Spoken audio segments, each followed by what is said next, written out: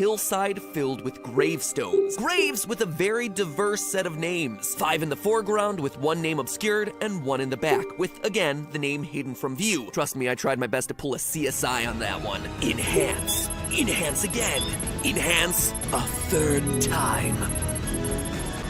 Damn it, Scott! Anyway, this imagery should seem pretty familiar, right? 4 graves with 4 names. 3 boys and a girl, which perfectly matches up to our core 4 animatronics. 3 boy robots and a girl robot. To further solidify the point, look at how the graves are arranged. It's a pattern that's identical to the arrangement of the masks in the good ending of FNAF 3. Even down to the girl character being 3rd in line and slightly behind the other 2. Coincidence? I think you know the answer to that by now. Then you have this mysterious slightly behind the other 2. That one definitely contains the soul of whoever winds up possessing Golden Freddy, but more on that one later. And lastly, there's this one overlooking them all. Up on the top of the hill, that's the puppet. Henry's daughter, the one who watches over the rest. 6 main characters, 6 graves, and the same 6 characters that we see fade away during the Happiest Day minigame at the end of FNAF 3's good ending. In short, what the gravestone scene is revealing to us is who these victims are, with Susie as Chica. That also means Freddy is really named Gabriel, Foxy is Fritz, and Bonnie is Jeremy. It's also relatively easy to figure out the name on the puppet's grave, Charlie, or Charlotte, one of the 2. We know this not through the games,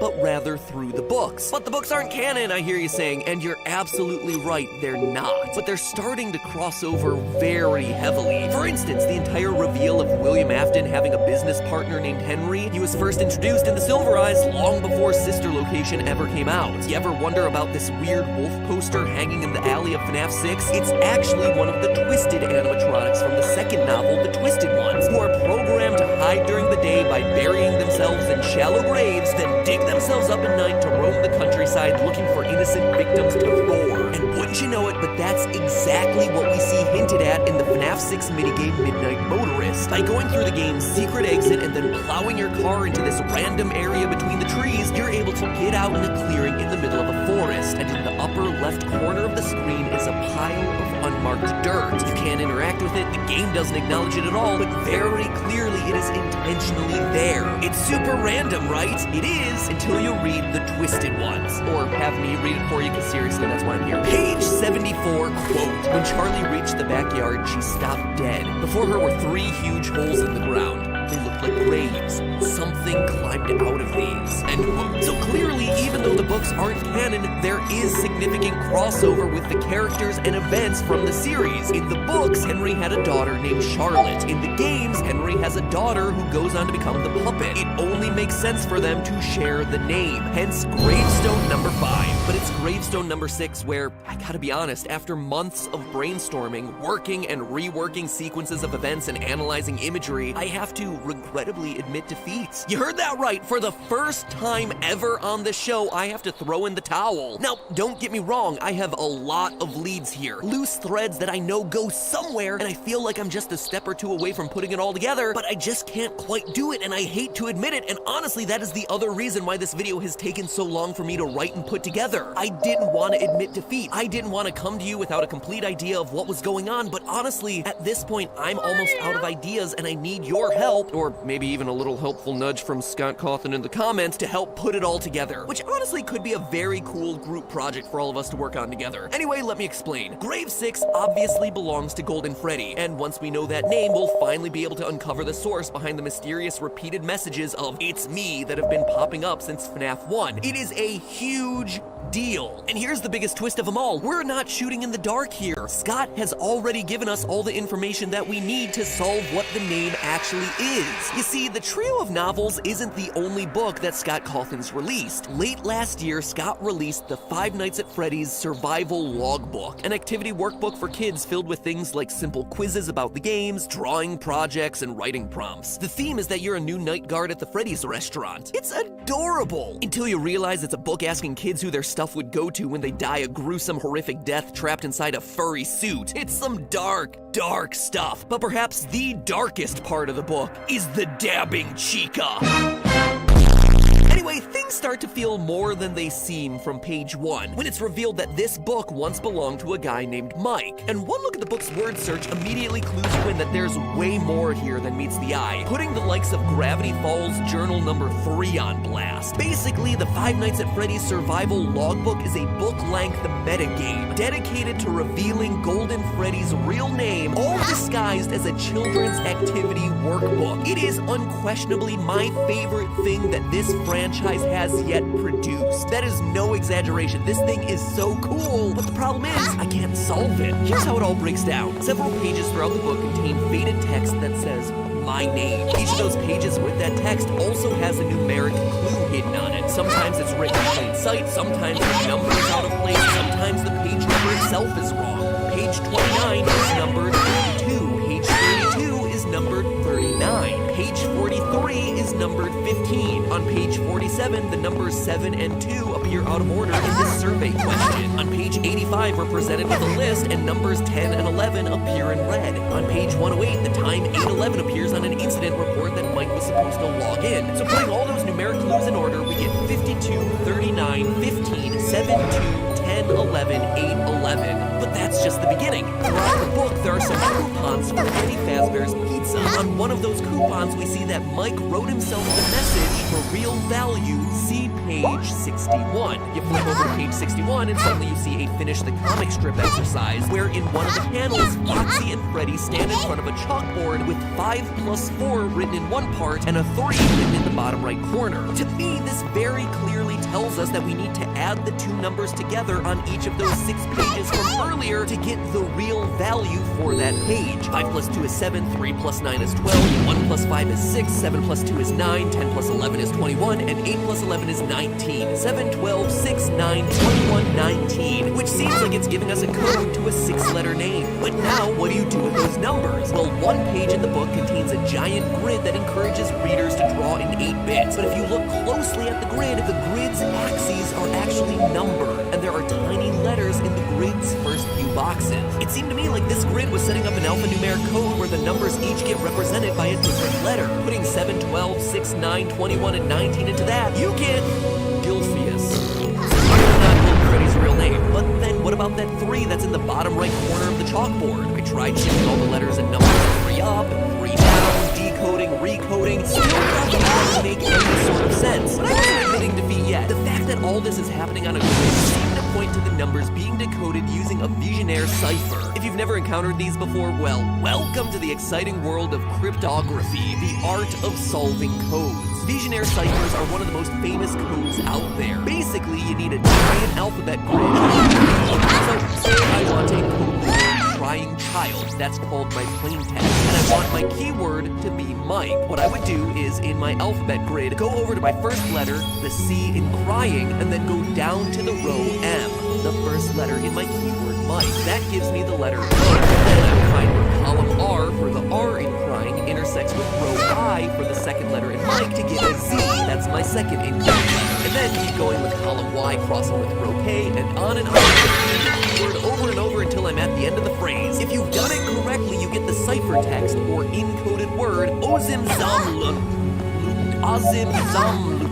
Ozim Zamlut. You just reverse the process. And that's what I tried over and over again, on and off again for months, and still nothing. Using those real values of 7, 12, 6, 9, 21, and 19, I tried everything. Different keywords like Mike, Chica, Friday, since it's on the magazine that Foxy's reading, Bonnie, Foxy, doing the process forwards and backwards, trying to shift everything by decimals before and after the encoding and decoding process, since that's the random number on the chalkboard that has no explanation. I even started reversing the codes I was working with, since the number 3 on the chalkboard could potentially relate to page 3 of the survival guide, which specifically says, take a moment for self-reflection. So that's what I did. I reflected the numbers before coding, after coding, reversing the alphabet, still nothing. If you think that's a lot, I still wasn't done, because there are other oddities in this book. For unknown reasons, Mike is being ready to crowd large crowded. On page 5, on page 9, 10, page 14, but they're in 2 groups, a 5 and a 9. On page 36, there are 5. On page 100, there are again 5. No explanation, no nothing. anything. But they can't just be random tally marks, right? They seem important, and they seem especially important because there are 6 tally hints, just like the 6 real values that we found hidden throughout the book earlier. So I've tried shifting the individual letters of those tally marks. Nothing. Tried shifting the letters of the tallies, then shifting the results by that 3 that's on that chalkboard. Nothing. Added the tallies, then reversed. Nothing. On. Hopefully this all gives you an idea of what I do for some time. It's taking weeks just to brainstorm ways to attack the problem, and this time I have nothing. None of my attempts have yielded anything like a real word or a name. It feels like I'm right there. The solution is right in front of me, but I just can't grasp it. And this is where I have to raise the white flag. I don't know what to do. I need your help, or else I need Scott to give us some clues or something, because I am stumped. I feel like I've tried everything, and very clearly this is the way that Scott intends to reveal Golden Freddy's name. But without all of us working to solve it, that name will forever remain a mystery. And the survival guide is simultaneously the most important, most revealing, and most frustrating piece of evidence to be thrown into this franchise. Yes, the Golden Freddy puzzle is a huge part of that, but there's more. So much more. This book confirms so many assumptions about this series and unveils so many more mysteries than we ever thought possible. And the Golden Freddy is that. The rest all relate to Michael Afton. All of that will have to be in just a few days. Don't worry, I'm not going to make you wait months. So make sure you jump scare that subscribe button to ensure that you're here next week for what I guarantee is the most FNAF game theory since I don't even know. FNAF 2, the things that we're covering next time completely upend a lot of what we thought we knew about this franchise, so get ready for a long one. And in the meantime, remember, that's just a theory. Okay, theory. Thanks for simultaneously staying patient for the release of this episode, as well as stomaching another multi-part FNAF episode. When you see next week's video, you'll understand why it had to be that way.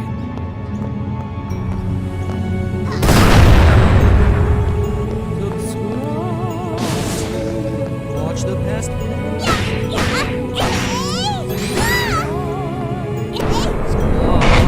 You're causing me severe head injuries. Subscribe and make my pain worth it.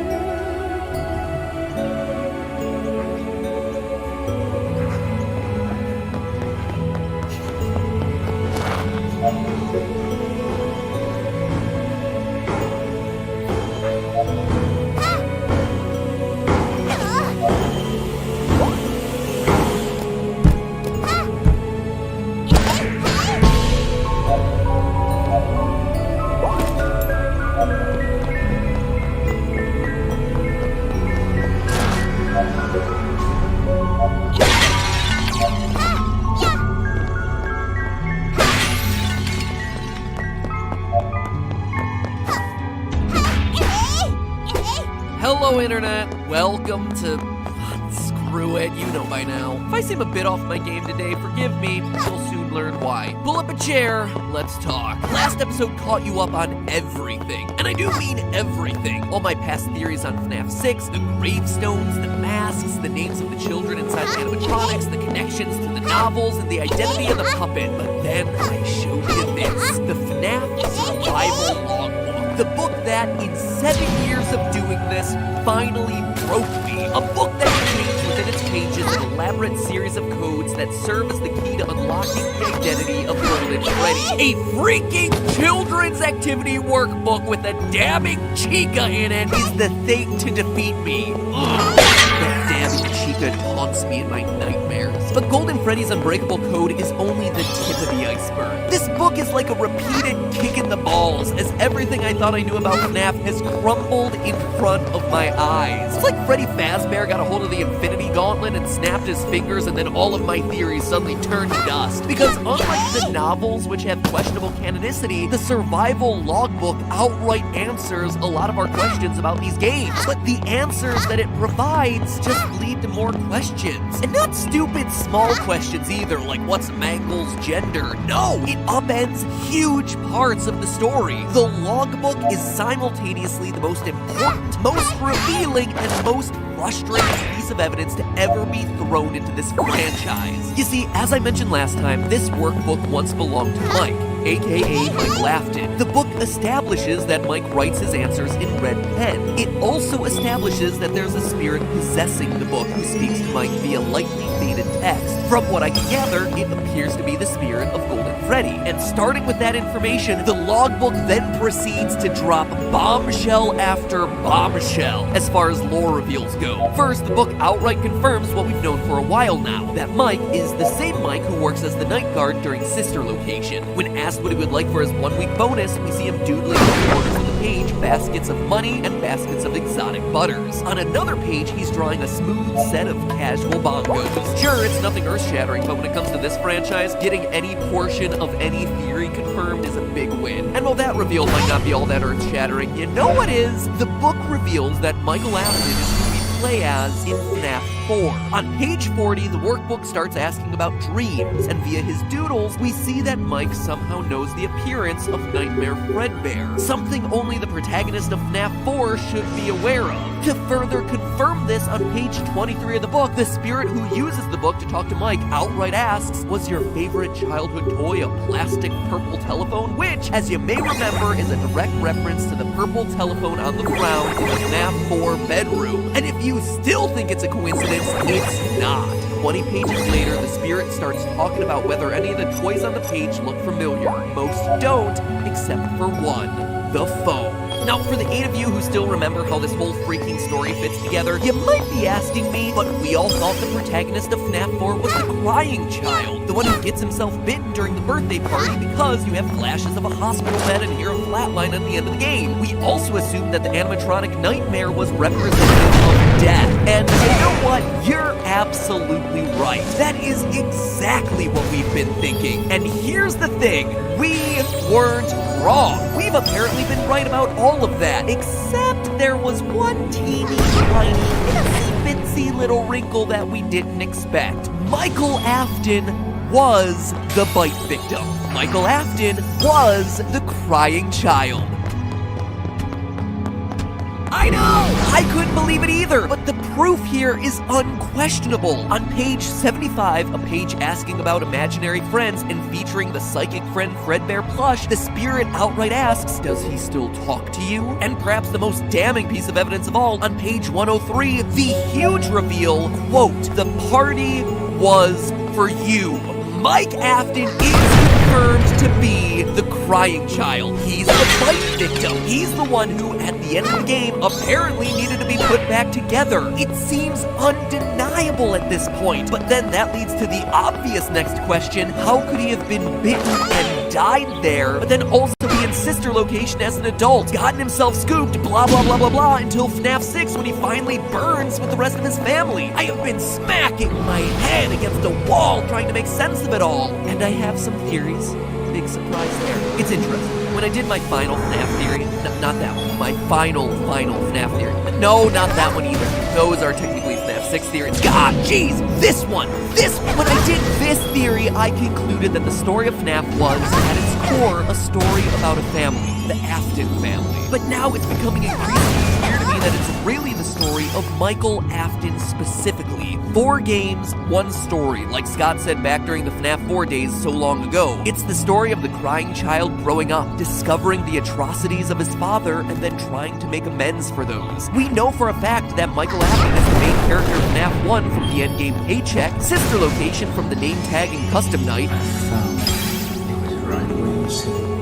FNAF 6 from Henry's closing monologue, and now FNAF 4 from the survival logbook. And we're still not done. The survival logbook also connects Mike to FNAF 2. On page 56, the spirit asks, "Was your favorite ride the carousel?" A question that only makes sense if Mike had been to the FNAF 2 location, because it's the only one with a carousel. That means that the only game without a solid connection to Mike is FNAF 3, but then there's the whole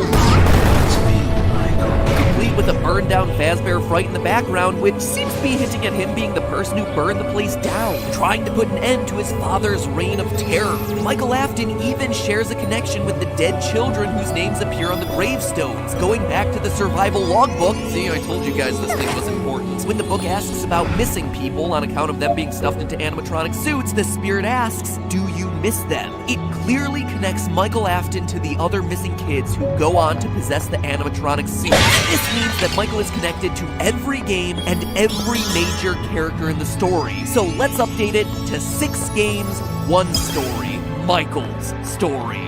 Which is all very beautiful to say, but seriously, what is that story? If you've been paying attention, we still have a pretty big elephant in the room, i.e. a dead kid who somehow grows up to become an immortal purple skin suit for robot spaghetti. Oh, and if the game wasn't complicated enough, Michael might not even be his real name. The spirit in the logbook repeatedly asks him, what do you remember? And even more importantly, do you remember your name? It's even hidden in the freaking word search, and I haven't even mentioned the other elephants in the room, like how very clearly the gravestones relate to the kids in the animatronic suits, and yeah, 2 of those names directly tie back to the security guards from FNAF 2. And if you want to go really, really deep, like you know I love to do, you see Susie's font on her gravestone? Did you know it's the same font that's used to introduce each night of FNAF 4? That's something that no one else online has noticed, and if fonts are important, which remember, they probably are, Scott doesn't do coincidences, so 4 gravestones with completely different fonts is probably important in some way. Notice how 2 of the gravestones share the same font, but it's not Jeremy and Fritz, which you would probably expect since they're the 2 who are mentioned in FNAF 2. There are so many freaking elephants in this room. It is a very crowded room. Remember what I said earlier about repeated kicks to the crotch?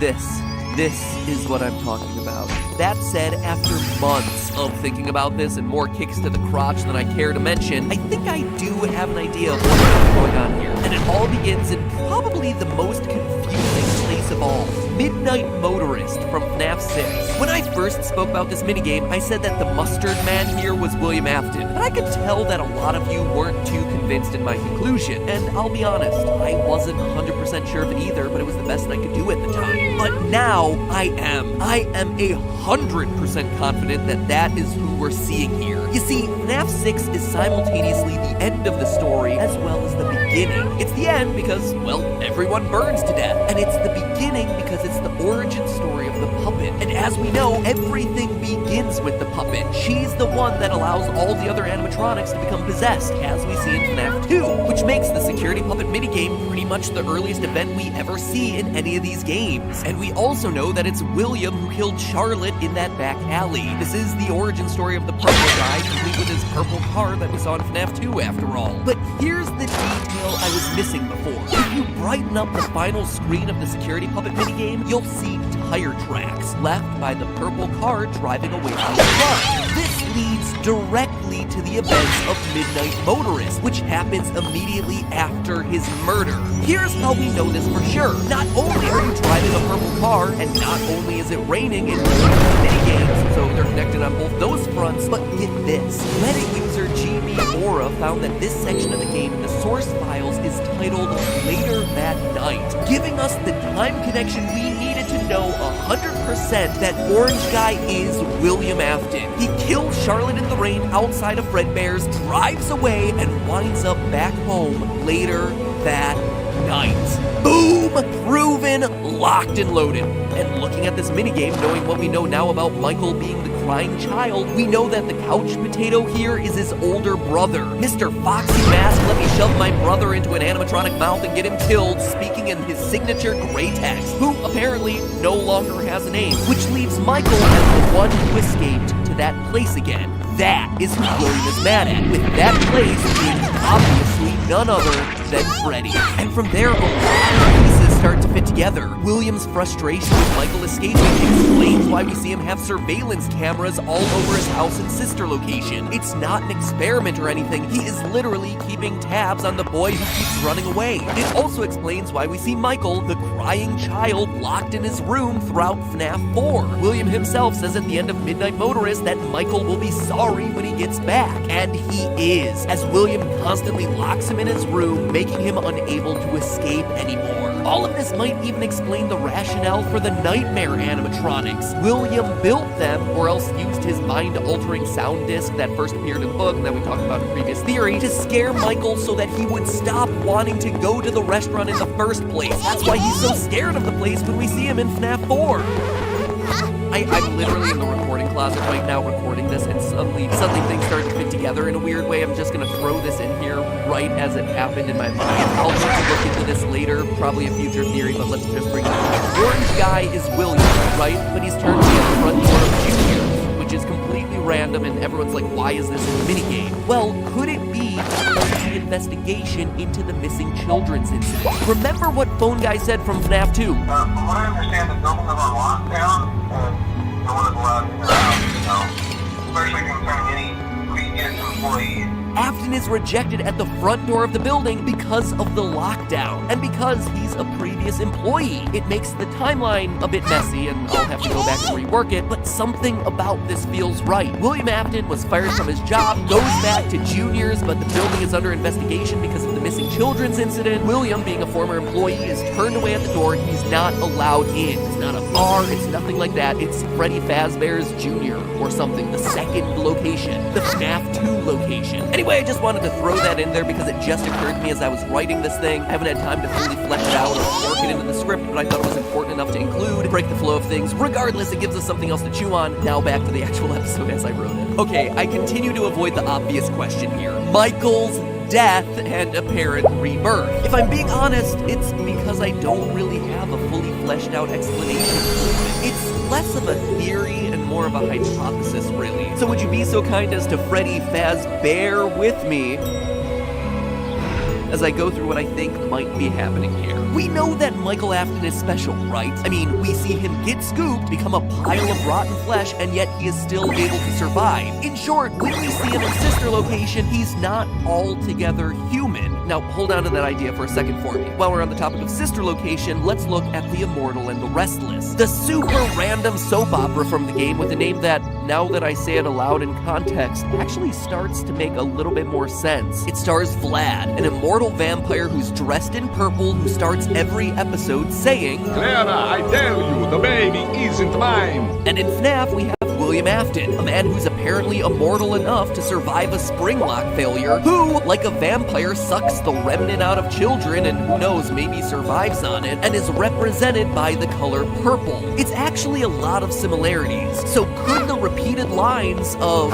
Not my baby, the baby isn't mine, the baby isn't mine, actually relate to William's relationship with Michael? What if Michael isn't actually William's son? It seems like it would be a logical leap, but we know for a fact that Michael's real name isn't Michael. Remember what the logbook said. Do you remember your name? Well, of course he does, logbook. He wrote it on the front cover. Mike. Unless, of course, that's not his real name. So you got all those details? Good, because here's where all this random observation comes together. In the novels, one of the big overarching storylines is that the main character, Charlotte, had a twin who was kidnapped by Springtrap when she was younger. At the end of the second book, it's revealed that the twin wasn't actually kidnapped, it was her, which seems to imply that Charlotte and her twin were one and the same, or were somehow interchangeable. Then, in the final pages, Charlotte dies from a spring lock failure, only to miraculously come back to life unscathed in the next few days as if nothing had ever happened. There are also a lot of clues sprinkled throughout the book that William Afton has the ability to create hyper-realistic humanoid robots. I even mentioned that briefly during a past FNAF theory. I haven't even gotten to how I think the main character of the book series is probably a robot, but again, those are all theories for other days. Long story short, everything seems to point to Charlotte in the books being an AI. Maybe at one point she was a person, but she died or was kidnapped at an early age, and ever since, her personality has been programmed into a computer where she's now able to be replicated over and over again into a super advanced robot that's somehow now able to grow and develop. I didn't write the books, okay? Now, obviously, the two are vastly different canons, but the games and books do relate in a lot of ways. And we know in the games from William's daughter Elizabeth that full-on personalities of individuals can get programmed into AI. Elizabeth goes on to possess the spirit of baby. So what if Michael is just one of those. Sure, he was killed in the bite of 83, but when William promised to put him back together, it meant literally put him back together. Find a way to piece him back together using some combination of robotics expertise and miracle soul juice remnant. That's how Michael dies in FNAF 4, but somehow comes back to life in later games. It's how he's able to get scooped, get a bunch of robot spaghetti shoved into him, and then still survive when the robot spaghetti gets puked out of him. It's why he would no longer be able to remember his original name. And after he realizes the truth about what he actually is, that he's no longer human, he decides to end it all in the inferno of FNAF 6, after having done his best to set the souls of his former friends free.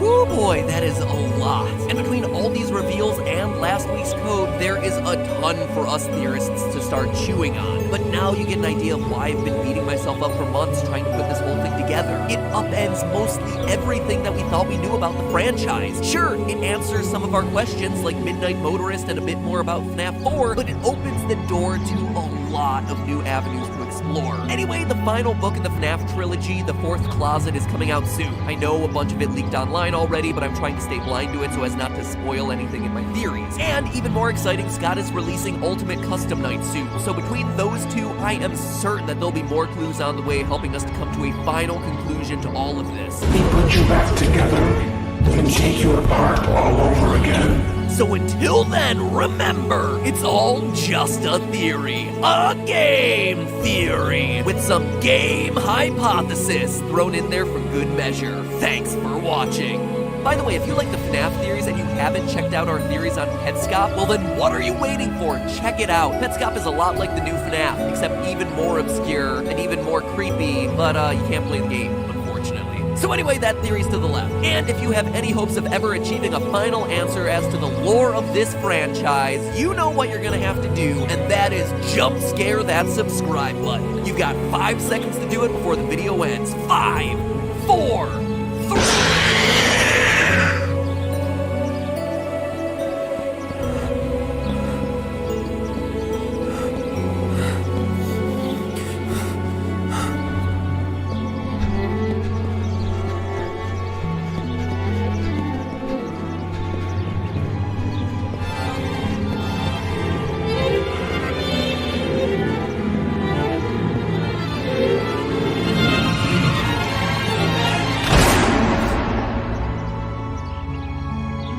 That's not going to protect you.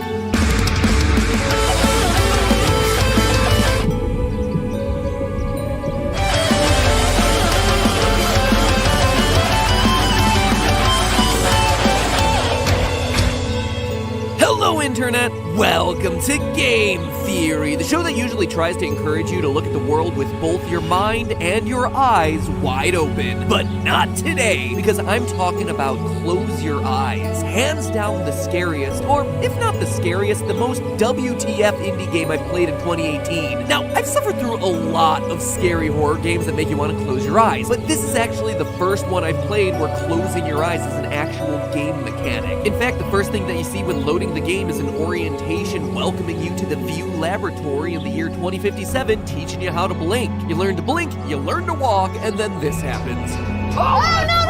On the ceiling, we're presented with a very clear mystery, a code written in reverse Wingdings 3. I need to know what happened to everyone. And that's just the first few minutes of the game. It doesn't get much less disturbing from there, forcing you through fields of human hands, Yes, please. Take me on your magic journey. burning hellscapes, and cities made from purple alien tongues. What is this game? And if that wasn't strange and creepy enough, all the while you're having to fight against these guys. It's the puppet now. Oh, this is just like waiting for a theory, isn't it? Clearly there's a story here. A really interesting story to boot, but it's hidden under layers upon layers of hallucinations, cryptic dialogue, disturbing visuals, and heavy symbolism. So today, I want to make sense out of the story of Close Your Eyes. Or at least piece together the story beyond drugs, not even once. Now, a lot of the game's story is actually told to us in the game's opening minutes, but it's not until you've played through the whole thing that any of this makes sense. As part of the tutorial, we see a chart for a test subject, Cecily Newman, part of the View program. sex NA, blood type NA, husk status insufficient data, age 4 hours, height 5'6", and weight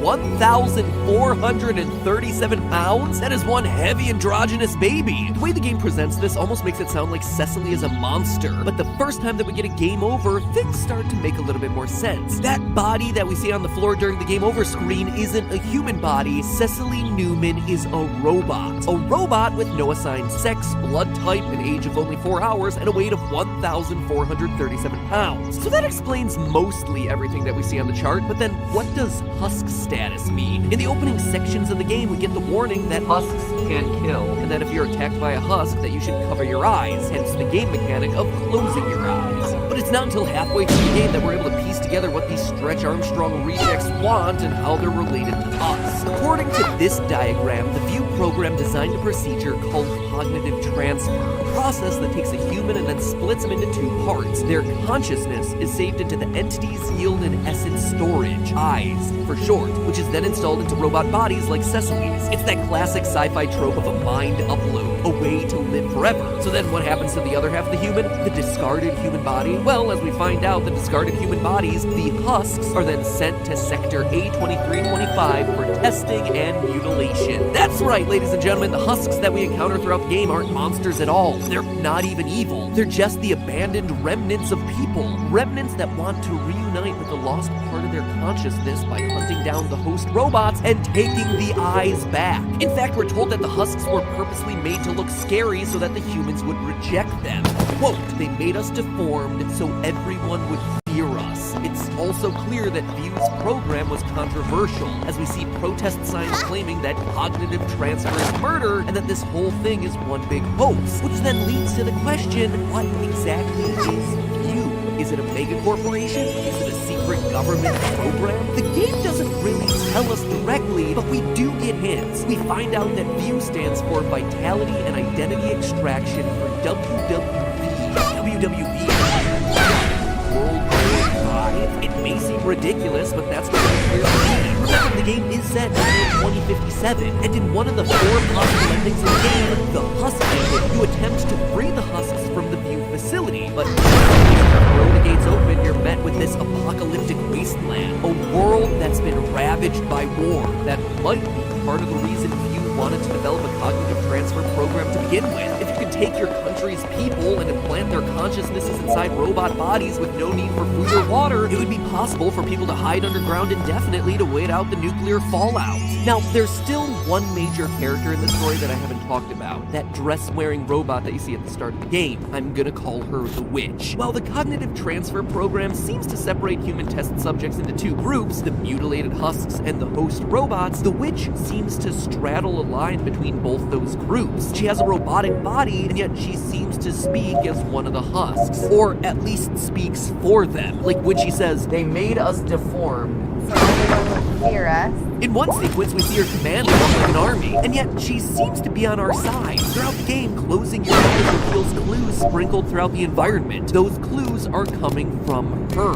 As she says, Every time you close your eyes, I send these messages to help you. Aw, that's nice. so what?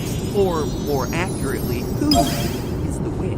During one of the more memorable and trippier sequences in the game, we follow a path through a field of hands. Human hands buried in the ground, the kind of hands that husks would have had prior to their mutilation, before seeing the witch hovering over a lake. In order to create a path to the witch, the player must retrieve 2 glowing, flaming essences from 2 statues. The statue on the right has the appearance of one of the host robots, like the body the player inhabits at the beginning of the game. The statue on the left has a face that resembles the witch's face. By retrieving and uniting these 2 essences, the player opens up the path. These 2 statues, the things that the player retrieves from each of them, suggest the idea that an essence has been split across 2 bodies, the witch's body and a host robot body. It's also a small detail that's easy to overlook, but each one possesses one of the green glowing eyes. One holds the right eye and the other holds the left eye. This split essence imagery starts to make even more sense when you consider it in the context of one of the game's endings, the recollection ending. In this ending, as the facility is on the verge of exploding, the player comes across the witch,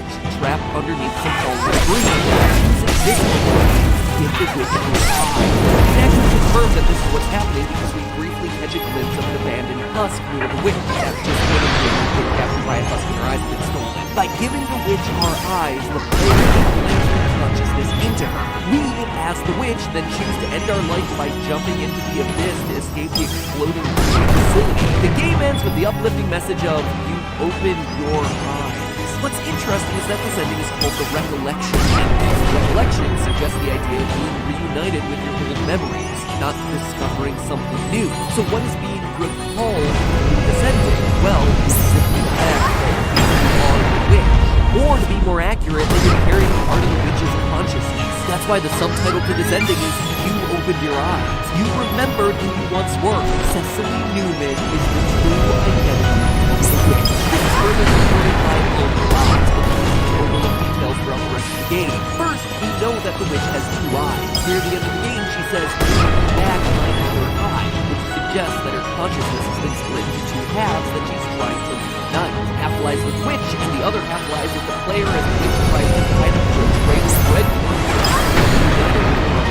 This also explains the imagery we saw earlier in the dream sequence, with one post-robot statue and one witch statue, each containing half of a fiery essence. When they're reunited, a fiery-eyed husk rises out of the arm, a completed being. But the secret connection between us and the witch is held in the very opening moments of the game. See how there's a single husk here with the branded witch hovering over top of it? As we approach, the program glitches out and binary code flashes up. If you translate that binary string into text, it reads, I can't see. Basically, the powers that be don't understand. Our eyes are ripped out of that. As soon as we start to be exposed to that truth, it causes the system.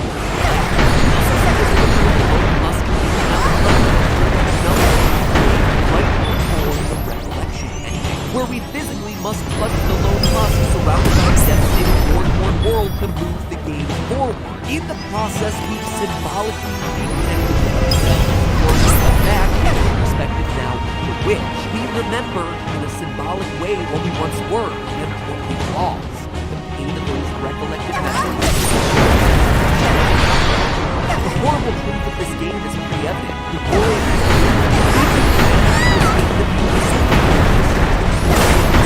right in the game's ending, we get a glimpse of what the witch might have been trying to escape to. We see a vision of a meadow. We snap back into the reality of the view facility of the burning destruction as it comes down to the remaining. We can rush and join the bus.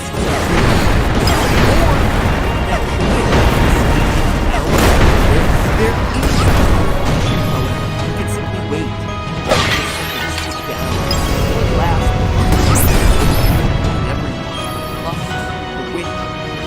the game called this the best ending. In a way, it seems like it might truly be the best ending.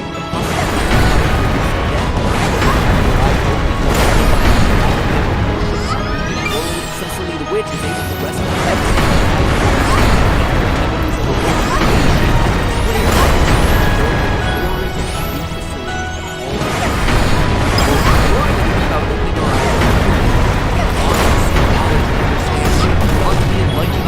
around us. We want to know the truth, and the game starts itself with a very mystery that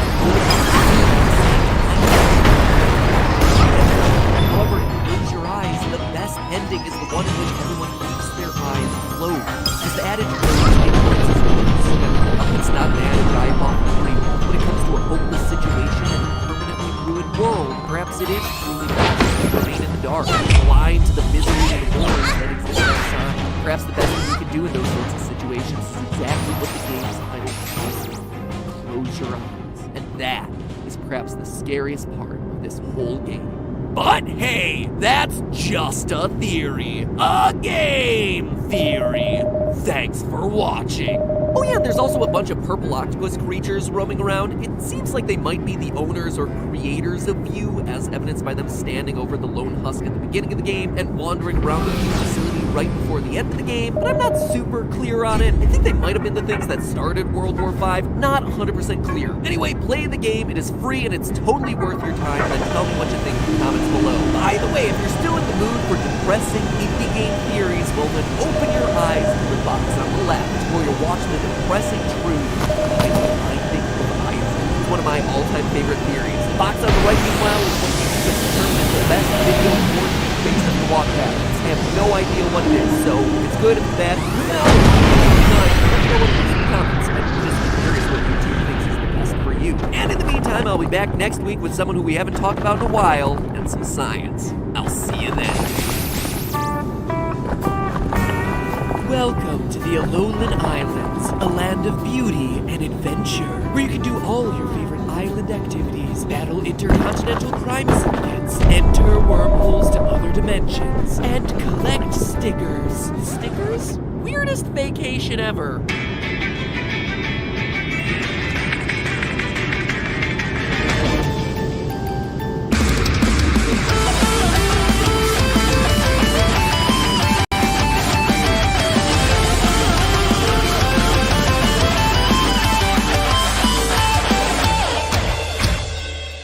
Internet, welcome to Game Theory, where my Alolan form is a sunburnt tourist wearing board shorts and a fanny pack. Hey, it's time for a new Pokemon game, which means it's also time to dig into the ecological sciences to dissect the outlandish shenanigans Nintendo is trying to shove down our faces this time. And let me assure you, shenanigans are indeed afoot in the Alolan archipelago, because Game Freak has made decisions in the Pokemon Sun and Moon games that foretell a tragic future for all the cute, cuddly creatures that you've come to know and love in this series. Decisions that actually mean catastrophic things for the ecology of this tropical paradise. In short, there is a slow poison that was purposely placed in the lore of Pokemon Sun and Moon that practically guarantees that some of your all-time favorite Pokemon go extinct on these islands. You heard that right, Pokemon extinction, an unintended consequence of something that was intentionally programmed into these games. So what is this undiscovered threat, and which Pokemon are fated to face the genetic axe? That is what we're exposing today. With 7 generations of games and 805 total Pokemon before even including Mega Evolutions and Alola forms, it's easy to assume that the creators of these games are just mindlessly pumping out new designs to fill their roster of merchandisable plushies. And looking at some of the creative decisions they've made, you might be justified in thinking that. Honey, I can't find my keys! Oh wait, here they are. Oh, never mind, it was just a cleft key, I'm still missing those keys. Other dishonorable mentions, Doug Trio with Crappy Weaves, Living Sandcastle, and Pedo Bear, who, if the design didn't already clue you in that they were phoning it in, has the name Beware.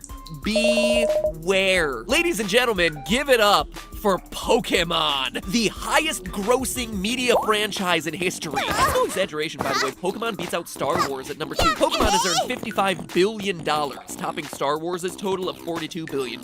And you have none other than quality designs like Beware to thank for that. Still looking for those keys, though. Anyway, although some may be a bit phoned in, others demonstrate that a lot of thought actually went into these designs and backstory. Case in point, the Alolan Pokedex entry for Donald Trump. I mean, Yungoos. You can tell the difference because Yungoo's hair looks more realistic. Anyway, the Pokedex tells us that despite the fact that Yungoos debuted in Generation 7 with the release of Sun and Moon, it's not actually native to the Alolan region. Yungoos did not originally live in Alola, but was imported from another region. According to Nintendo, Yungoos was introduced to the Alolan region to deal with the exploding Rattata population, which, as anyone who's ever played a Pokemon game before can tell you, Rattata overpopulation is a major problem. Seriously, kill them all, Yungoos, go get them! Unfortunately, introducing Yungoos to Alola didn't curb the Rattata's numbers so much as drive them into the urban areas of the islands and force them to become nocturnal, giving birth to the Alolan variant of Rattata, which is now a dark type. This in turn helps them to survive since Yungoos is active during the day. And how impressive is that? All of that thought just to explain a simple new Pokemon form. I mean, love or hate these games, you gotta hand it to the Pokemon team. They really thought that one through. Except they didn't think it through far enough, because in creating this backstory, Game Freak has actually put a death sentence on thousands of innocent Pokemon across the Alolan Islands. You see, Yungoos being imported into Alola means that it's technically an invasive species. In real life, an invasive species is any living organism, plant or animal, that's not native to an ecosystem. And while that may not sound all that threatening, approximately 42% of all endangered species on Earth are on those at-risk lists because of an invasive species that wound up in its part of the world. What happens is that this new invasive species doesn't have natural predators in that part of the world, and as a result, it can breed and spread quickly, taking over the area. And since local plants and animals haven't had to deal with this creature before, they haven't evolved defense mechanisms against it. In just a short amount of time, the invasive species takes over, causing the underprepared local wildlife to go extinct. So yeah, good job, humans. You brought young goose to Alola to eat the Rattata. The Rattata adapted and found a way to survive, which means that now you're left with a huge population of young goose that have to eat something else, and you're gonna find it no matter what. After all, as the Pokedex entry says, with its sharp fangs, it will eat anything. It wanders around in a never-ending search for food, which means someone else is on the chomping block. And you know it's gonna be one of those cute little ones. But to find out exactly which Mons get the munch, we need a trip to the history books. You see, the young goose Rattata fiasco actually has parallels to the real world. In the 1800s, Hawaii, yeah, the Hawaii that Pokemon's Alola region happens to be based on, had problems with wild rats eating crops. The proper solution to this was to import mongooses to deal with them. Young goose? Mongoose? Hey, I said the Pokemon team did their homework. I didn't necessarily say they didn't plagiarize. Anyway, the mongoose situation might have worked out if it weren't for the fact that the mongoose, which hunt during the day, seldom crossed paths with the nocturnal rodents that were only active at night. Slow clap, humanity. Slow clap. Next time you think potentially sending a bunch of animals into permanent extinction, maybe you should do your homework first. And to this day, the mongoose continue to be a problem across most of the Hawaiian Islands. So what did the mongooses target for food instead of rats? Well, basically anything. Small mammals, reptiles, insects, but most of all, the eggs and hatchlings of ground-nesting birds and endangered sea turtles. In fact, on Puerto Rico, the mongoose has been the cause of at least 7 amphibian and reptile extinctions, and in Jamaica was the primary cause of the extinction of a lizard, a snake, 2 birds, and a species of rat. Now, I tracked all the areas young goose appear across Alola, and let me tell you, it's everywhere. Routes 1, 2, 3, 4, 6, 8. You can already see this invasive species is literally taking over the entirety of Mele Mele and Akala Islands. And that's not even the fullest extent of this. Its evolved form is everywhere late game, appearing on routes 10, 11, 15, 16, and 17, otherwise known as the entirety of Ula Ula Island. In short, this isn't just one island's wildlife, it's the entire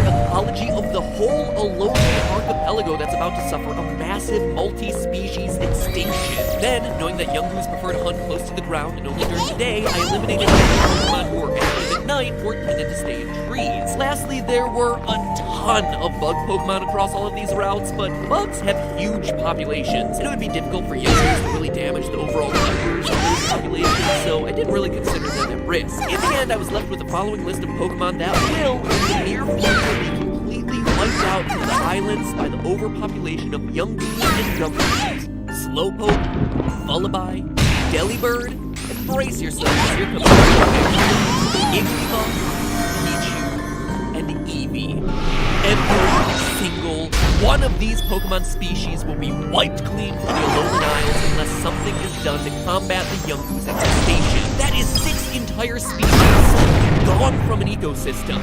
You can bet that's gonna throw some chains into chaos. Luckily, all of them are species that appear elsewhere in the Pokemon world, so no one species would truly be gone forever, or at least not gone forever solely because of young goose, because that's not where the story ends. Young goose are one species brought onto Alola by humans. For example, according to the Dex entry in Pokemon Sun, Grimer was brought in to solve a problem with garbage developed over time into this form. Besides the difference in color, look at the Pokedex entry from Moon would tell us that those are actually, quote, lumps of toxins. If one falls off, lethal poisons leak out. So the second species inserted onto these islands by humans just so happens to contain lethal poisons. And since Grimers are specifically used to treat polluted wastewater, you can bet that those toxic crystals are gonna do a lot of damage to the sea life around Hau'oli City and the Cape of Ula Ula Island. Then there's Makuhita, also brought into the region by humans. Since these guys train themselves by slamming their bodies into trees, the plant life around Route 2 is absolutely gonna suffer under his body slams. That in turn affects the nesting sites for birds found there like Spearow. And lastly, perhaps the single biggest threat to the islands, Meow. Meow, that's right. Yet again, the Pokedex text tells us this Pokemon was not originally found in Alola. Detections caused a surge in their numbers, and they went feral. Honestly, this other story comes straight from Hawaii, where feral cats have established populations on all 8 of the main Hawaiian islands. In fact, wild cats are listed among the most harmful invasive species globally by the International Union for the Conservation of Nature, contributing to the extinction of 30 species. Each year, wild cats kill approximately 2.4 billion birds. The out invasion in Alola, meanwhile, means even more that bird Pokemon start diminishing in number. Absolutely putting Piggypeck on the menu, and since it shares some routes with Yungoos, basically ensuring the disappearance of Pichu. Way to treat your series mascot there, Pokemon. Seems like even Game Freak is sick of Pikachu at this point. In short, the Alolan ecosystem is just flat out screwed. We already know that there's a high probability that 6 species will fall victim to the Yungoos alone, and who knows how many others will suffer similar fates thanks to non-native timers, cheetahs, and meows. It used to be that the phrase "gotta catch 'em all" was just for completionists looking to fill out their Pokedex, but in Alola, the phrase "gotta catch 'em all the individual members of the invasive species, because if you don't, the ecosystem of these islands is permanent ruin. Who knew that a game about cuddly creatures would continue to be so incredibly depressing? But hey, that's just a theory. A game theory. Thanks for watching. You know what's not going extinct anytime soon?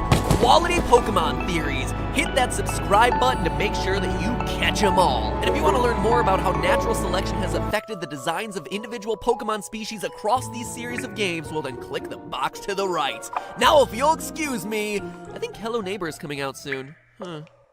Hey, have you seen the first episode of my brand new show, Deadlock, yet? Think video game debates on steroids. Click this annotation or the link in the description to check it out. I'll link to it at the end of the video, too. Early response has been good, so I think you're gonna like what you see.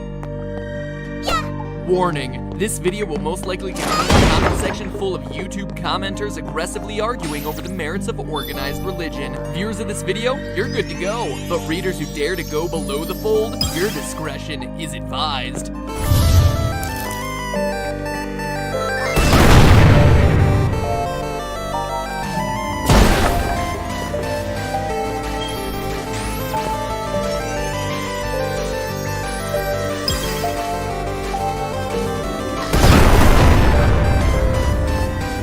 Hello, Internet! Welcome to Game Theory. Cue the John Williams, cause we're getting indie up in here. The Binding of Isaac. Man, this game is depressing, disturbing, dark, and even some adjectives that don't start with D, like, obtuse. Just plain weird. For those of you not familiar with it, The Binding of Isaac was the 2011 follow-up to Super Meat Boy, made by artist and game designer Edmund McMillan. It was a huge success on Steam, so last year they touched it up and expanded it into The Binding of Isaac Rebirth. Honestly, it's a fantastic top-down roguelike tribute to the original Legend of Zelda, so you know the gameplay is gonna be good. What really makes its mark is in its story. This game comes from the Five Nights at Freddy's school of storytelling. Throw some crazy, disturbing stuff against the wall, drop some hints that there's a meaning behind madness, and let the rest of the world sort it out. And that's exactly what we intend to do. So the game begins with an opening narration spoken over top of some drawings. It tells the tale of Isaac and his mother. We're told that they live alone together. Isaac draws while his mother watches Christian TV programs. Probably a mix of EWTN and the 700 Club. Anyway, we're told that mom starts to hear a voice from above, telling her that Isaac is unclean. The comic then shows that she takes away his clothes and drawings and locks them away in the room. The voice congratulates the mother for her work, but then demands that she make a sacrifice of Isaac to prove her loyalty. She enters the room carrying a large kitchen knife, but Isaac escapes through a trap door hidden under the rug and is plunged into a world where he must use his tears as a weapon against demons, bugs, anthropomorphized poop, and his mother's own womb. Yeah, indie games, ladies and gentlemen. Oh, and I should probably mention that there are 16 endings, most of which feature Isaac opening a chest to find some new horrific item, and all in some way hinting at some greater meaning. But what is it? That's why we're here today and why you've requested an episode on this game so much. So grab your Bible and dive into the depths and the cathedral to figure out what this game is all about. And quick spoiler warning, we're talking about these various endings. So, let's be honest.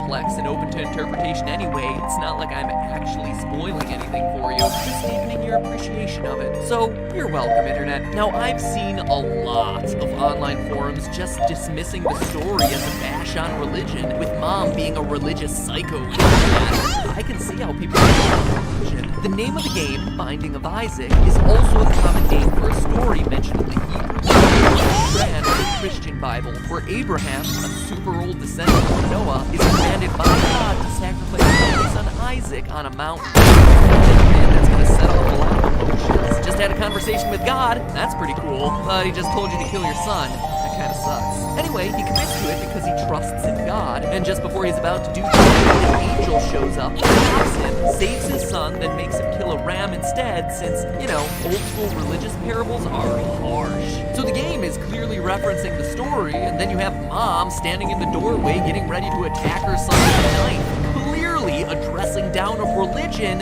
unless she's not standing there ready to attack her son with a knife. Notice how we're presented with the story and Isaac's own drawings. You can even see his name in the bottom corner. Also, remember the part in the story where Isaac's mother takes all his toys and drawings away? Where it's even shown that she rips them off the walls? Well, look at the background during all the cutscenes. We see Isaac's drawings hanging up there. It's odd, right? And seriously, let's be honest, Isaac doesn't really escape through a hidden trapdoor to fight hordes of sentient Clearly, this is a game about fantasy versus reality. The framing story Isaac illustrates is exactly that, a story fantasy created. Mother isn't sacrificing Isaac, at least not literally, and when she appears threateningly in the doorway, it's just a young boy's overactive imagination. Mom probably just came back from preparing dinner. But clearly, there's a connection between Isaac's real life and the fantasy we play through in this game. So what's actually going on here? Well, we need to start picking apart the symbolism. Obviously, we know that this is a religious story. Isaac's mom wants Christian programming. He creates a story around the tale of Abraham and Isaac. And all the other characters in the game are also biblical allusions. There's Judas, who betrayed Jesus, which resulted in Jesus' crucifixion. Eve, of Adam and Eve fame, who committed the first sin by listening to the devil's advice. Cain, one of Adam and Eve's two sons, who killed his brother Abel. Magdalene, most likely a reference to Mary Magdalene, one of Jesus' followers and often thought of as a reformed prostitute. And Samson, who was kind of like Hercules, with his hair blessed by a vow to God, acting as a source of his strength. So there's your cast of playable avatars, and in Ending 12 we see that these aren't separate personas. These are all Isaac assuming the different characters. See how he flashes through them all? We even see how he enjoys dressing up as them. In one of the loading cutscenes, we see him receive the Magdalene wig, which he excitedly wears until the other kids make fun of him for it. Kids suck, man. If the kid wants to dress like a biblical prostitute, I say let him. 6th and 7th grade? Those were the worst. Sorry, I'm projecting a bit too much. But my sucky middle school experience aside, look again at the roster of characters he chooses to dress as. Sinners. Judas the betrayer, Eve the original sinner, Cain the first murderer, Mary Magdalene the prostitute, and Samson, the guy who got a haircut. Okay, so one of these sins is not like the other, but it is kind of a big deal when it's a vow to God not to cut your hair, and he gives you super strength in exchange for it. Isaac, in dressing like these guys, sees himself as another of these unholy characters. He sees himself as a demon. And that's not just me being metaphorical, he literally sees himself as being a demon in Ending 13. He closes the Bible, looks at himself in the mirror, and sees the evil inside of him. He then looks to the toy chest and, as we see in Ending 12, gets into it. Yep, this is where it starts to get dark. If the stuff about a fanatic mom threatening to kill her naked child didn't already get you there, Isaac is a sensitive, creative boy. He draws, he reads, he proudly worships Mary Magdalene. He has an incredibly rich internal life. But as we see throughout clues in the game, his external life is rough. His mother may not actually brandish knives at him, but she certainly is restrictive and unloving. Isaac's room is sparse. She gives him turds as presents. She pushes him aside when he tries to hug her. And other kids aren't any better. Even, are they pooping on him? These kids are the worst. And though the intro narration says he and his mother live alone, Ending 14 tells us even more. They live alone now. But growing up, Isaac had a father, one who, as we see what the final Polaroid picture left them. And if all of that wasn't enough, in ending 16, we see Isaac's dead cat Guppy, who is such an important part of Isaac's life. Anytime you receive a game over, all your possessions are bequeathed to him. Guppy, a dead cat. And certainly all this weighs on Isaac. He feels guilty about it, responsible for all these bad things happening in his life. In fact, one of the new characters in the Rebirth update alludes to Azazel, the scapegoat, the one who takes the blame. And because of all of this, he needs an escape, a literal place to hide away, the toy chest. The toy chest is where Isaac goes to escape the sinfulness of the world, both his own and others. It's his place to retreat away from all the bad stuff in life. His mother's abuse, father's absence, peers' harassment. But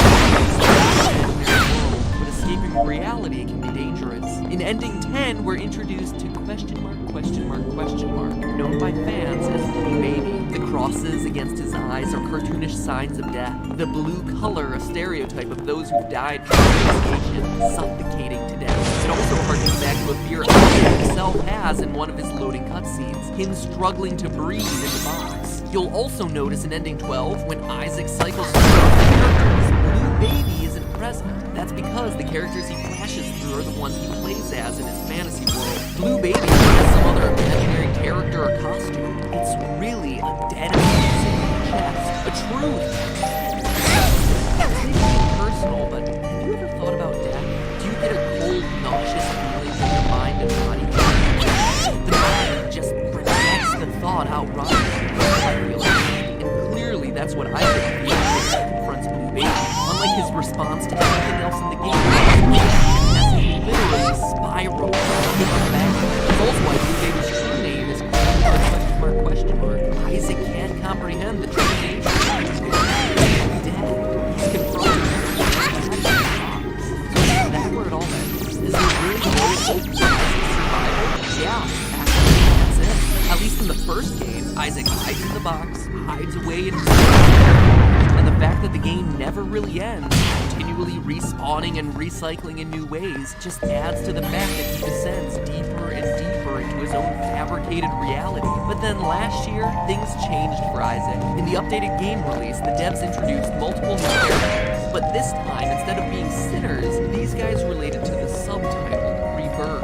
Most notably, there's Lazarus, who died and was resurrected by Jesus. But then there's Eden. Now, you wouldn't be alone if your first impulse is to think Garden of, as in the perfect place God created for Adam and Eve before his original sin. So, how's that relate to Rebirth? Well, watch the cutscene when you unlock the character. Isaac falls on his chest, shakes, and stops. Then a heavenly glow comes from his body, Eden rising out. Now, you can imagine where I'm going with this. As tragic as it is, Isaac dies in the chest.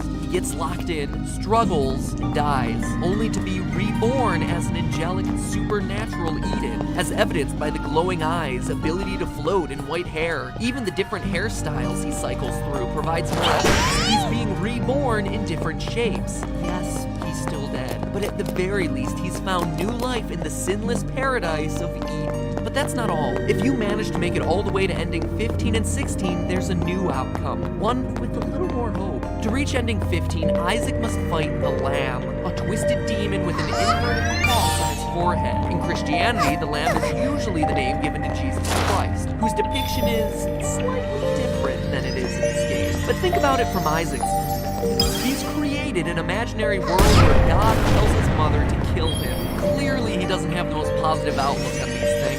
So it would make sense that he, as a character, would envision Christ as an evil demon. But then the game goes one step further. To reach the final boss, Isaac must kill angels to receive pieces of a key. This unlocks the beautiful golden door to Mega Satan. If that isn't a video game boss name, I don't know what is. Defeat Mega Satan and that's it. The cycle stops. There's nothing else to do. Isaac's fantasy world has reached its darkest limits. And this is reflected in the endings. Ending 16, the hardest to reach in the game, has Isaac in his chest, switching between his human self and his demon self, finally ending on him as a demon. And he smiles. Let me emphasize how important that attacking enemies with his projectile tears, and yet when he embraces being a demon, he smiles. What's this mean? Well, quite simply, he's come to terms with himself. He accepts that he's sinful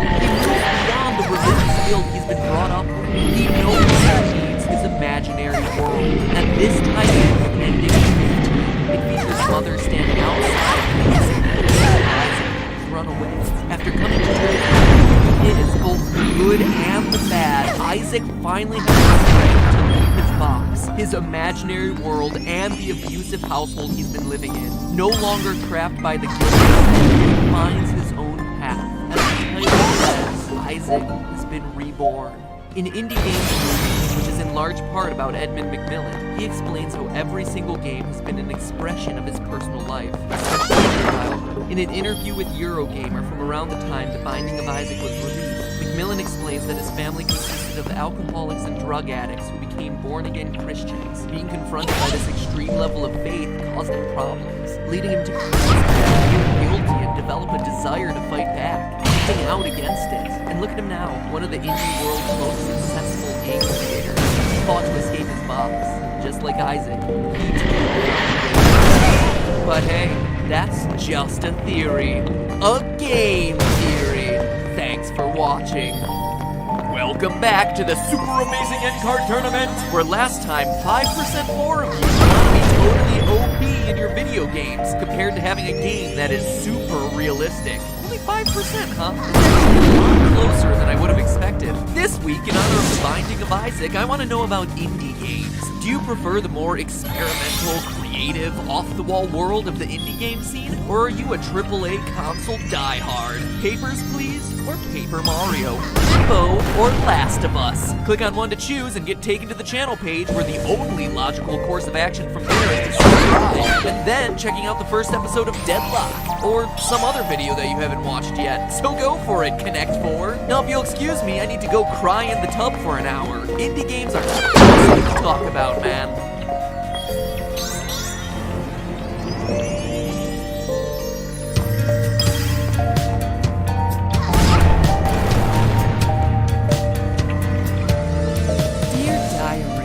Yesterday was so amazing. I met such a wonderful guy, and I know just how to get him. He'll be mine by the end of the day. I just know it. I'll tell him that I've solved the lore of his games and constructed a timeline. And once he's there, I'll have him. And once I have him, he'll be mine forever.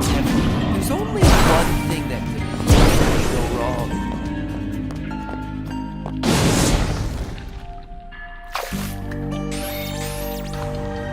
How can Mangle be walking around in FNAF 2 before all the animatronics are possessed? How can Springtrap be experimenting with Remnant when he's sealed in a wall? Hey, answer me! I don't know. That's exactly what I worry about. No! Hello, Internet!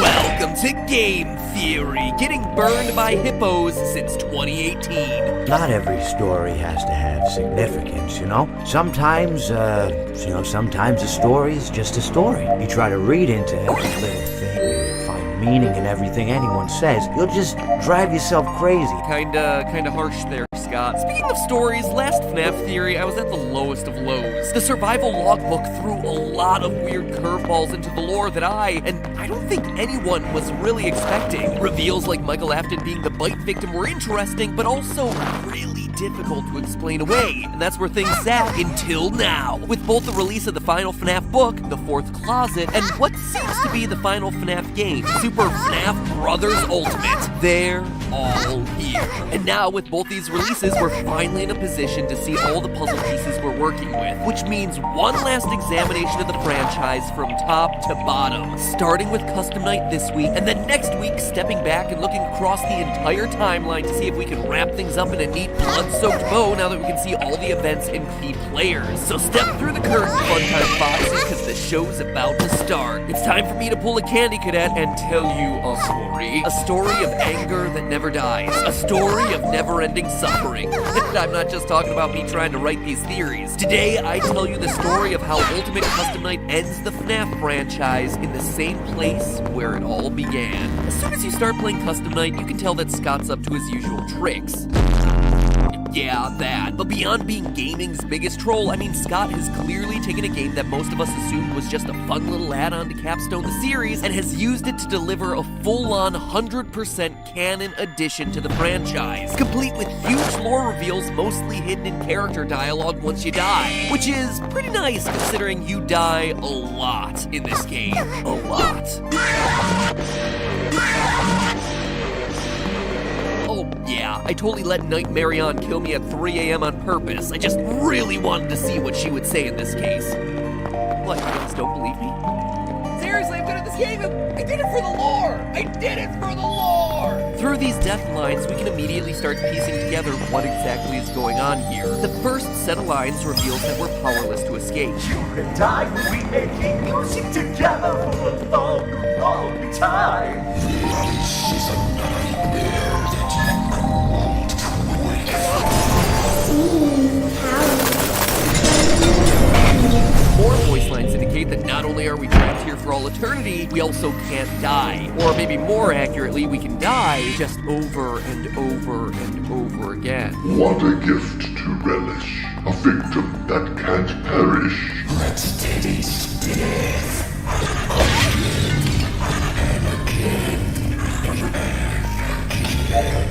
You won't get tired of dying, will you? By the way, for those of you who don't have an encyclopedic knowledge of every element of this franchise, that toy Chica line is actually a fun little callback to one of my favorite moments in the franchise. Foxy Fighters update 1.3 for FNAF World. You won't get tired of my voice, will you? So anyway, our character here is kind of screwed, trapped for eternity in a never-ending cycle of torment and death. It should be pretty obvious what's going on here, but I think Jacko Chica really sums up the situation best.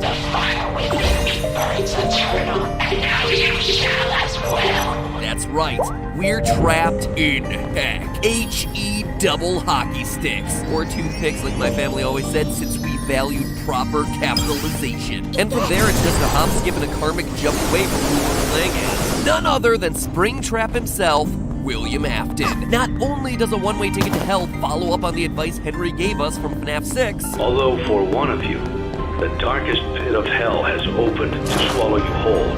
So don't keep the devil waiting, friend. but more voice lines in Custom Night confirm our relationship to each of these characters. We know who our friends are, and you are not one of them. This is a callback to FNAF 4's We're Still Your Friends, Do You Still Believe That? But twisted on its head. If our character were someone like, say, Michael Afton, aka the Crying Child, aka another character who can't die, well then Fredbear wouldn't single us out as not his friend. He's not an enemy to Michael because Michael never did anything to hurt him.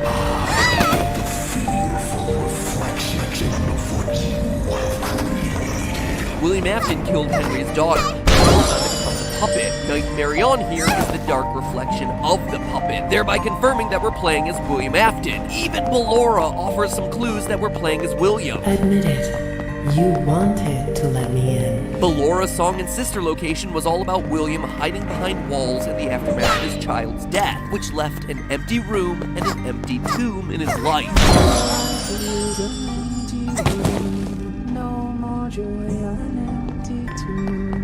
He shut everyone else out, but now that we're in William's personal hell, she's able to call him out for all his hidden feelings. William wanted to let the woman that Ballora represents in, but he just couldn't do it thanks to his grief, hence her calling him out for his real desires. He wanted to let me in. So, we're a murderer trapped in a personal hell of our own creation, forced to deal with the sins of our past for all eternity. Sound familiar?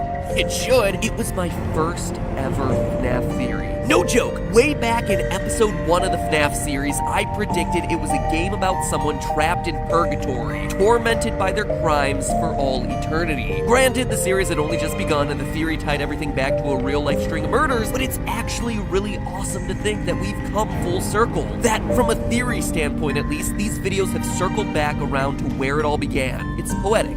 A beautiful, horrific, child-murdery bookend of a story. So thanks, Scott. I have no doubt that you structured your franchise's final send-off that way just so I could have an I told you so moment at the very end after years of getting thwarted by your twisting story. It's very nice.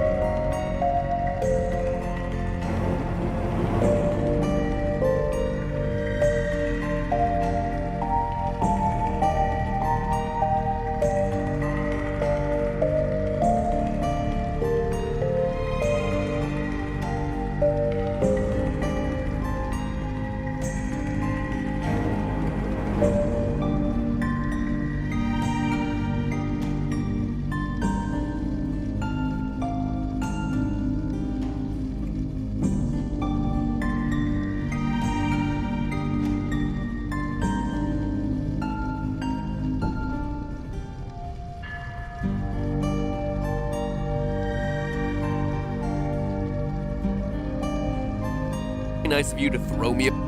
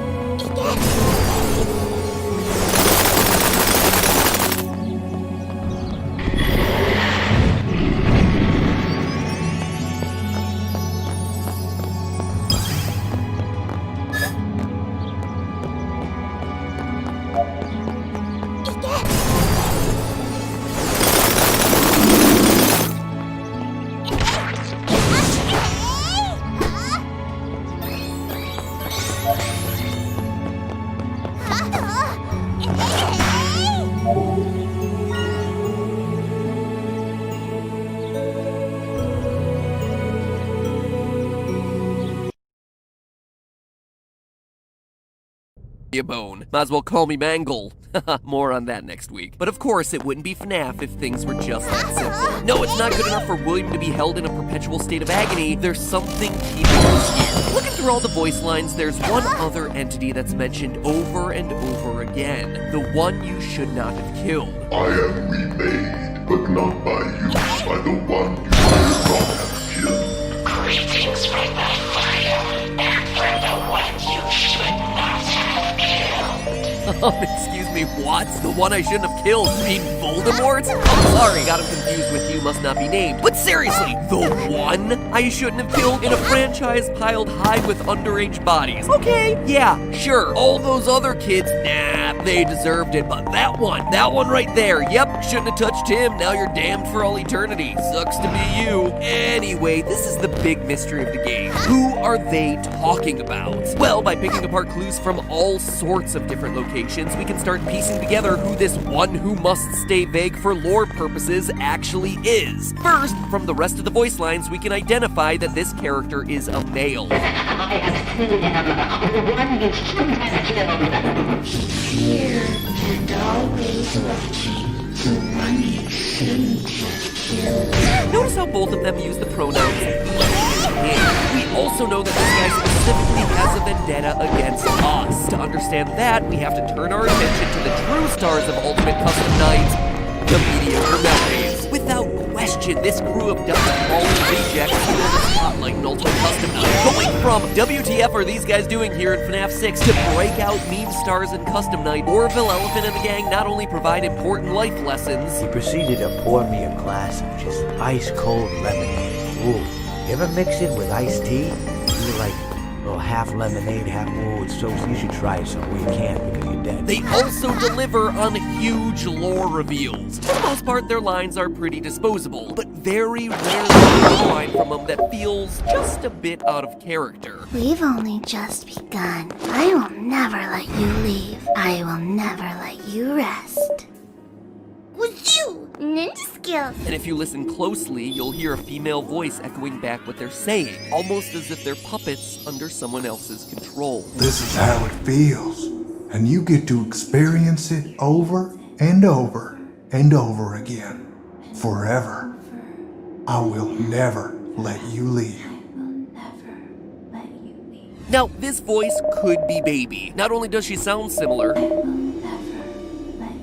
I guess you forgot about me. but a clue may also come from the merch. The Funko action figurines of the characters from FNAF 6 all contain one piece of Scrap Baby. Collect all the figurines, collect all the pieces to form the character, which might seem like just a random detail until you consider that they did the same thing with every character in Sister Location, who would then go on to form Ennard. Each one contained a piece that helped to create what would eventually form the larger whole. Just like Ennard himself, a bunch of the other animatronics all rolled into one entity. This is especially important when you consider that a key reveal from the final FNAF novel, The Fourth Closet, is that William Afton created the living Sister Location Funtime animatronics by extracting remnant from the melted conglomeration of all the OG animatronics and injecting the new robots with it. Thus, all the new robots were alive and sharing a piece of the same set of souls, just like if the pieces of Baby/Ennard had been repurposed to form Happy Frog and her friends. That's why Baby's voice would be heard across all of them. Does that make sense? Good. Now throw it away, because there's another explanation here. That this is the voice of the one who should not kill. As you can tell at this point, Ultimate Custom Night had a huge amount of voice acting. And the nice thing about voice acting is that you need to hire, you know, actors, which means job postings. So of course, for this game, Scott needed to make a ton of casting calls on the site voices.com, all identifying the roles that the actors would be playing. Some of the roles were obvious. Nightmare Balloon Boy, Patch, Wither Chica, etc., all characters that we're familiar with. Other casting calls, though, were a bit more vague. Monster, character in Whisper, Little Girl, Annoying Girl, Vengeful Spirits. Now, if you track all of the job postings, you can actually identify every single role by blazing. Monster is Jacko Chica. Character in Whisper is Trash the Gang. Little Girl is the puppet. Annoying Girl is Dee Dee. Scott kept saying, surprises. You can actually identify each and every role, except for one. Vengeful Spirit, played by Travis Gaines. It's the only one that doesn't have any explicit character excellent review, 5 stars. So what is the vengeful spirit? Well, according to the casting call, this is for the voice of a young child who speaks in a whisper from the shadows. That sounds a lot like the voice that's whispering in the background of our very minute pretense. This child is in control, is toying with the plan to help them change their situation. Yeah, well, being trapped in HL hockey sticks will do that. Yeah. The gender should not be immediately clear. It should work as either a young boy or a young girl. You're welcome to do readings one way or another. Ding, ding, ding, ladies and gentlemen, we have our winner.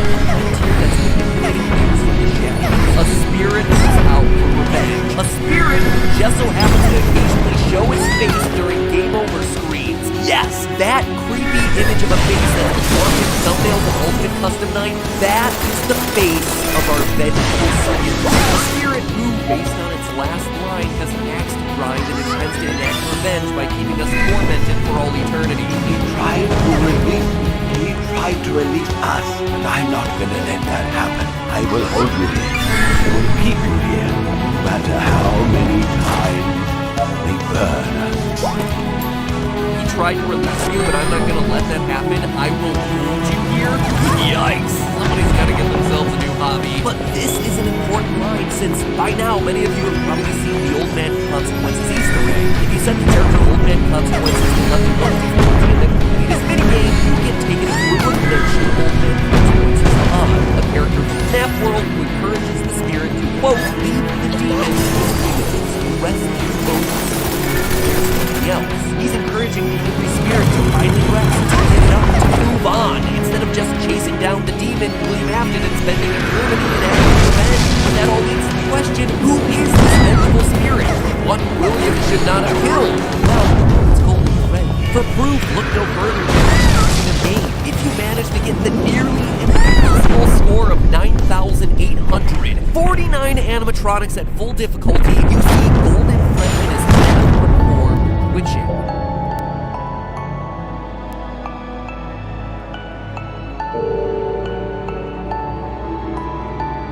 He's twitching just like Springtrap did in the trailers to FNAF 3. Someone else who refused to give up, to pass on. Someone who always comes back. And just to dispel any confusion here, Golden Freddy isn't the crying child. This confirms it. Golden Freddy is actually a victim that we've never actually seen outside of the FNAF 3 minigames, nor will ever see outside of that face in the vent. But more on that next video, that final timeline episode I got cooking up. If you want to make sure that you see it, hit subscribe now, that way you don't miss it, because seriously, that is the one that wraps everything up. If there was ever a time to subscribe, now is that time. But anyway, Golden Freddy is the soul that's still trapped, one that refuses to let go of his hate, his rage. We even hear it in his line. He's trying to release us, but I'm not gonna let that happen, no matter how many times they burn us. In FNAF 3, the puppet tried to release everyone through the Happiest Day minigame. Fazbear Fright was burned down in an attempt to cleanse Freddy's. Pizzeria Simulator was burned to the ground. None of it has worked. The spirit of revenge is and always will be there until he chooses to let go. That's why he's still twitching as he fades into darkness. That's why his eyes are still white as he disappears. He is choosing to remain here, to continue tormenting William, to ignore Old Man Consequences, encouraging him to move on to the next life.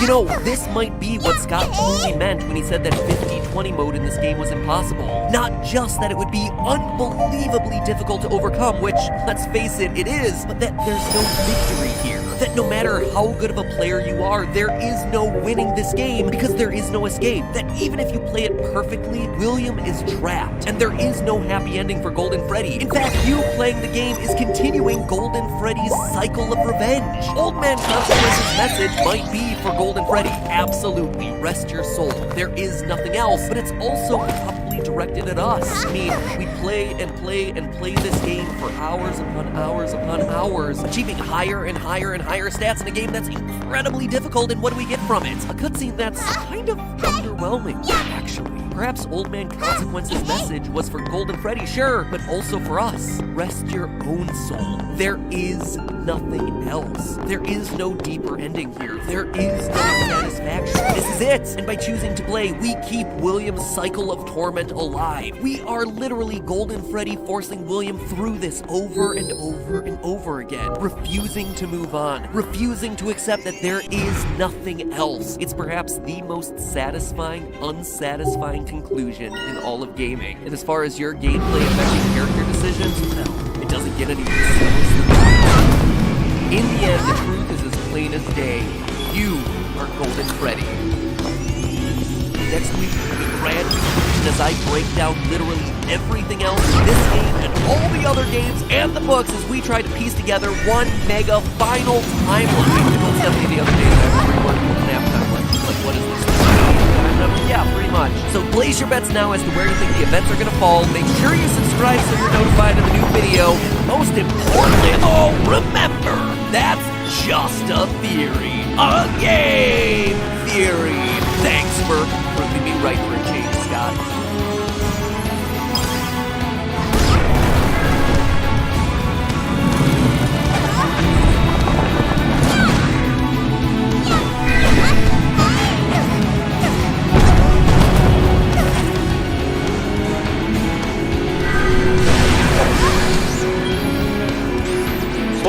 Hi, I'm Masahiro Sakurai. Today I'd like to introduce you to Smash Bros. game and to Switch. Many fighters will appear in the series. I'm sure you're all eager to find out what this is.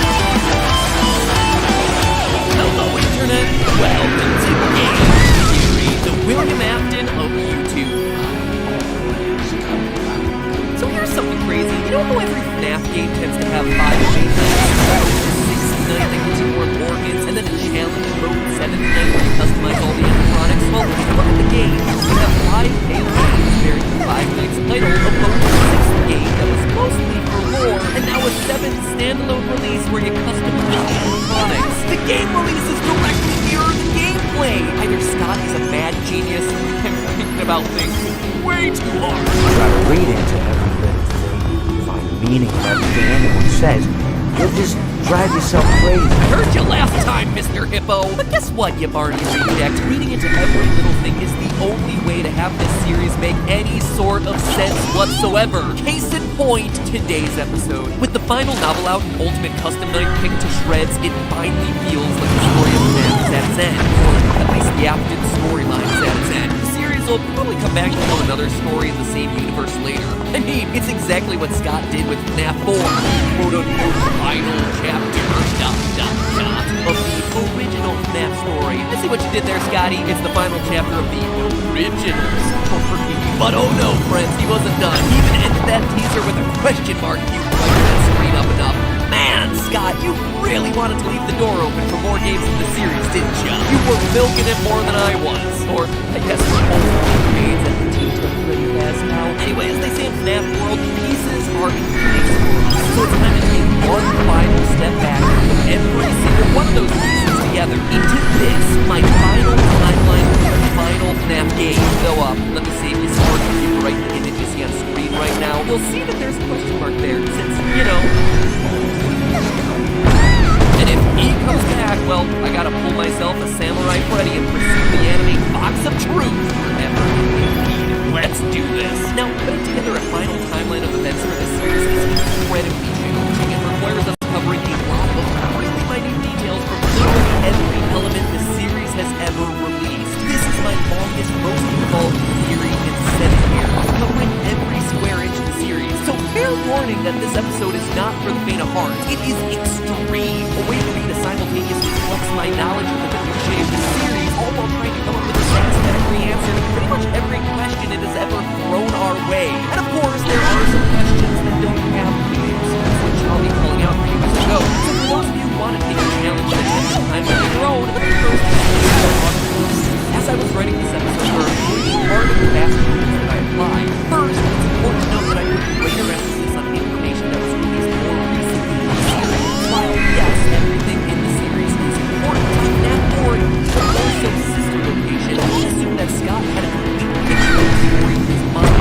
It's easy to forget that that one was going to be Scott's final game after years of trying to be a game designer and hitting dead ends. The only thing that he imagined a lore so deep that it would cover 8 games, 5 books, and countless teasers, that he predicted his story would be so rapidly popular that it would involve undead people way back when we were all just making memes about Foxy Swiggity coming for that booty. Probably not. So it's safe to assume that the newest information we're getting in games is the most accurate in pointing to the final story he's looking to tell.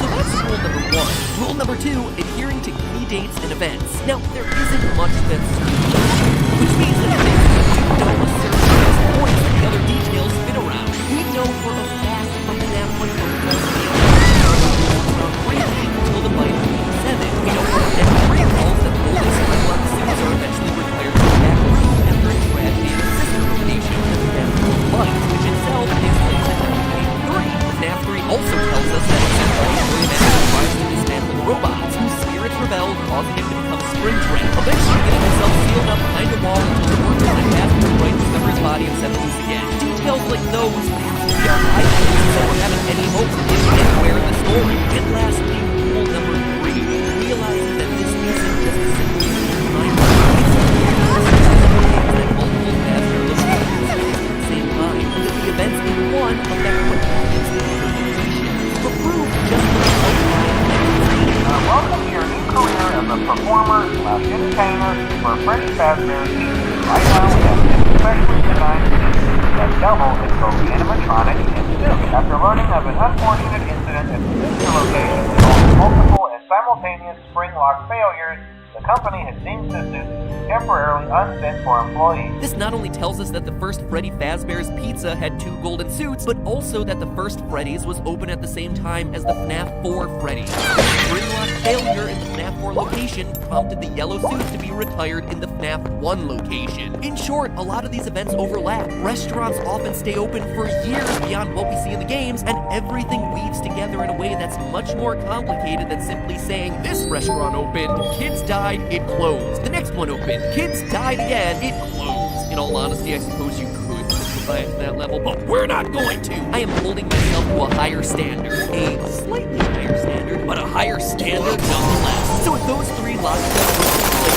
let's analyze it. To begin, we have to identify who William's first victim was. Now, I've covered FNAF a lot, but in all my theories, one thing has remained consistent since FNAF 2, that the puppet was first. Henry's daughter. She is the character who gives life to all the other animatronics, so it would just make sense for her to be victim numero uno. But outside of that, it's just an assumption. And now that we've seen the event actually take place in the games, I think I've been wrong about it this entire time. Think about it. We have proof that William kills Henry's daughter in FNAF 6, but as I talked about in a previous theory, we see that later that night, Afton goes to a place called Junior's where he's turned away at the door. Now, why would Scott show us this? FNAF 6 was all about tying up loose ends. He's not just gonna throw in a random bar to establish that the Mustard Man is an alcoholic or anything. He's doing it to establish a timeline. The only time we hear of anyone being turned away from any building for any reason in this series is in FNAF 2. From what I understand, the building is on lockdown. No one is allowed in or out,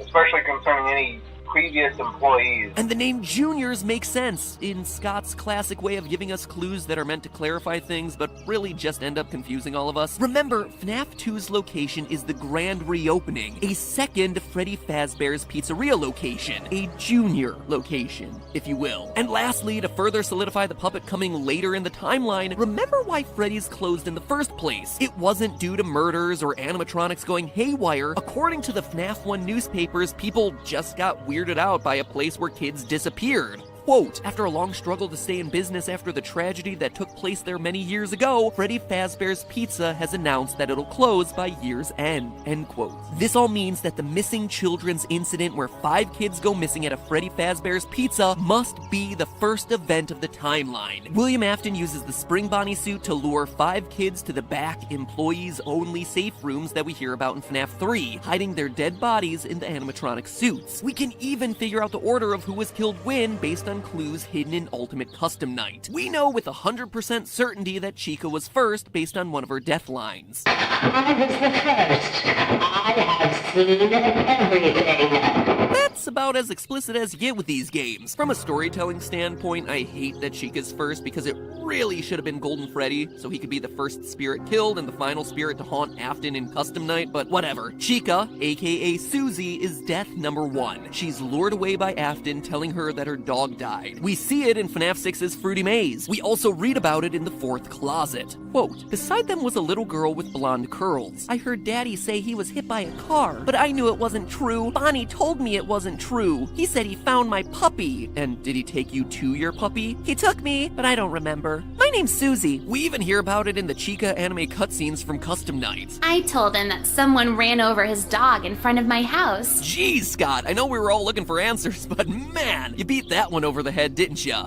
Not that I'm complaining, but that one was a bit overly obvious, and then all the other ones are just so damn obscure. Just gotta find a better balance here, man.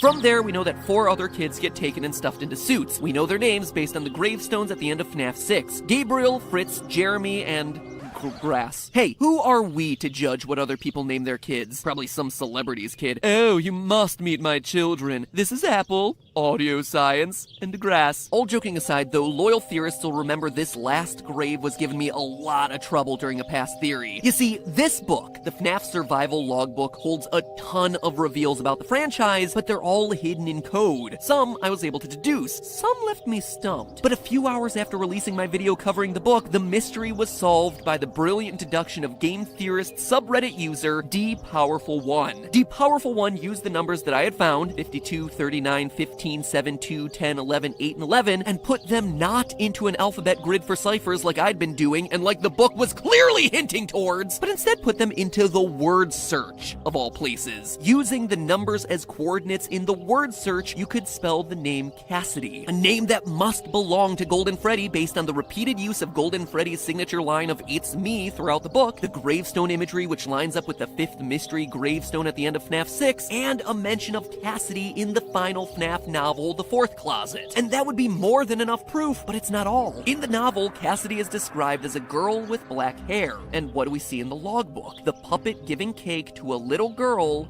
with black hair. The only human child in the logbook, no less. And it's happening on a page talking about your happiest day. A direct reference to the happiest day minigame from FNAF 3, where the puppet gives cake to Golden Freddy in an effort to release its soul. You can even hear a girlish laugh every time Golden Freddy is summoned way back in FNAF 1.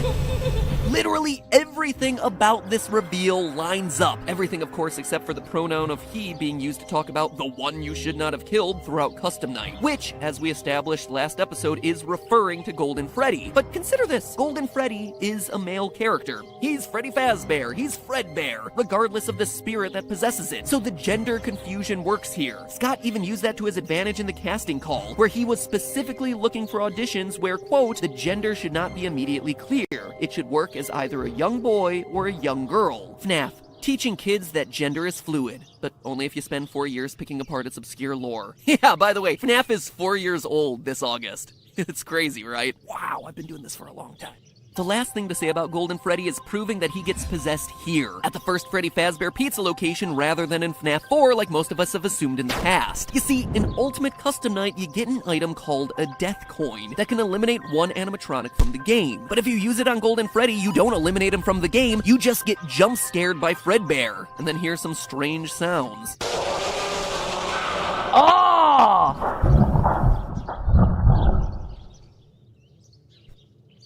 Huh. It almost sounds like Fredbear is underwater, which we all know is going to be terrible for those spring locks. Anyway, I played around with those audio files and got him to hear.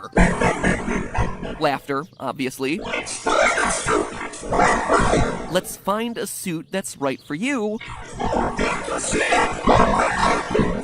and there was more fantasy and fun where I came from. That last one feels really random, right? Like, "Arrgh, I'm an angry spirit who just killed you, but let me tell you about my love of fantasy, fairies, and long walks on the beach first. I'm very in touch with my emotions." However, the phrase fantasy and fun is a direct reference to the first game in the franchise, where Phone Guy welcomes you to Freddy Fazbear's Pizza, a magical place for kids and grown-ups alike, where fantasy and fun come to life. It's Scott telling us that Golden Freddy is the same spirit who speaks to the crying child via the Fredbear plush at the end of FNAF 4, but who dates all the way back to the first pizzeria and the missing children's incident. Phew, you got all that? Good, because that's the easy stuff. Well, not easy, obviously, considering I'm on page 4 of this script and I've only just talked about the first event in the series. But there is consistent logic and evidence to back it all up. However, it's at this point that things get messy from a timeline standpoint. You see, right now there are two dangling threads of events that directly conflict with each other. One, the first Freddy Fazbear location has to close so it can reopen sometime before 1987. However, it has to remain open at least until 1983 when the FNAF 4 bite happens, the event that prompts Phone Guy to call back to the FNAF 1 location informing them that the Springlock suits are being retired. Welcome to your new career as a performer/entertainer for Freddy Fazbear's Pizza. Right now we have two specially designed suits that double as both animatronic and suit. After learning of an unfortunate incident at the sister location involving multiple and simultaneous spring lock failures, the company has deemed the suits temporarily unfit for employees. This is important because Phone Guy later makes a point of saying that the Spring Bonnie suit is still being moved. Management has also been made aware that the Spring Bonnie animatronic has been noticeably moved, which implies that Afton is still using it to kill kids, aka the missing children's incident is still going on even after the bite of 1983. That would all be fine except for point number 2. According to Hand Unit and Sister Location, Circus Baby's Pizza World is opened after Freddy Fazbear's is closed. Due to the massive success, and even more so the unfortunate closing of Freddy Fazbear's Pizza, it was clear that the stage was set, no pun intended, for another contender in children's entertainment. Again, this wouldn't be a problem if it wasn't for the empty girl's bedroom that we see in FNAF 4. As we established in a previous episode using the FNAF survival logbook, the crying child is Michael Afton, which would make this his sister's room, Elizabeth Afton, the girl who gets herself clawed and goes on to possess Baby on the opening day of Baby's Pizzeria. That's why she's missing and why her room is empty. But that can't happen if Freddy's is still open, and Freddy's can't be closed until the bite of 83 causes the spring locks to be retired so that Phone Guy can make his call. You see the problem there? Do you understand why creating a timeline of all this stuff is so darn complicated? Anyway, to move forward, we have to apply rule number 1 that I talked about earlier and throw out some of the Phone Guy information in order for the events to work. Freddy Fazbear's first location closes in the aftermath of the missing children's incident. With no pizzeria to serve as his murder den, Afton tries to launch a new restaurant, Circus Baby's Pizza World. It's important to note that this is an actual restaurant and not the underground rental service you see in Sister Location. We'll get to that one much later. Based on the name, we can be confident that this place has a clown aesthetic, which makes it likely that all the animatronics who don't fit into the Freddy Fazbear series of restaurants were made specifically for this place. The Mini-Renas, Balloon Boy, JJ, Dee Dee, and of course, the star attraction, Baby. Notice how they all even look alike. However, on day 1 of the restaurant opening, Elizabeth, Afton's daughter, finds herself alone with Baby and gets herself clawed. We know that it's closed on day 1, both from Baby's story and Sister Location. Did you know that I was on stage once?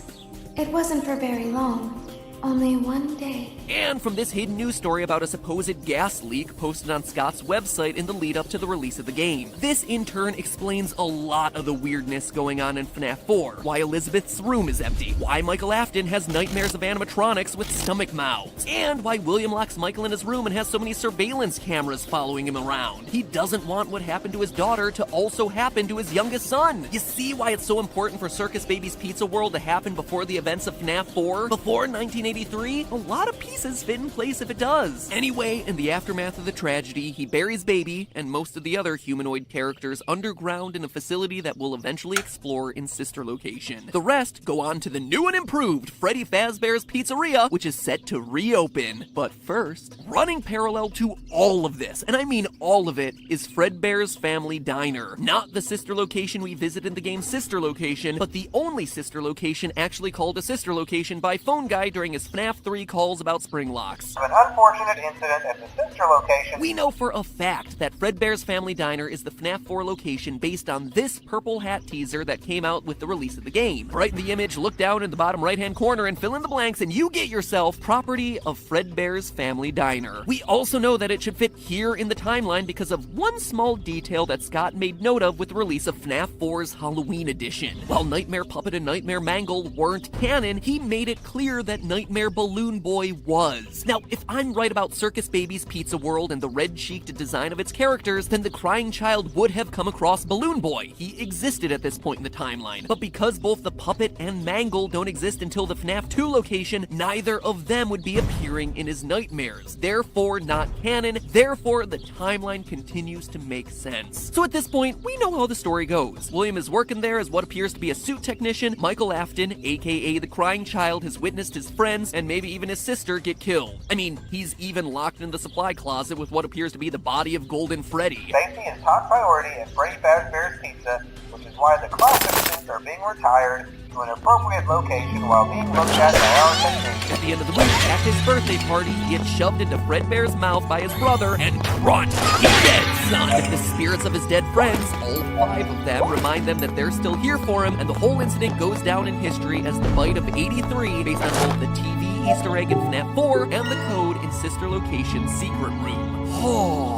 But again, it's here that we hit another little wrinkle. You see, in the FNAF survival logbook, it asks Michael whether his favorite ride was the carousel, a feature that was only present in the FNAF 2 restaurant. This also coincides with my hypothesis earlier about the Midnight Motorist minigame and Juniors being another name for Freddy's version 2. It would make sense that that place that he's going to is indeed it running out to the new Freddy Fazbear's location. But we know Fazbear's was bid in 1983 and that the FNAF 2 location is open in 1987 based on the paychecks you see in the game. Fortunately, though, there's an elegant solution this time. The FNAF 2 location is just open earlier than we thought. Remember, Fredbear's Family Diner being open doesn't preclude a new Freddy's location from also being open at the same time. The new and improved Freddy Fazbear's Pizzeria is just open earlier than we all thought, at least as early as 1983, and continuing through 1987 when a new series of murders happens and the bite of 87 gets it closed down. This all allows Michael to visit that place again, have the carousel be his favorite, but still die in 1983. Because William doesn't want to lose another child, especially since he's in his own killing spree, he puts security cameras everywhere and uses the illusion sound discs first introduced in the Twisted Ones novel to scare Michael away from the restaurant. That's what he means by he'll be sorry when he gets back. William is intentionally locking him in his room, giving him nightmares, hence why Michael is so scared by the time we see him in FNAF 4. Additionally, Ultimate Custom Night proves that the nightmare animatronics are just that, nightmares, illusions.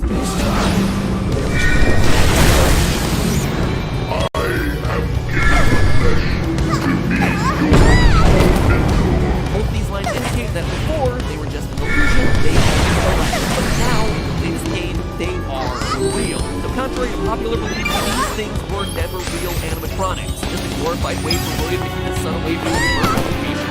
Except, obviously, it didn't work. Despite his best, well, maybe not his best, but definitely his most rich efforts, Michael gets run out of bounds. So that becomes very problematic for the timeline, considering that Michael Afton clearly survives till the end of the game. We see him in Sister Location. We watch him get scooped. We hear about him burning in FNAF 6. How is all of that possible when he's already dead? Why does it mean there is a way to solve it? And I have the evidence to prove it, but sadly it'll have to wait until next time. Of being able to there's no way to do all in one week. So in the words of Edie, how unfortunate, this is a thing I need to do, but the rest of the go is part 2. Anyway, don't worry, we'll get it out as fast as possible. It's already written. We just need to divide this up for anyone. In the meantime, though, make sure you jump scare that subscribe button to, well, who knows what it does at this point, but it makes me feel good about the effort I put into this video. It's really nice. It makes me feel good. It also improves the likelihood that you're going to see the conclusion of this episode, which is even better. And in the meantime, if you missed my last FNAF theories, well, watch the ones from FNAF 6 linked on screen right now. You'll need them to really understand part 2 of this theory when we get to the more recent events. Now, if you'll excuse me, remember, that's just a theory. A game theory. I'm gonna go roll into recording part 2 right now, so I'm gonna go do that. Yeehaw! I'm FNAF here. Anyway, now that we've spent the entire episode chronicling the fictional deaths of 10, 12, 13. And now that we've accounted for all those children's heinous murders, let's talk about security. Oh, really? Inside security. I've been wandering around your house, what do you say? But you could probably use a VPN.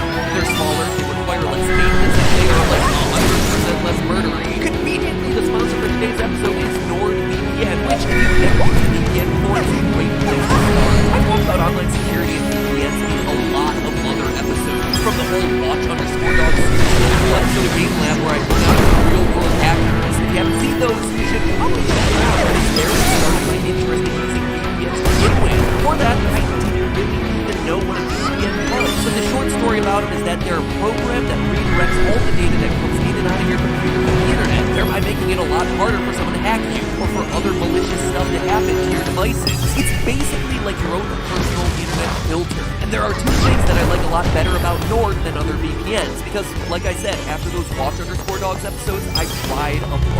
First, Nord allows you to connect 6 devices with just one subscription, meaning that you don't have to feel wonky about connecting to public Wi-Fi anymore, whether it's on your computer at McDonald's or your phone at Wendy's. I just really like fast food and the combination of both. Second, the Purist team and I actually tested Nord's connectivity relative to other VPNs that we've tried in the past, and objectively, it's way faster. As you can imagine, I go through a heck of a lot of internets working on these episodes, so to me, that was the single most important thing about a VPN. So if you've been worried about connecting to a sketchy Wi-Fi network somewhere, if you have roommates who are internet password, or you just want a little bit more protection for all your personal information, get yourself some peace of mind and check out Nord. There's a link to them down in the description below, so click it down there, or simply head to nordvpn.com/benji, where they're having a huge discount off of their subscriptions with our code. Seriously, it is almost 80% off. It's massive. So go and do it now. Protect yourself the Theorist way. Hackers are way scarier than animatronics. I don't know what you're still waiting for. Security Puppet was not effective. I mean, look at how many kids still died. What were they thinking?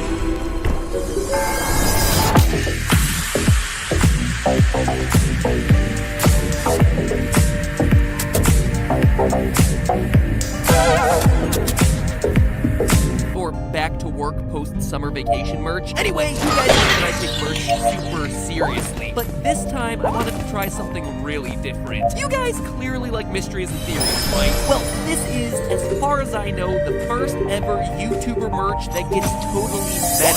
That's right, I have personally made a real-world mystery for you to solve alongside the rest of the Theorist community hidden inside of this round of merch. This first one isn't too hard. It's about a 5-step treasure hunt, but it's something I'd like to do moving forward with all future merch pushes. So, you know, if this one gets you warmed up, future ones are gonna get real serious. Oh, and of course, there's a real-life reward to the first 100 people who get to the end of this little treasure hunt. They're gonna be in the same group as the people with the golden coins from last merch push, so, you know, rewards are coming. So, where could these clues be hiding? Let me show you what I got. This time we worked with the factory for 4 months to have a specialty fabric made for our t-shirts. This isn't just your typical ink some stuff on a shirt. It is all built into the fabric itself. It comes in Genocide Run or Pacifist Run editions. Or you can be a total completionist and get both. Also, since it's back to school season, we made a new heavier duty backpack. Like, this thing is solid. It is loaded with tons of pockets and places to store pretty much everything you own. It is rugged enough to hike up a mountain. Or, let's be serious, more likely to be loaded down with 5 AP textbooks and dragged between convention halls and Anime Expo. Do all of those things too. There are new socks to complete your outfit, since let's face it, you never have enough neon green article clothing. A pop socket, which if you're not familiar with them, is the single most useful phone device that you will ever own. Hate dropping your phone on your face at night? Well, now you don't have to. You want to prop up that phone, walk someone Snap Theories, pop that socket. You want an easier way to take photos? Sock it to me. Hit 2 and you wrap your photo board around it. Seriously, these things are the best. They're so darn simple and they are so effective. And what back-to-school collection would be complete without your own Fierce Moleskin notebook? Now, I know from meeting you all at conventions that so many of you are either artists, writers, or theorists of your own looking for notebooks to house your ideas. So this was something that I thought a lot of you would appreciate. It comes complete with some pages ripped straight out of my own theory brainstorms. All of it works great, it looks great, but most importantly of all, it's gonna make you feel great. So get on it. Ace your back-to-school look right now by heading over to the merch site. It went live with this episode. Or you can always wait to the end of the episode where I can throw that link right into the video itself, or you can always dual-wield the windows next to each other so you can do both at the same time. The only thing I gotta say is do it now, because when we run out, this stuff is gone. Everything is limited edition, and the last round of merch we had, some stuff started to sell out the first 24 hours. If you place an order this week, you're guaranteed to get it before the end of the month. So go ahead, give it a look. I hope you like what you see. I cannot wait to see you sporting some new theory. Now then, let's wrap up FNAF, shall we? Even though this is part 2 of the timeline, we've still got a lot to cover, so in the words of Phil DeFranco, when last we left things, we covered everything up through the second Freddy Fazbear Pizzeria location. Things like the missing children's incident must be the first the identity of Golden Freddy, why Circus Baby's Pizza World has to come earlier in the timeline than most people expect, and a quick review over how Michael Afton is the crying child from FNAF. But all of that left us with a big question. Michael Afton is the crying child who gets himself bit, then how is he able to come back later in the timeline for games like Sister Location and Pizzeria Simulator? Well, this is where the books once again come in to give us the solution that no one would have predicted. You see, at the end of FNAF 4, we get the lines, "We are still your friends. Do you still believe that? I will put you back together." We've never actually established who speaks those words. Ultimately, the best guess that we have is the puppet. But here's the thing, it can't be the puppet. Based on this, my final and best timeline of events, William hasn't killed Henry's daughter yet. The puppet isn't possessed yet. Instead, that line is more likely coming from William. It's him making a fateful promise to his dead son. "I will put you back together." The thing is, he takes that promise a lot more literally than any of us would have ever suspected. He is literally promising to physically put his son back together as a robot. And we know from the final FNAF novel, The Fourth Closet, that William in that story is obsessed with giving life to these machines. And even more importantly, we know that in Scott's vision of this world, robots who think they're human and don't realize that they're robots is a real thing. A huge twist at the end of the final FNAF novel is that the main character, Charlie, and his daughter is actually revealed to be one of these sort of robots. And not just a single robot, mind you. Charlie is one of a series of 4 robots. That's what the trailer 4 is referencing. Girl and innocent over his daughter, Henry, 4 robots. Each one slightly older than the last, implanting each version of memories that will grow up just like a normal kid. Quote, Charlie is a baby, then a little girl, then a sultry teenager, then at last be a woman.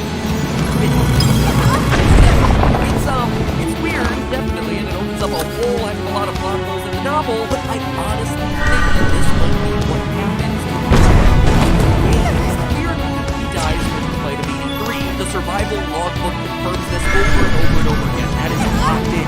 Michael is literally put back together by William. The books allude to it in it explains why he doesn't die after hitting sleep in Sister Location. Why his memory is so foggy throughout the survival logbook, but most importantly of all, why he's going to die quiet. You ever stop to consider that? Michael Afton lives through getting himself scooped into Sister Location, but passes on just like all the other animatronics at the end of FNAF 6. The remnant in his body is burned away. Remember, based on our timeline, William Afton has already seen his daughter die in Circus Baby, and has also probably seen that her spirit possesses the suit. So he knows it's possible for a living spirit to be inside these robots. It actually might be why he sends Michael down to explore Sister Location in the first place. Father, it's me, Michael. I did it. I put her back together, just like you asked me to. He knows that Michael's sister, his daughter, is still down there, so he's aware of what she is, and it might be his way of breaking the news to Michael. Hey there, kiddo. There was something I was meaning to tell you, but unfortunately, kinda trapped in the wall right now. So go down into that creepy cellar I have and pay a visit to your sister. She might prompt some really existential revelations. And lastly, consider this. In the bonus cutscenes for Sister Location, Baby establishes that she knows that Michael can die.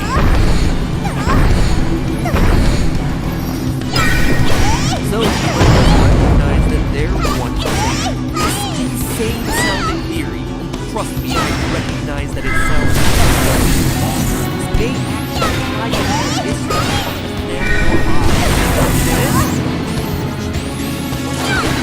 body. Yeah, remember I just said that one philosophy of character was actually the third in the series of robots? Well, she almost had herself killed by the book discovered midway through book 3, locked in a box. So, there is similar to one that appears at the end of FNAF 4. Quote, John moved to a large green shack and almost John knelt beside him and found the candle. It's Charlie, said Morse. In the chest! She was locked in a box! That's insane! She was locked in a box! Who knows for how long? Days? Months? Well, actually, no, how long was the box? 6 months. So anyway, is this definitive proof of what's in the box that Michael acted as a robot? No. But it's definitely circumstantial evidence. And think about this. Remember that Scott kept the box locked because he was worried and basically the answer to what was inside of it. If he kept a broken robot inside of the box, that would probably set him cool, because at this point in the series, he would literally come out of nowhere. Up to FNAF 4, this was just the story of a creepy, haunted, animatronic pizzeria. Nothing about robot kids or anything like that. The last stretch of the series just went into some weird stuff. Anyway, since the Vitamin 83, Red Bear's Family Diner closes Ready Fazbear's location. Upgrades to the animatronics. After all this children for their last endeavor, Henry wanted to take an extra special precaution for his daughter. He installed an upgraded security, specifically programmed to watch one child.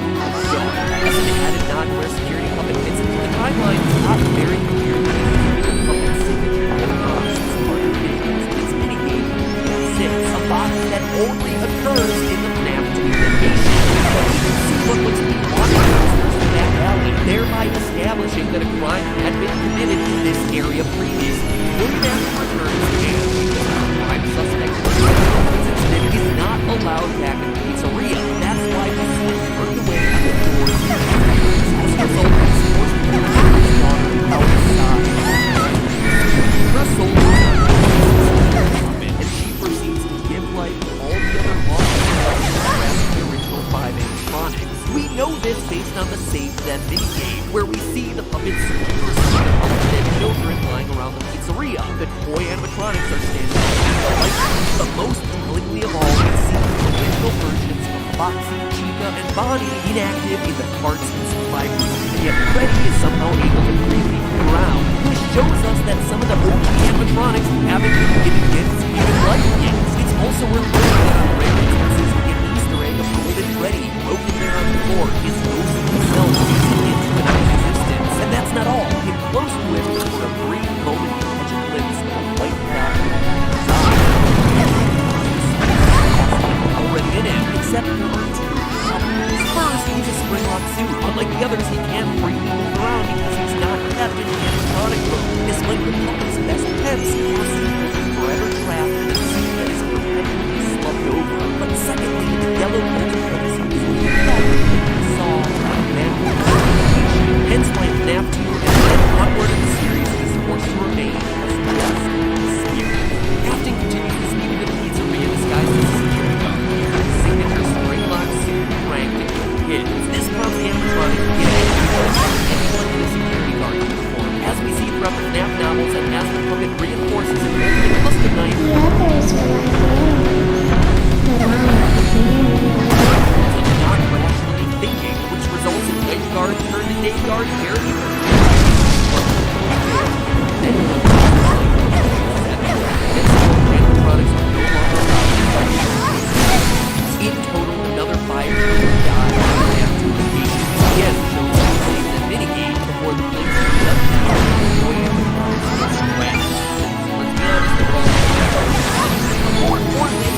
that after he realizes the power of children's souls. It's here where he first sees that animatronics possessed by the spirits of the dead children and activated by the puppets. And here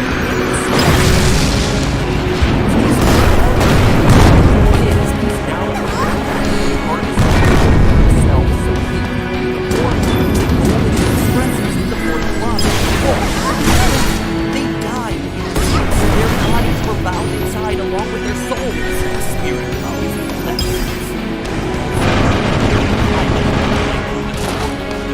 my body and spirit. This affects all animatronics gets them back to the FNAF 1 location for storage and the possible reopening of the pizzeria will dismantle them and discover their power. This leads to the cutscenes from FNAF 3, where William systematically lures the original and samples one by one, only to dismantle them. Before, these cutscenes seemed super random, just trying to get rid of the animatronics for reasons. But now, thanks to the novels, we actually know why he did it, to dissect the robots and experiment on them. And it's these experiments that are producing the funtime animatronics. One big lingering question mark in the story of funtime animatronics in the underground Sister location. How were they alive? Were they possessed by more dead kids? Well, we finally have our answer there with the Candy Cadets. Lost. Now, back in FNAF 6, we had this mystery. Each one had to do with 5 things. 5 keys held together, 5 ornaments held together, 1 coffin, 5 kids sacrificed, 5 fit 1 shoebox. The amalgamation of all the other animatronic parts of the FNAF is always kind of wonky. Funtime Boxy is just 4 animatronics. Squinted at it would include the body and puppet, but that's not right. As a result, just 1 funtime girls going on in the story. But the words of 1 positive this mystery up.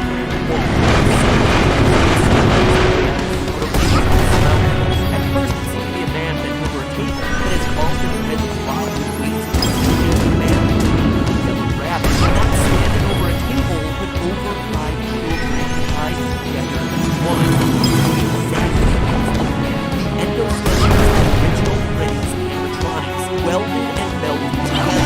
The mobile, and still the spirits of the children we were burning inside of them so many years ago, still filled with life, emotion, all trapped, all in terrible pain. End quote. So in the FNAF 3 cutscenes, we see William dismantle the animatronics. From there, he melts down their endoskeletons to discover the secret of their everlasting life. He then uses this molten spirit metal, Remnant, to infuse life into his new creations, the Funtime animatronics. Quote again, the table's surface was glowing orange and the hot metal hissed. William took a syringe from the woman's hand and thrust it into the squirming thing forcefully. He drew the plunger up, holding the needle steady as the syringe filled with molten substance. He staggered back toward the bear. The man again pried open the heavy chest plate of the standing, broken bear, then carefully inserted the syringe he held directly into the chest cavity and began to press the plunger down. What this and the Candy Cadet stories tell us is that the Funtimes weren't just possessed by new kids, they were created from the remnant of the original 5, fused together into one chaotic, confused spiritual mess. Like Ennard said from his original teaser for Sister Location, there's a piece of me in every body. From those experiments, William is able to open Circus Babies Entertainment and Rentals, the underground facility from Sister Location. Using Remnant, he brings life to animatronics specifically designed to lure and trap kids so he can have more test subjects for his experiments. He then rents the robots out to special events and locations. Why isn't there a Funtime Chica in Sister Locations? Because she's rented out. We see this based on the source code of the school's website around the time of Sister Location's release. Chica's party world is a separate location, compliant with actual robotics, and as such, she's not being kept around with the rest of them. That's why she's gone. Then reappear in Fifth 6. But there was one thing that William Afton didn't anticipate in all his plans: the spirits of the children wanting revenge. Now that they were freed from their animatronic prisons, they corner William in the safe room of the first Freddy Fazbear's restaurant, forcing him to hide out in the golden party suit, which snapped shut, almost killing him, but not quite. just transforms into the Springtrap. The restaurant seals the safe room and everything inside to escape liability. Previously mentioned safe rooms are being sealed at most locations, including this. To me, this seems like the actions of Henry. Who else would seal a bloody, living body in a hidden room in a pizzeria? Henry seems like the best bet, but we can't know for sure. Regardless, Afton is locked back there until the year 2023 when Fazbear Fright opens. The phone dude discovers the hidden room and sets Afton, now Springtrap, loose once more. From there, we know pretty much everything else. Springtrap haunts Fazbear Fright only to have it burned down. Seems to me that this again was Henry's doing. The ultimate customized samurai cutscenes symbolize their relationship. William Afton is the fox, and Freddy is Henry, the bear of vengeance. The dialogue in these samurai cutscenes says it best. I will pursue the fox. I will find him and kill the man he's led to. It is my destiny, and it is his. Throughout the games, Henry is constantly trying to thwart William in a splitting fashion. He starts by getting him kicked out of the family. He then tries to get him arrested at the aftermath of this children's incident. He traps him, bleeding and spring-locked in the walls of Freddy Fazbear's, and finally he sets him on fire not just once in Fazbear Fright, but a second time in Pizzeria Simulator. Meanwhile, the rebuild Michael Afton, searches for his dad and his answer. He starts his sister location, meets baby, but falls victim to the plot of a series of evil spirits held in various animatronics. Together, they form evidence to Michael's body in an attempt to escape their prison. The scooping plan works, but Michael survives because, remember, he's a robot. Baby seems to know he's based on knowing who he thinks so.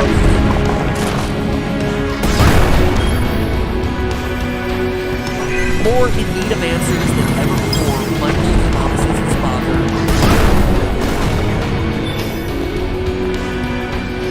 Which leads us at last to Nap 6. Even though the puppet tried to free the spirits of the dead children in Nap 3, it doesn't quite work. This is because the spirits are parts of their souls still trapped in one of the animatronics, which themselves are now enforced.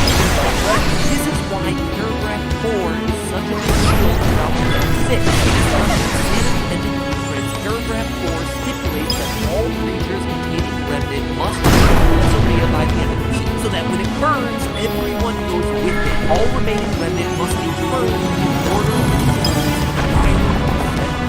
Michael Pizzeria, Henry summons all the animatronics there, burns it all to the ground, and finally releases everyone, including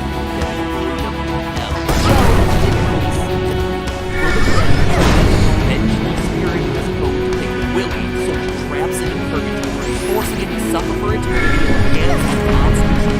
And despite all that consequences telling her to relax, she won't quit, and her soul still bleeds. He's victimized as he fades out in the darkness as the series hits its final.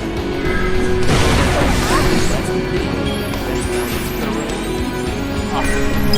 There you have it, Snap Theorists. As a deep dive as I do, trying to answer as many questions as possible, all while putting things into an order that makes sense, while also accounting for as much of the evidence as possible. Is it a perfect timeline? I think Mr. Toe's custom lines point us in that direction. I suppose if the person who wants to come, it's best to not announce that you're telling a story. Telling a story does come with it. After all, right. No more expectations. You were rocking into the wind. Words, shouts, unexpected, carry, unexpected stick. But if you know it's pronounced, you're telling the story from it. They point to it all, you know? And conversely, at some point, you just analyze down a story. In the end, whether this whole timeline is right or wrong, quoting Matt's labyrinth points, yeah, we covered it a lot. A bit more than I would have liked, quite honestly, but for good reason. New games give their stories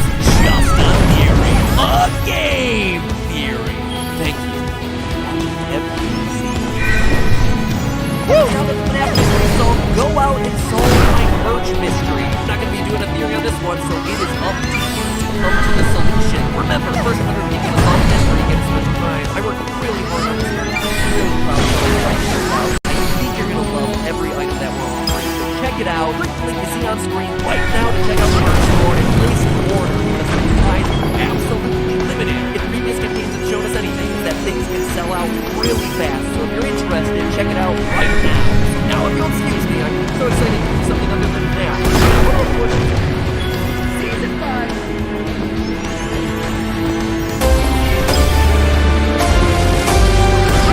Hello, Internet. Welcome to Game Theory. My name is Warfcat, and we are joined on the coast today by a very special guest. It's the man you love to tolerate, Matt Pat. Let's give him a round of applause, shall we?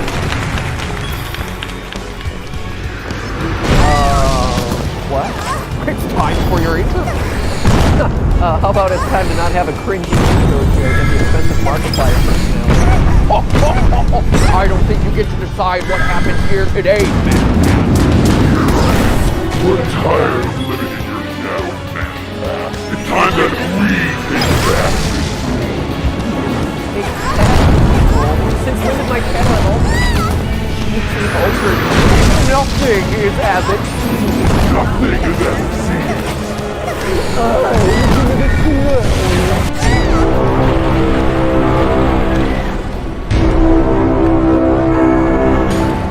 Hello everybody, my name is Matt Pat, and welcome back to Game Theory, the show where I'm constantly asking myself the deep existential questions like what qualifies as a game theory and what qualifies as a film theory. Well, that line's about to get a bit blurrier since smack dab in that juicy gray area is today's episode. An episode where I work to expose the secrets of Markiplier, one of YouTube's top gamers, top channels, and top creators. But when I say expose, I'm not asking you to whip out your tub of popcorn Keemstar style or start the Markiplier is over party hashtag trending on Twitter. I'm not shook or tea-spill after all. Nope, Markiplier is far from over. In fact, it's only just beginning. You see, the secrets I'm exposing today are the pieces of a conspiracy that he's been seeding across multiple channels and dozens of videos for nearly 5 years. An underlying plot woven throughout his and other creators' uploads that even his most hardcore of fans probably overlooked. But now that he's empowered to make whatever he wants, I have the opportunity to make literally whatever I want, whenever. the mystery is all starting to crack open, as evidenced by the reason to go back to sleep soon taking over the channel. So what truths am I exposing about Markiplier's channel? What lies in the future for Markiplier? Well, loyal theorists, it's simple. He's going to be revealed as a murderer. Explain. Over the course of 6 years, Markiplier has done over 4,000 videos on YouTube. I wonder why some people burnout. Anyway, in order to do that much content, you're going to need to test out a lot of wacky ideas. Mark's videos are certainly no exception. From staring at a banana for 5 minutes to carving pumpkins dressed like a little German. Wait, he's on 5 minutes with a banana. 2 million on him warming up his voice? Doing that. But perhaps most notably has been him introducing various characters in his Let's Plays and comedic sketches over the years. Some, like Google Fly, Dr. Pierre, and Pin Trimmer, appear in a small handful of videos, but then some other more well-known recurring personalities like Pink Mustache Groove or the evil Darkiplier. Now, here's where things start getting interesting. Unlike most other YouTubers who use these characters as just one-off jokes, it's increasingly clear that Mark is that these alter egos, led by Darkiplier, are actually engaged in a plot to overtake Mark's channel. A plot that we're in the midst of watching unfold in the non-gaming uploads. It all begins with what seems like a throwaway joke he had uploaded mid-2017 titled Markiplier TV, in which Wilford Wolfstadt is the pitch meeting with the other alter egos. But Darkiplier implies that there's something bigger up his black and white glitchy sleeve. Take Back Control seems to imply that the whole people are out to complete the channel. And if that seems too meta for you, it's not. Later on in the scene, Darkiplier acknowledges that the channel exists. Dark also knows that the only reason it continues to exist is that the audience cares about it. It's something that Mark openly acknowledges about the character's lore and talks about it, as he posted on Tumblr, quote, Markiplier's going live Darkiplier for the people picking Darkiplier as their favorite character of mine. No, Darkiplier is not a character I play. I don't even know who you all call him by the name you made him real. 10 out of 10 YouTuber impressions, ladies and gentlemen. Rizzy voices I am not. In fact, Darkiplier's lack of focus on the channel in the past irks it. After the character was put on hiatus for a while, he makes a surprise appearance in the middle of Mark's Valentine's Day special, Markiplier, where he reveals his frustrations. I've been pushed aside. And this is something that Mark openly acknowledges about the character and one of his reasons he speaks candidly about the creation of the scene. I joked about Darkiplier because it didn't seem like something people wanted to take seriously. Darkiplier is I am. But he admires what I've accomplished. So committed. He is literally 100% manipulative. He leads you into this false sense of security and wants you to trust him because he wants to take control. So basically what we're talking about here is Markiplier's Legion of Doom, a freaky, manipulative, evil persona leading a band of alter egos to take down cars and steal success. So why then is there this emphasis on Darkiplier being a separate entity from Mark? Understand that Mark's ambitious project date, Kill Markiplier. Last October, Markiplier launched a 4-part miniseries titled Who Killed Markiplier, along with an answer to household mysteries. What at first seems like a beautifully shot, goofy little murder mystery a la Clue usually turns into the origins of Markiplier's prominent and most dangerous alter egos, Wilford Warfat and Markiplier. The story goes thusly. When Markiplier, yeah, just a regular old sexy voice king of FNAF Markiplier, winds up down the friend's gate for the top colonel, it's up to you and Abe the detective to discover the culprit. And it gets something like you think would be pretty obvious by the end of 4 videos. To get a true picture of the solution to this mystery, parts let's get the video. And there the blue, orange, red blue colors, or honestly, I explain everything video for 3 hours. Talk about it from top to bottom. Long story short, Mark, Damien, and the Colonel all grow together. Mark falls in love and marries his stolen away, not in a romantic way, by Jumanji Mark and revenge. She gets the friends together for a poker night, then plans to fake his death, with a simple explanation, and break the Colonel for his murder. Oh, and the house is controlled by an evil entity in charge of the Colonel. You know, just a minor detail of the story. In the end, the revenge plot works, just not the way you expect. Mark's soul steals Damien's body. The Colonel goes insane after watching his friends die, then come back to life, and your body, yes, you, the character that played this whole story, your body ends up getting possessed by the red spirit of the sea, the spirit of Damien, and a little flavor. The Colonel, convinced that death is now meaningless, goes on to become the insane killer / tell because his red suspenders fade pink as they age. And your character's unique mix of souls becomes evidenced by the female hand grabbing the king and the red and blue split motif that comes with Darkiplier appearances that directly appears the blue soul of Damien and the red soul of Celine. Oh, and you as the person who's been watching this whole thing, you're left behind as a mountain.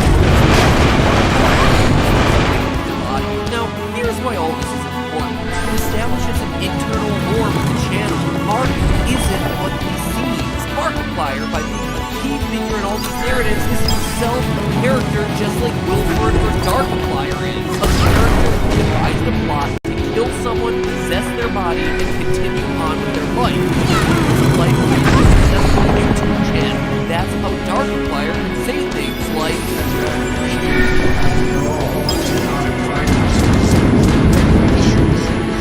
That clip from A Date with Markiplier is happening after the events of Kill Markiplier. We know this, 1, because Dark exists in the first place, and 2, because of this line.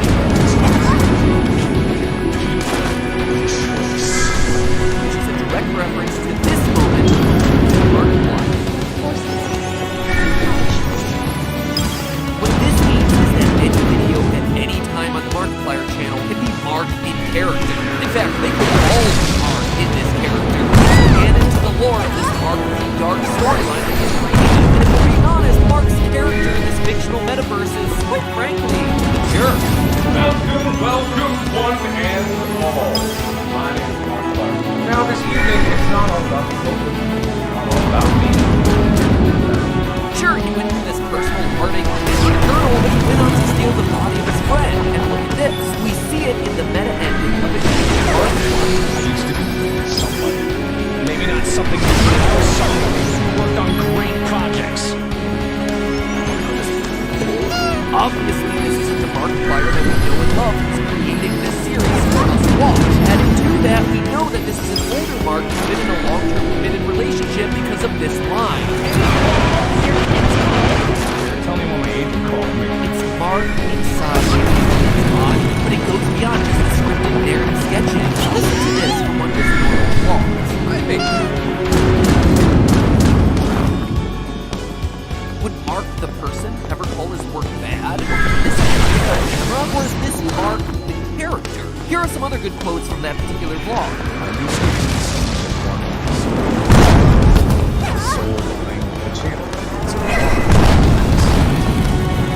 Even stuff like this. I haven't been honest. I haven't been open. Mark, you talk openly to the audience all the time. Live streams, vlogs, whatever. Unless, of course, you're not being honest. Really mean that you're not being honest about who you really are. And if you think I'm just stretching out this fourth wall breaking theory on Mark's channel, I'm not. The characters have been breaking out and crossing over into the non-skit videos. Special thanks to Reddit user FNAF Theories 13 who alerted us to this one. And take a look at Mark's playthrough of Doki Doki Literature Club, and you see how Darkimplier's plan is in full effect here. Each video has a poem written in the description box by a different character. Not Yuri or Monica and the rest of the club like you would expect, but by Wilford, Darkimplier, and some other characters from Who Killed Markiplier. The first poem is clearly by Wilford, since the closing line is, "Let's have some fun," which is the same mentality as Wilford's final lines of, Why don't... The opening line of the poem also mentions, "Once upon a time I had an afro," and wouldn't you know it, but 7 months after this video was posted, we get ourselves Wilford Mother-Lovin' Wharfstache, the continuation of Wilford's story post Who Killed Markiplier, and what do we have? Him in an afro. This is elaborate stuff that is spanning years on this channel. Episode 4's poem comes from Darkimplier. The mention of thrones and kings is right next to the way he speaks in Darkimplier versus Antisepticon. This world. And the most important one is reserved for Markiplier himself. In episode 5's description, a mind you'll break, a soul you'll shake, a life you'll take. It's about Mark, and how in the story he intentionally broke the Colonel's mind and then shook Damien's soul free from his body to steal it, and how he's eventually going to kill someone on the channel. So why does any of this matter? Well, first, we just learned that a top YouTuber is a murderer. He's kind of like Enter. He scooped his soul out of someone else's body and spaghetti roboted his soul into it. And this revelation is something that Mark can canonically roll out on any video at any time. You'll never actually be sure which Mark is speaking to you, actual Mark or character Mark. It's incredibly meta. But even more importantly, it gives you a preview as to the direction this channel's headed. Clearly, there is this literal Legion of Doom fighting for control over Mark's channel, and Mark is now building out their backstory. Wilford Mother-Lovin' Wharfstache was a continuation of the Who Killed Markiplier storyline, where we see the Colonel assume his new identity as Wilford and start developing his signature mustache. And now, with Go Back to Sleep teasing a return of Darkimplier, it looks like the alter egos are truly making their move to take back control of the channel. We even see the returning motif of a retro TV, just like in Markiplier TV. Even the line... It's a reference to the channel, how Mark may sometimes he was at his lowest of lows, family tragedy, relationship, medical trouble, jobless, but this time, based on the creepy imagery, it looks like it might be telling the story of Celine. Notice the floating there in the abandoned cabin in the woods. Could it be where the Colonel kidnapped Celine to? We'll have to wait and see. But lastly, and most importantly, this matters because this is the cool stuff that is just so exciting to see on YouTube. Talented visionaries getting to make the stuff that they wouldn't be allowed to make anywhere else. A choose-your-own-adventure dating series, a Clue mystery with dark horror themes, a brain-bending ARG that ties it all together and blurs the lines between reality and fiction. That's what I've always loved most about YouTube. The creative freedom that can't be found anywhere else. And I hope that other creators are able to follow my example, and that the platform rewards that creativity. But hey, that's just a theory. Who even cares at this point? A theory! Bye-bye! Finally solves the mystery of Pokemon evolution. That's it. No preach, joke, no nothing. If you want to learn the truth about what's really happening when Pokemon evolve and how it applies to us, well then, this is the video for you. Plain and simple. Roll intro.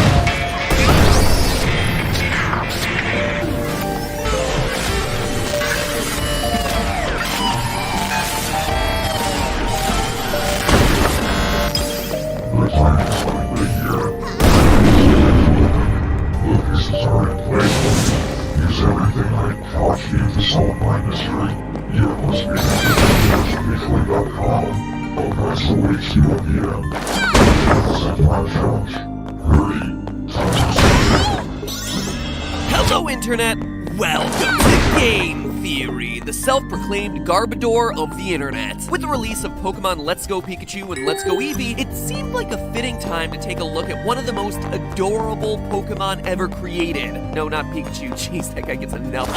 We're talking about Eevee, who's unique within the Pokemon universe for being the first Pokemon to have branched evolution, i.e. the ability to evolve into one of several Pokemon, starting with 3 options in Generation 1, Jolteon, Flareon, and Vaporeon. And since Gen 1, the list of possible evolutions has just gotten ridiculous. You can now evolve into 8 possible Pokemon, ranging from alien cute to kawaii cute to eco-friendly cute. Since then, there have been other Pokemon who've gotten access to branched evolution, but to this day, Eevee is still the king. And so I started to research Eevee's unique evolutionary abilities, and then pieces started to fit together, and then more pieces, and more, until finally the entire mystery of Pokemon evolution lay solved before my eyes. That's right, Eevee is the key that solves what Pokemon evolution actually is. For years, we've made jokes of, that's not how evolution works, and clearly it's not. But we've never been able to put a label on what is really going on, at least until today. Today, we solved the riddle that is Pokemon evolution once and for all, and it all starts with this little guy.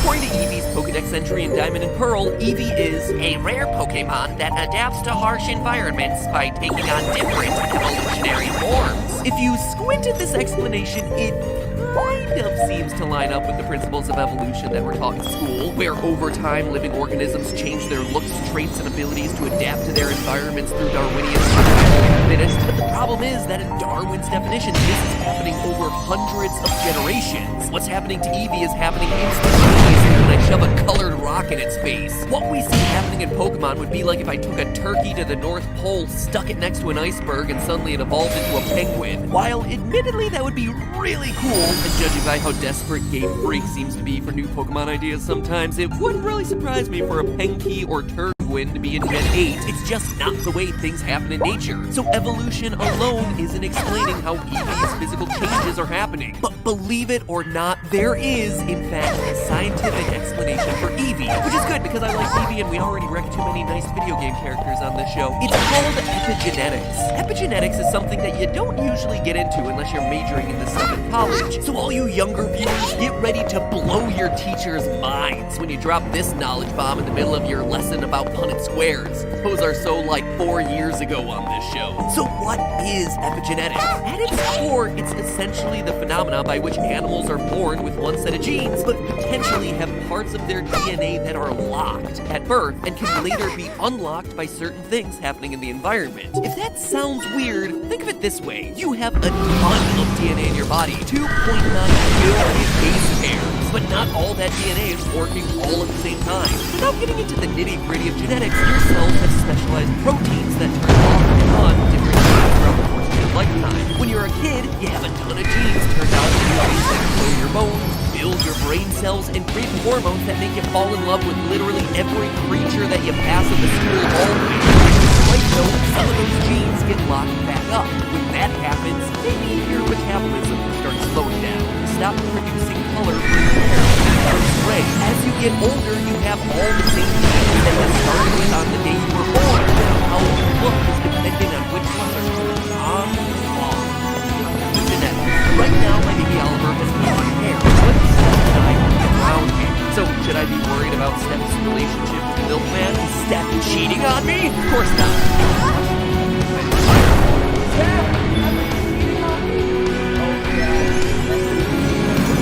What's really going on here is that right now, Oliver's system that makes melanin, which turns your hair brown, are turned off, like way off, just like I have. But when he gets older, those genes get activated, and his hair will turn brown just like ours. His physical traits will change as his genes turn on and off. Now, with animals, what epigenetic researchers have discovered is that some animals are born with one set of genes that potentially have parts of their DNA that can be unlocked by certain triggers in their environment. A great example of this are honeybees. Yeah, I know, I just dedicated an entire episode to bee talk as it relates to bee jet. Maybe I'm just going through bee movie meme with Brawl. I don't know. Bees are fascinating creatures, and in this case, they are the perfect bee example. So, like I covered back in that episode, female bee larvae can grow into either or the difference here is the food that they're given at birth. Bees given royal jelly become queen, while everyone else goes to work. So in this case, royal jelly is basically the evolutionary stone for bees, determining what form the larval bee evolves into. It even changes the bee physically, where in their adult stage, they look way different, but in their larval stages, they're practically identical. It's exactly like two different evolutions that end up with two different appearances despite starting with the same looking bees. Like worker bees did start off as genetically different, but differences in their environment, royal jelly, or lack thereof, led to wildly different expressions. And bees are the only place in nature where this happens. Another Eevee-like example happens to be a mouse, which has a gene which changes the fur of its coat. These two mice are genetically very similar at birth, but due to differences in nutrition, they have very different gene expression, with one having a gene expression that causes it to become obese and have lighter fur. The same DNA sequence, different phenotypes, all due to environmental factors. In humans, it isn't just hair color either. Case in point, diabetes, specifically type 2 diabetes. We're often told two things about diabetes that seem to directly conflict with each other. First, that diabetes is a genetic disease. Parents and grandparents are well more likely to be passed down to you. But also, second, that lack of exercise can diabetes. So then, which is it? Is it a genetic thing that you're born with, or is it a condition that you develop from that is so that hereditary? That is a dangerous prospect. That's why you do a special for you might inherit a genetic or that diabetes may really get unlocked if you have the bad diet. And if you maintain a good diet, well, you might never have to suffer the diabetes that's encoded in your genes, as on the other hand, someone without a genetic predisposition for diabetes might never get it, no matter how many Big Macs they eat on the way. And this kind of epigenetics perfectly lines up with what we know about Eevee. In order to become a Vaporeon, a Pokemon not only needs to be exposed to a specific environmental factor, this is water stone, but also needs to have the right DNA sequence. If your Pikachu ain't gonna turn into a Vaporeon no matter how many water stones you chuck at it. That's because Pikachu wasn't born with the genetics of a Vaporeon. Was.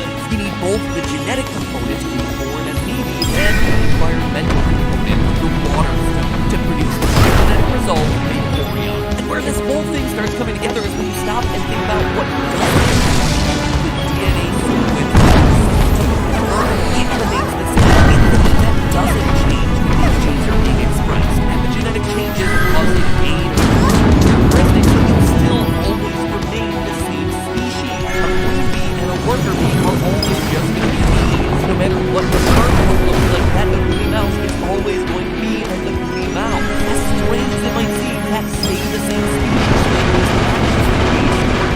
Sure, exposure to a thunderstone will cause an Eevee to turn yellow and grow spiny wings and also somehow gain the ability to connect close to electricity, but if you leave it in a daycare with another Pokemon that uses very much, it won't lay a Jolteon egg, it lays an Eevee egg. While Eevee and Jolteon might have different Pokedex, in biological terms, they appear to be the exact same species.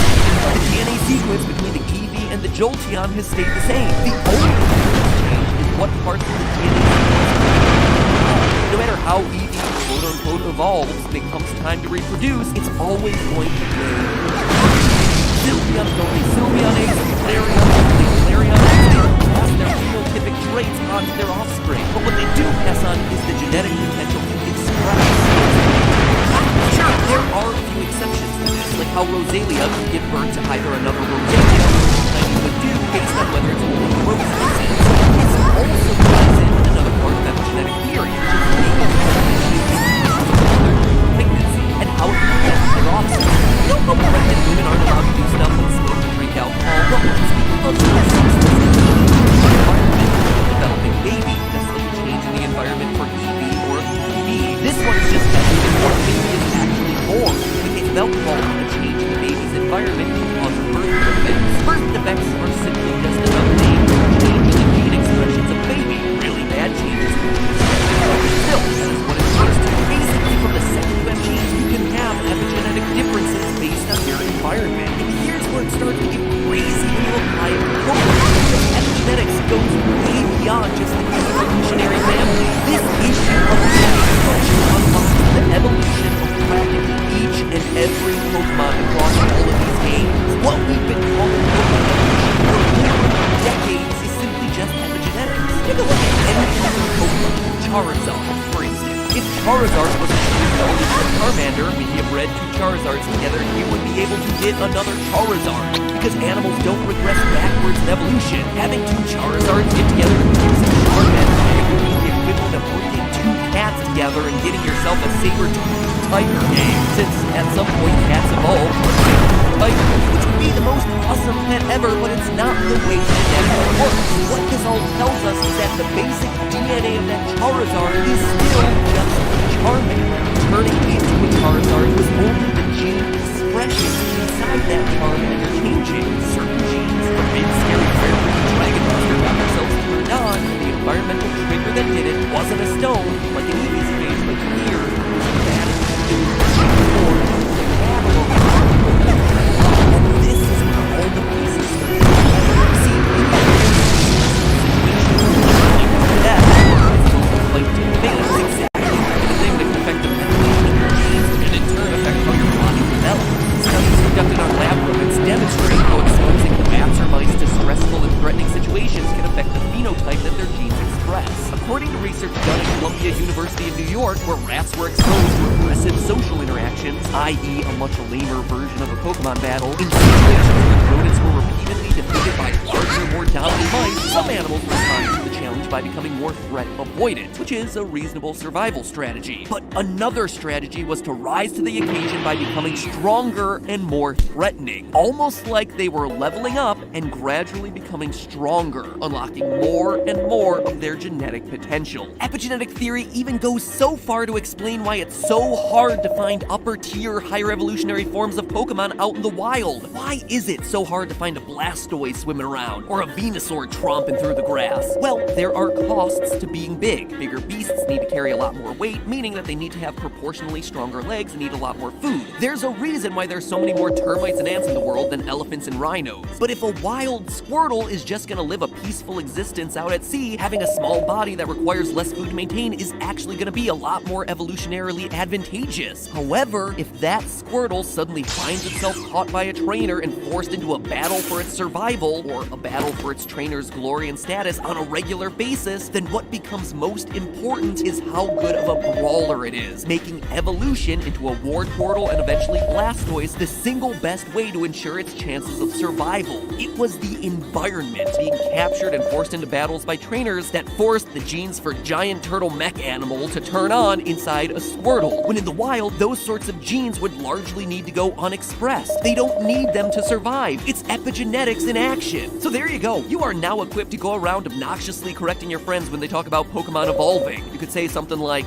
well, actually, Pokemon simply alter their phenotypic gene expressions through epigenetic signaling in their environment. And congratulations, no one will know what it means but you and me and all the other loyal theorists out there. But in the process, what we'll all understand is that what we've unlocked here today is a real biological principle that not only fits with what we observe in the Pokemon universe, but also fits the real models of how animals are born with unexpressed traits that can unlock when they encounter specific factors in their environment. It might seem pretty fantastical when you use a leaf stone to turn into a Leafeon, but it's no different than a Goody mouse growing yellow fur because of the nutrition it received. And it was all thanks to this little guy. Let's go, Eevee, indeed. But hey, that's just a theory. A game theory. Thanks for watching. Quick reminder, Game Theory merch is still available. Order it now and you'll get it in plenty of time for the holidays. It is the softest and warmest collection of hoodies, pajama pants, that you could ask for. Link is gonna appear on screen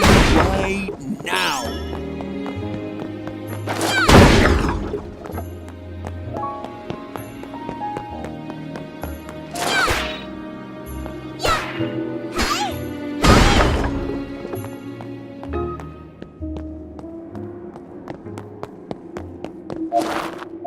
Let's cut to the chase. Deltarune is the prequel to Undertale, just not in the way you think it is.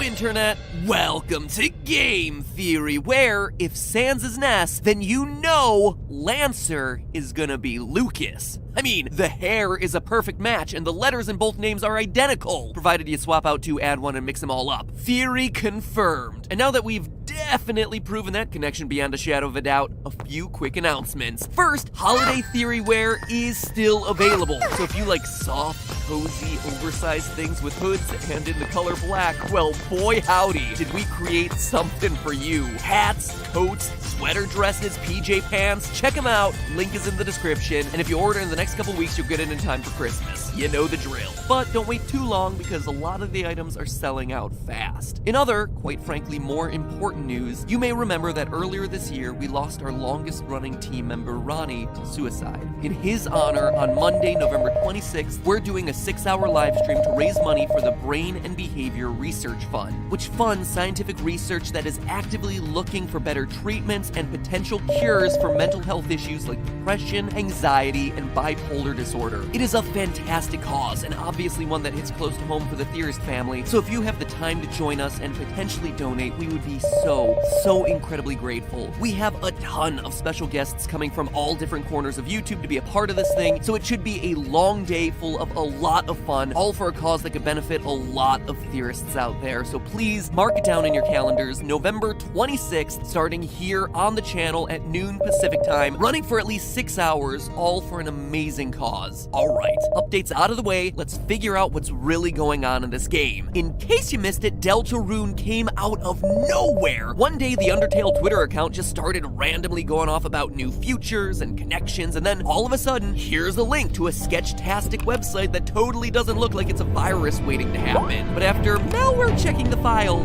twice, you load it up and lo and behold, it's all our favorite faces from 3 years ago. Elfies, Toriel, Asgore, Undyne, all on the surface. It's gotta be a continuation of Undertale, right? Well, not quite. You see, it quickly becomes apparent there's something more than a sequel here. No one knows each other. Undyne has never heard of Elfies and has both her eyes. Asgore isn't a king, he's the owner of a flower shop. Asriel isn't some twisted demigod out for revenge, but rather your brother who's away at college. And there's no talk of surfaces in other worlds, but rather darkners and lightners. It's like Undertale, but not quite.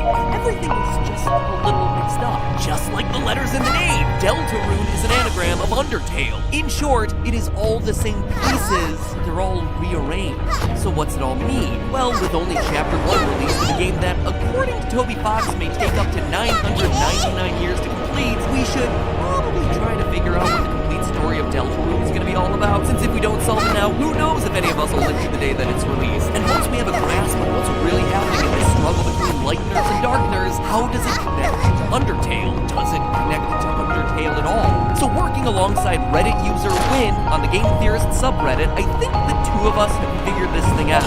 Top to bottom, up, down, and sideways. Fun fact, by the way, Win isn't just an advanced theorist that I found on the Game Theorist subreddit, he's also the creator of Trollface. Yeah, the Trollface. Over the last couple weeks, I have been in the presence of the OG meme lore. It's pretty fascinating, actually. The internet is a surprisingly small place. Anyway, I digress. Today we start to solve Deltarune with an interpretation that I predict will be pretty controversial. But have no fear, I plan to solve it a second, likely less controversial way in a follow-up theory in just a few days. So 2, maybe even 3 theories for just this one chapter. I mean, we gotta milk this thing. Like I said, it's gonna take 999 years for it to come out, so we should probably just enjoy theorizing about it now, since it might go away and we'll never see it again. The first thing we need to address is how this game deals with the element of choice, or more accurately, disregards the element of choice. Immediately upon starting up the game, Deltarune catches players off guard by having them create a character, imbue them with seemingly symbolic personality traits, and then immediately throw it all away, saying no one can choose who they are in this world. This theme of non-choice continues everywhere. In the classroom, you can't choose your project partner, you're just assigned the class bully Susie. You can't choose your dialogue options out in the hallway with Susie, with her outright telling you your choices don't matter. Then, once you two enter the dark world, Susie tells you to lead the way, and then immediately takes over.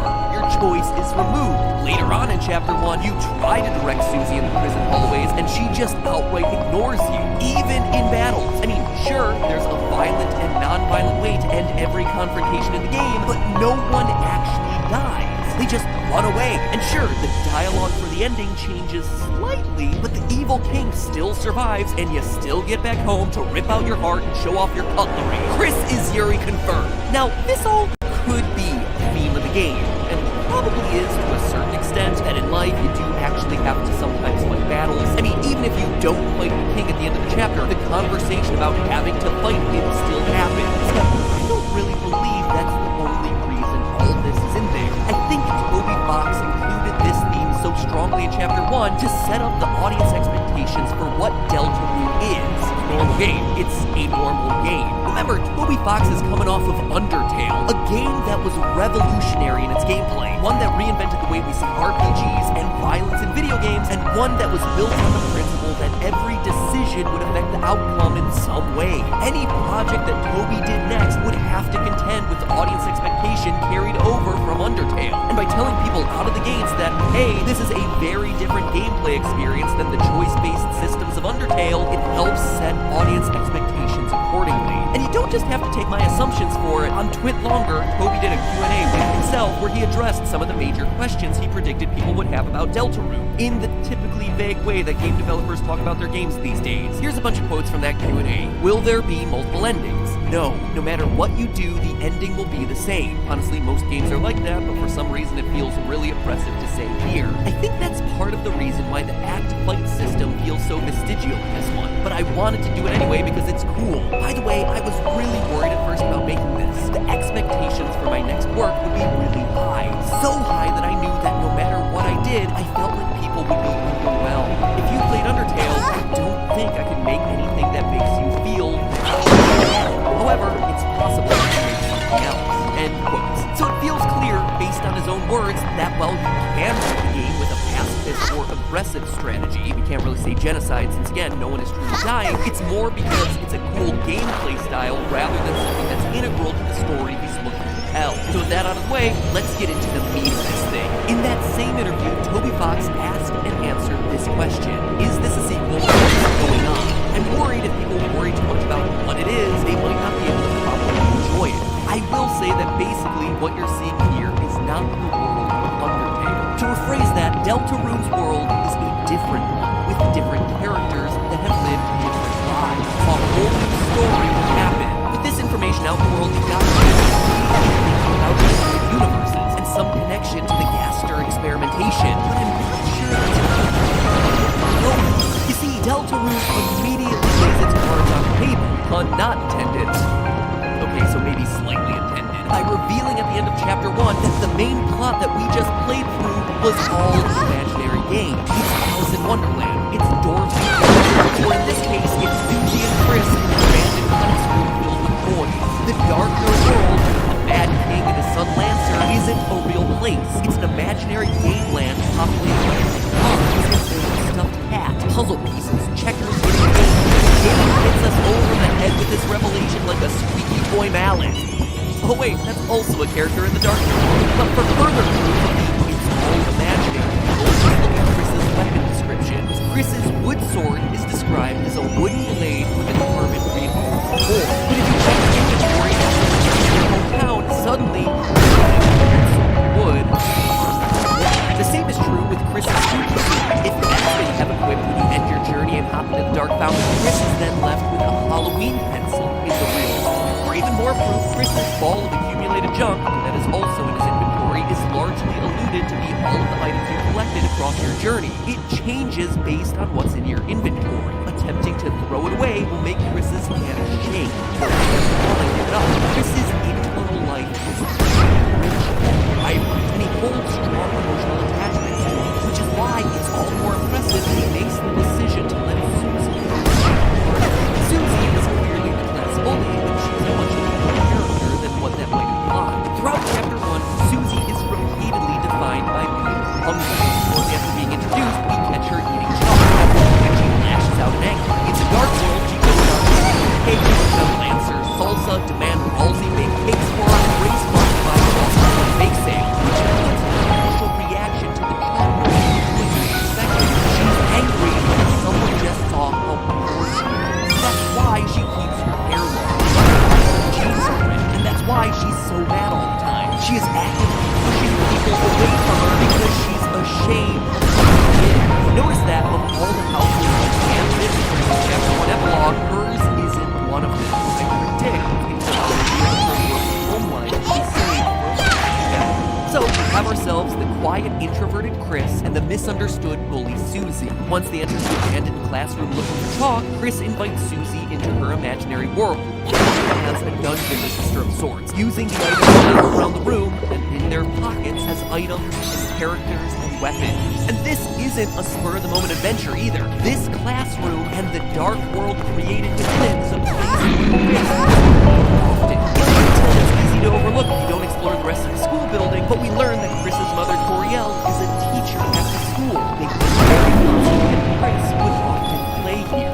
This was once a safe space, a place of creative freedom, happiness, a place where her and her older brother Asriel would play, at least until we left for college.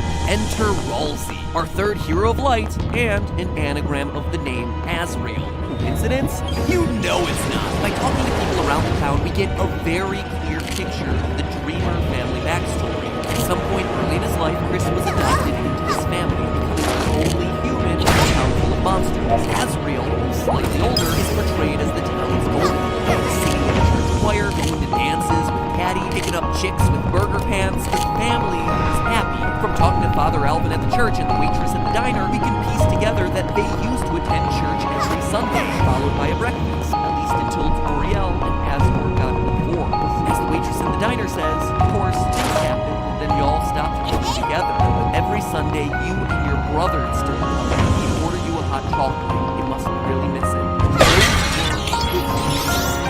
In the aftermath of the family's divorce, Asriel protected Chris, served as a loving rock of stability, but then he left too. He went to college, leaving Chris absolutely alone.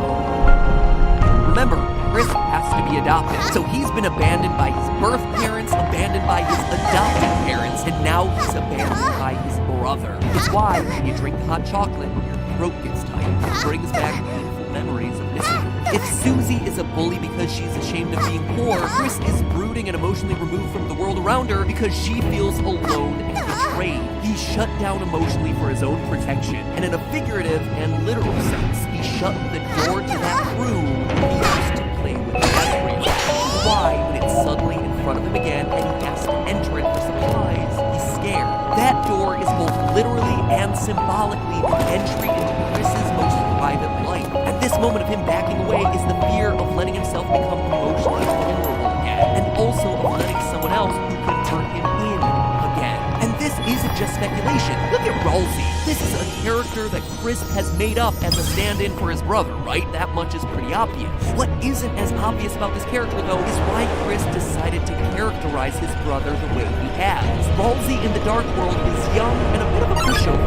Chris literally grew down in the Dark World, not the In fact, as Ralsei himself says, I've been waiting alone because I was waiting for you to arrive. Ralsei has no world, no history without Chris being there. Chris has created an embodiment of his brother who is incapable of leaving him. This is someone who is independent of Chris. And why is Ralsei so young?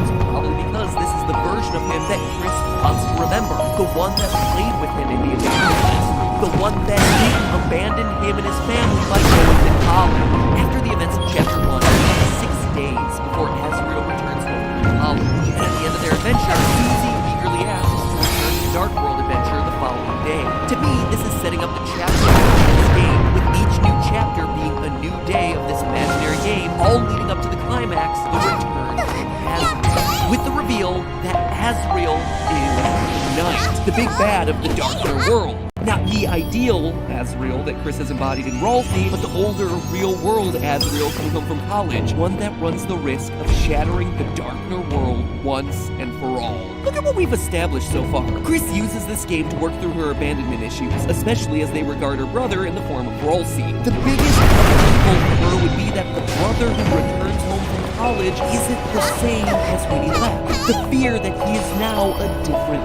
person. Now look at what we know about the Knight. We're told that the Darker world was at peace until the Knight came and corrupted the King of Spades. That he can create dark powers, and that he's responsible for Jevil, the secret jester boss's fall to insanity, and eventually him being locked up. This all lines up with Azrael's role in Chris's life. In Ralsei's prophecy, he states that the fountains of darkness give this land form, and in a hidden, unused manual buried in the game's file, it confirms that the dark fountains give rise to Ralsei's body. In other words, they are the things that make this imaginary world made of real-life toys come to life, meaning that they have to be tied to either Chris or Azrael, the creators of this world, the storytellers. Now look at Jevil. All his dialogue speaks to how those outside of his prison cell are the ones who are locked up, and that he is the one who's free. He admits how he's alone, though, that he wishes more people to be free with him. Sean explains that Jevil, quote, started saying bizarre things that didn't completely make sense, but didn't completely not make sense either. Eventually, Jevil started doing the rules of the game, how everyone acts as participants, which we know is actually true here. So Jevil is, in my estimation, the embodiment of Chris's imagination, her childhood spirit. I mean, think about it. The Darkeners are boys who have literally been locked away when no one wanted to play with them anymore. And Jevil is literally and figuratively being kept separate from them because Chris no longer has that childish spirit to want to play with them. If Jevil is Chris's childish spirit or imagination, then he would be free. He is the spirit of chaos and freedom and creativity and everything that childish imagination means. And of course, he's lonely, since he's been shut to the side with no one to play with him ever since Azrael left. Until the day that Susie decides to join the game. Even his insistence on playing a numbers game directly parallels his knowledge that this whole adventure is just a Dungeons and Dragons-esque imaginary adventure. And what was the thing that killed Chris's playful spirit in the beginning? The final thing that broke her? Azrael leaving. It killed all the joy she had, leaving her alone. She no longer wants to play, meaning that Jevil, in turn, gets locked away, separate from all the toys of darkness. Lastly, look at the Lightner prophecy. Ralsei tells us at the beginning of the game that the Lightners must destroy something called the Angel's Heaven. What's destroying heaven made by angels? Usually those are seen as good things. It seems like it's the opposite of what you want to do, until you stop and think. You see an angel in the series of Azrael's final form in Underworld. In fact, the idea of Angel's Heaven might just be the thing that unlocks the connections between Undertale and Deltarune. Are they indeed two separate universes created by Gaster, as many believe, or are the connections something more, something deeper? More on that, the Undertale-Deltarune connection, next time, since that is a whole other theory unto itself. So make sure you subscribe to see it. In fact, I challenge you to hit that subscribe bell and comment below which Deltarune character is your favorite in the next 5 seconds. 5, 4, 3, 2, 1, haha, you'll do. Quick reminder, Game Theory merch is still available. Order it now and you'll get it in plenty of time for the holidays. It is the softest and warmest collection of hoodies, pajama pants, and hats that you could ask for. Link is gonna appear on screen right now. Make sure you click it before they're gone. Stuff is quickly selling out. I want to make sure that we're not crushing anyone's holiday hoodie dreams. And finally, most importantly of all, remember, it's all just watching.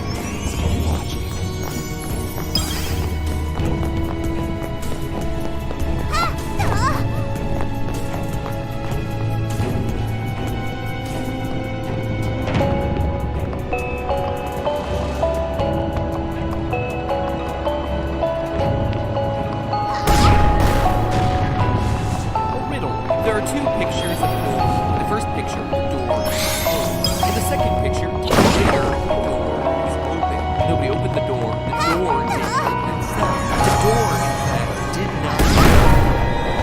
So what happened?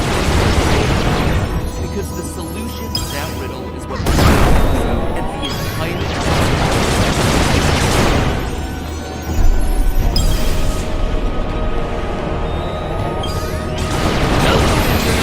Welcome to Game Theory, where it's been a long time about some dead children. Which, let's face it, is the lifeblood of this channel. Let's fix that, shall we? Today we're hopping back into the ongoing investigation of Pet Scott, history's least horror game. If you watched any of the channel's previous videos on the topic, or you just forgot during the last 8 months since we covered this issue, I'm going to give you a brief recap of what you need to know to understand today's episode. At its core, Pet Scott is a twisted tale of abuse and probably murder. A fictional Let's Play that houses a larger mystery, all unfolding here on YouTube via a series of currently 16 videos. We get most of our information from Paul, the person we most often watch playing the game. After finding the game in his house, Paul began recording himself experimenting with it, and in 2017 began uploading the videos under what he calls the YouTube channel. Early in his gameplay, he inputs a code that unlocks a darker, twisted layer hiding in the bowels of this otherwise generic PlayStation era game. Paul almost immediately finds a gravestone for a dead child, Michael Hammond, and it becomes apparent that something, or someone, is trying to communicate with him. As I went over in my previous theories, I believe that that person is the game's creator, Rainer, who originally made the game as a means of accusing someone named Marvin of horrific crimes against children, potentially even trapping him in the game. Mix in a bunch of censored imagery of rebirthing and the game's sparse atmosphere, and you have yourself a masterpiece of slow-burn psychological horror. Now, Pet Scott is an enormous puzzle with layers upon layers of mystery, telling a much more complex narrative than pretty much anything that this channel has ever covered, save for, like, Dark Souls. This is far, far more complex storytelling than that. As such, it would take a massive theory to do everything in this series justice. There are just too many unanswered questions that need to be solved, and I'll be honest, I don't have all those answers, at least not yet. However, I do feel like I have some answers, some really important answers to some of the biggest questions in the game. So today, I'm going to attempt to answer 2 major pieces of the puzzle, which together will outline a very essence of how I think this universe is operating and lead us to potentially the biggest reveals yet. First, what is the purpose of Stravinsky's pet? And second, what happened to the windmill? Which is perhaps the single biggest question that's been looming over the series since the second upload. First, the piano. Pet Scott is a game that gives us nothing. Actually, let me rephrase that. It gives us a lot, but rarely is any of it explicitly told to us. Instead, it's all in illusions, eyebrows, and windmills, and rebirthing. Want to know who's related to who? Check the eyebrows. Want to know what year we're in? Check the calendar. Want to know who's playing the game at any given moment in time? Great! So do I, because it is harder to figure out than you would think. But one piece of information it does explicitly give us is the name Stravinsky's Septet, a real piece of music from a real composer out here in the real world. It's first mentioned by name during Pet Scott 12. Quote, I'm calling you Belle. What happened? I was over eager for.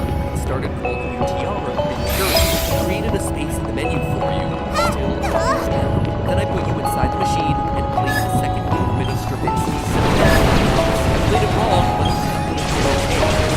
If not halfway, you would be Tiara. This is not happening. There it is, mentioned explicitly, which means that there's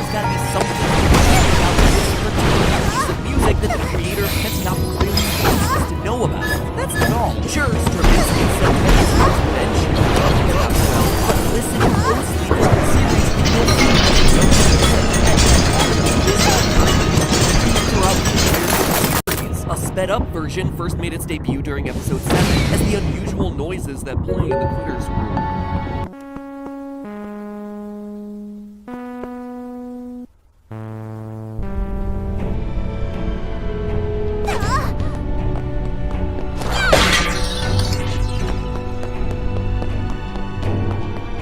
And again in Petscop 11 during this incredibly prolonged music lesson.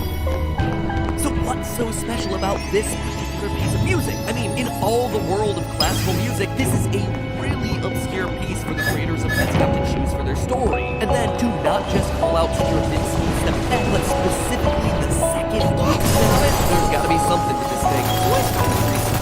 First, it's important to note that Stravinsky's septet is divided into 3 separate movements. And Petscop story is divided into 3 very distinct time periods.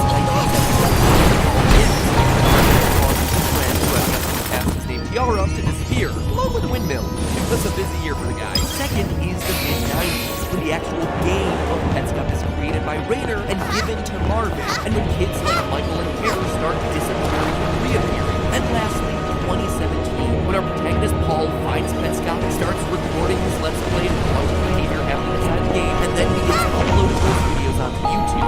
It's a story told in we're also expressly told that the main house we visit, Rainer's house, is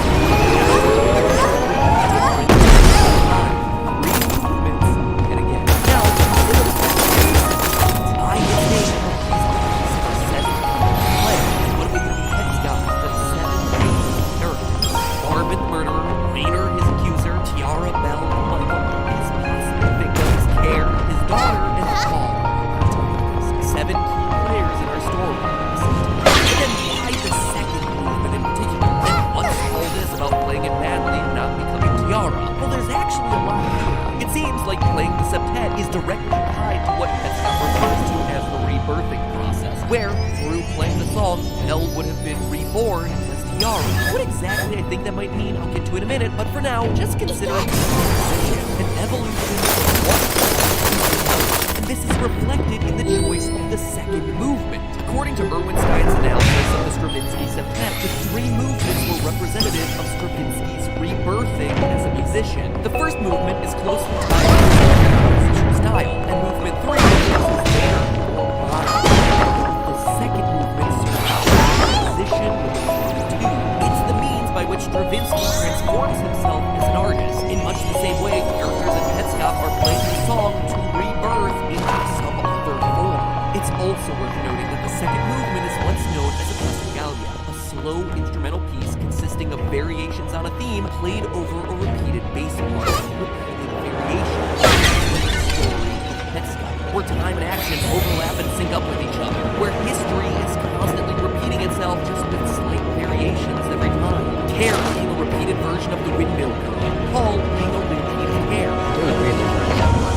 Very strong resemblance between us. The game being passed from Rainer to Marvin to Paul. Even Hare, the game's overworld, being repeated in some twisted version of what fans of the game call odd game. It's all cyclical. It's all the same theme repeating with slight variations every time. But lastly, and most importantly, wonder why this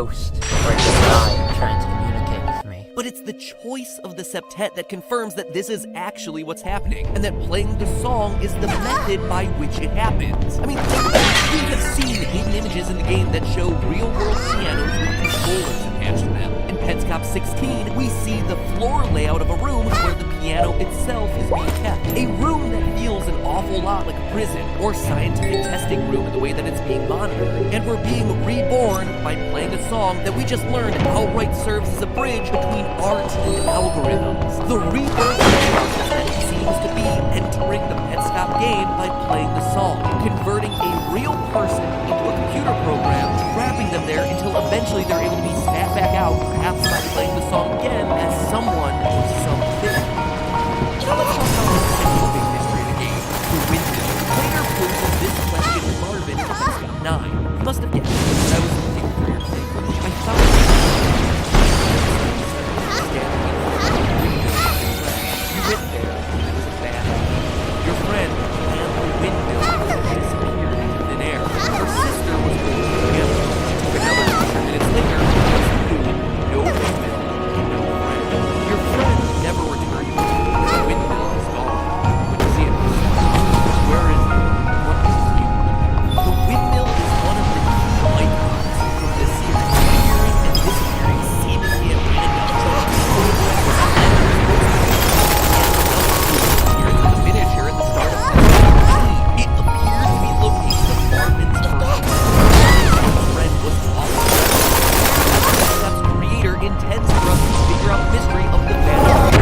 And up until this point, it has remained completely unsolved. But I think, with the release of episodes 14 and 16, we may finally have enough information to put the pieces together. We're first introduced to the windmill in episode 2, but it's in Petscop 4 when the windmill actually disappears. However, even though it's no longer there, something still exists in its place. It looks like Of course, we know from Petscop 9 that the missing windmill texture isn't missing at all.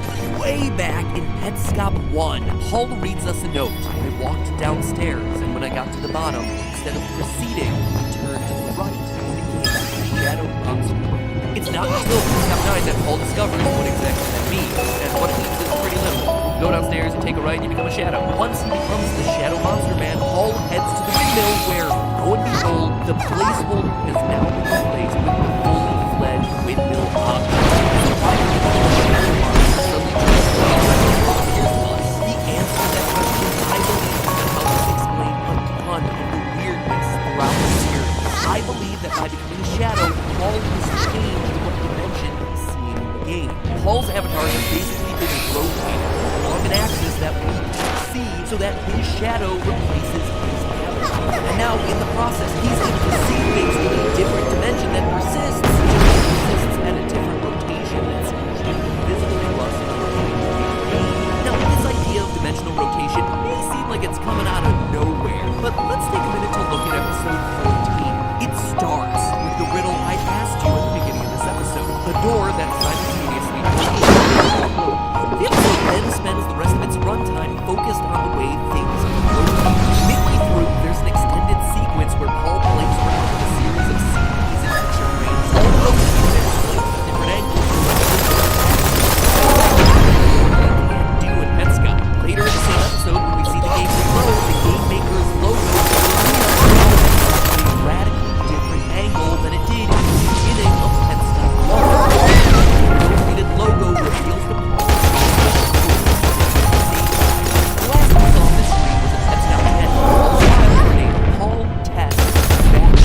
strange situation is an entirely new save file. Basically, the hypothesis, the original file, the game didn't delete anything. It was an issue of Paul changing the game intentionally in a different state, at a different rotation. And finally, if all of this wasn't enough, at the end of the episode, Paul gains access to the house's mysterious garage, a door that was once closed and now, for some unexplained reason, open. How the door opened? It's the answer. Dimensions at two different rotations, pictures taken at different angles. Inside the garage, we find the computer Rainer presumably used to program Petscop. On his computer's tower is this strange symbol. Is it a company logo? A glyph or symbol? No, it's a three-dimensional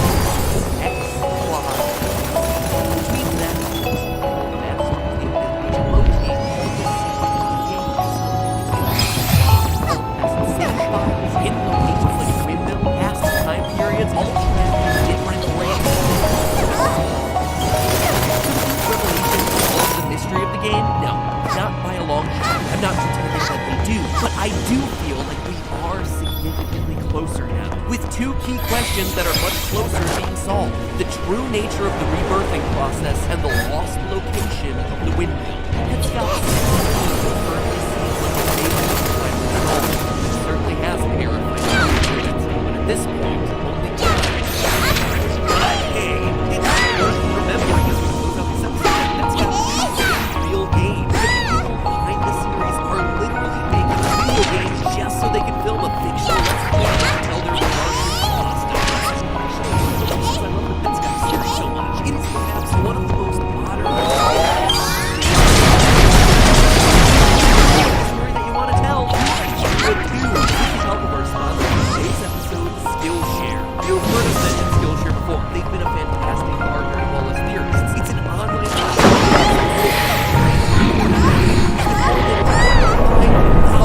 classes available and taught by experts in their respective fields. For instance, I just mentioned game design. Well, if you wanted to create a Petscop of your own, they have everything that you need to get started. When I was in college, that was pretty much the only place where I could find really good programming courses. But today, classes on stuff like Java that I took in college are now on Skillshare for you to do anytime. No waking up for an 8:30 a.m. class required. Whenever you feel like sitting down in front of your screen in your pajama pants to learn yourself some Game Maker, you can do it. It's learning on demand. But Java and Game Maker are just like they have courses on the courses on pixel art, even tutorials on writing for video games. If you wanted to check out these but you have no idea where to start, then this is a great way to do it with no pressure, no one looking over your shoulder, and totally without control of your experience. Oh yeah, it's also significantly cheaper than college.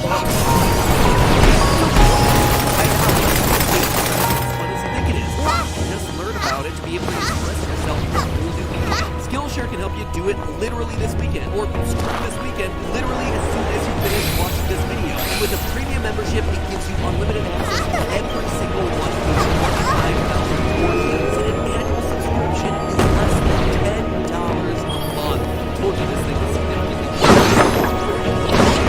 And best of all, the first 1,000 of my subscribers to use the link in the description will get a 2-month free trial. Screw your little theorist butts over there and start programming your dream game today. I am eagerly awaiting doing this here.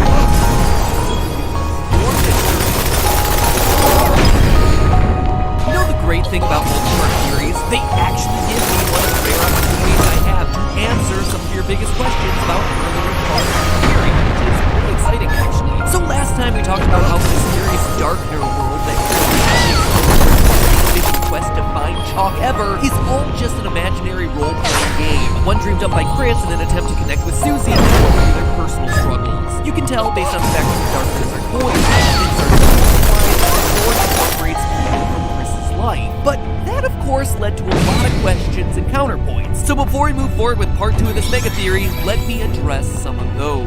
Question 1, if everything was just a game, then what about Susie? How did she go along with Chris's game? And then how do you explain her reaction, asking whether everything was just a dream when they leave the classroom? How could something imaginary have this level of emotional impact on her? Well, the thing to remember here is that she doesn't just go for it at the beginning of the story. Notice how she starts, metaphorically running away from Chris, ignoring Ralsei's prophecy, saying things like, let's just get this over with. She is clearly not into the fantasy elements of the story, and she's only won over once the fighting starts. She likes fighting so much that you can't even control her. She just attacks everything. She's playing a game where Chris is giving her the choice to act out her violent fantasies in a safe environment with no consequences. In the paper role-playing world, these types of characters even have a name. They're called the murder hobos. New or reluctant players who simply murder everything that they can find until they realize that, heck, they can solve problems presented to them in a number of different ways.